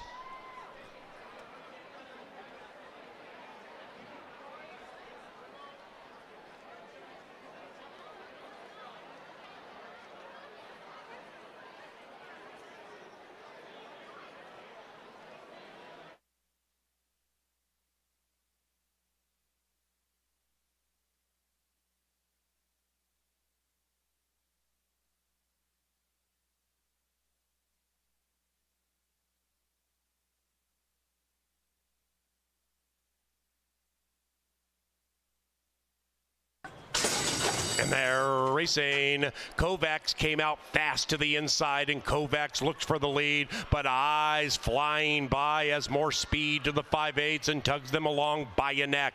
Outside of that, Arvu's Taboo. That one is close handy, 2 lengths from the lead, and about 1 clear from Soda King. 5 behind that to Dakota Knight. So the quintet rambles into the far turn. They have 4.5 furlongs to go, and Eyes flying by in the queue.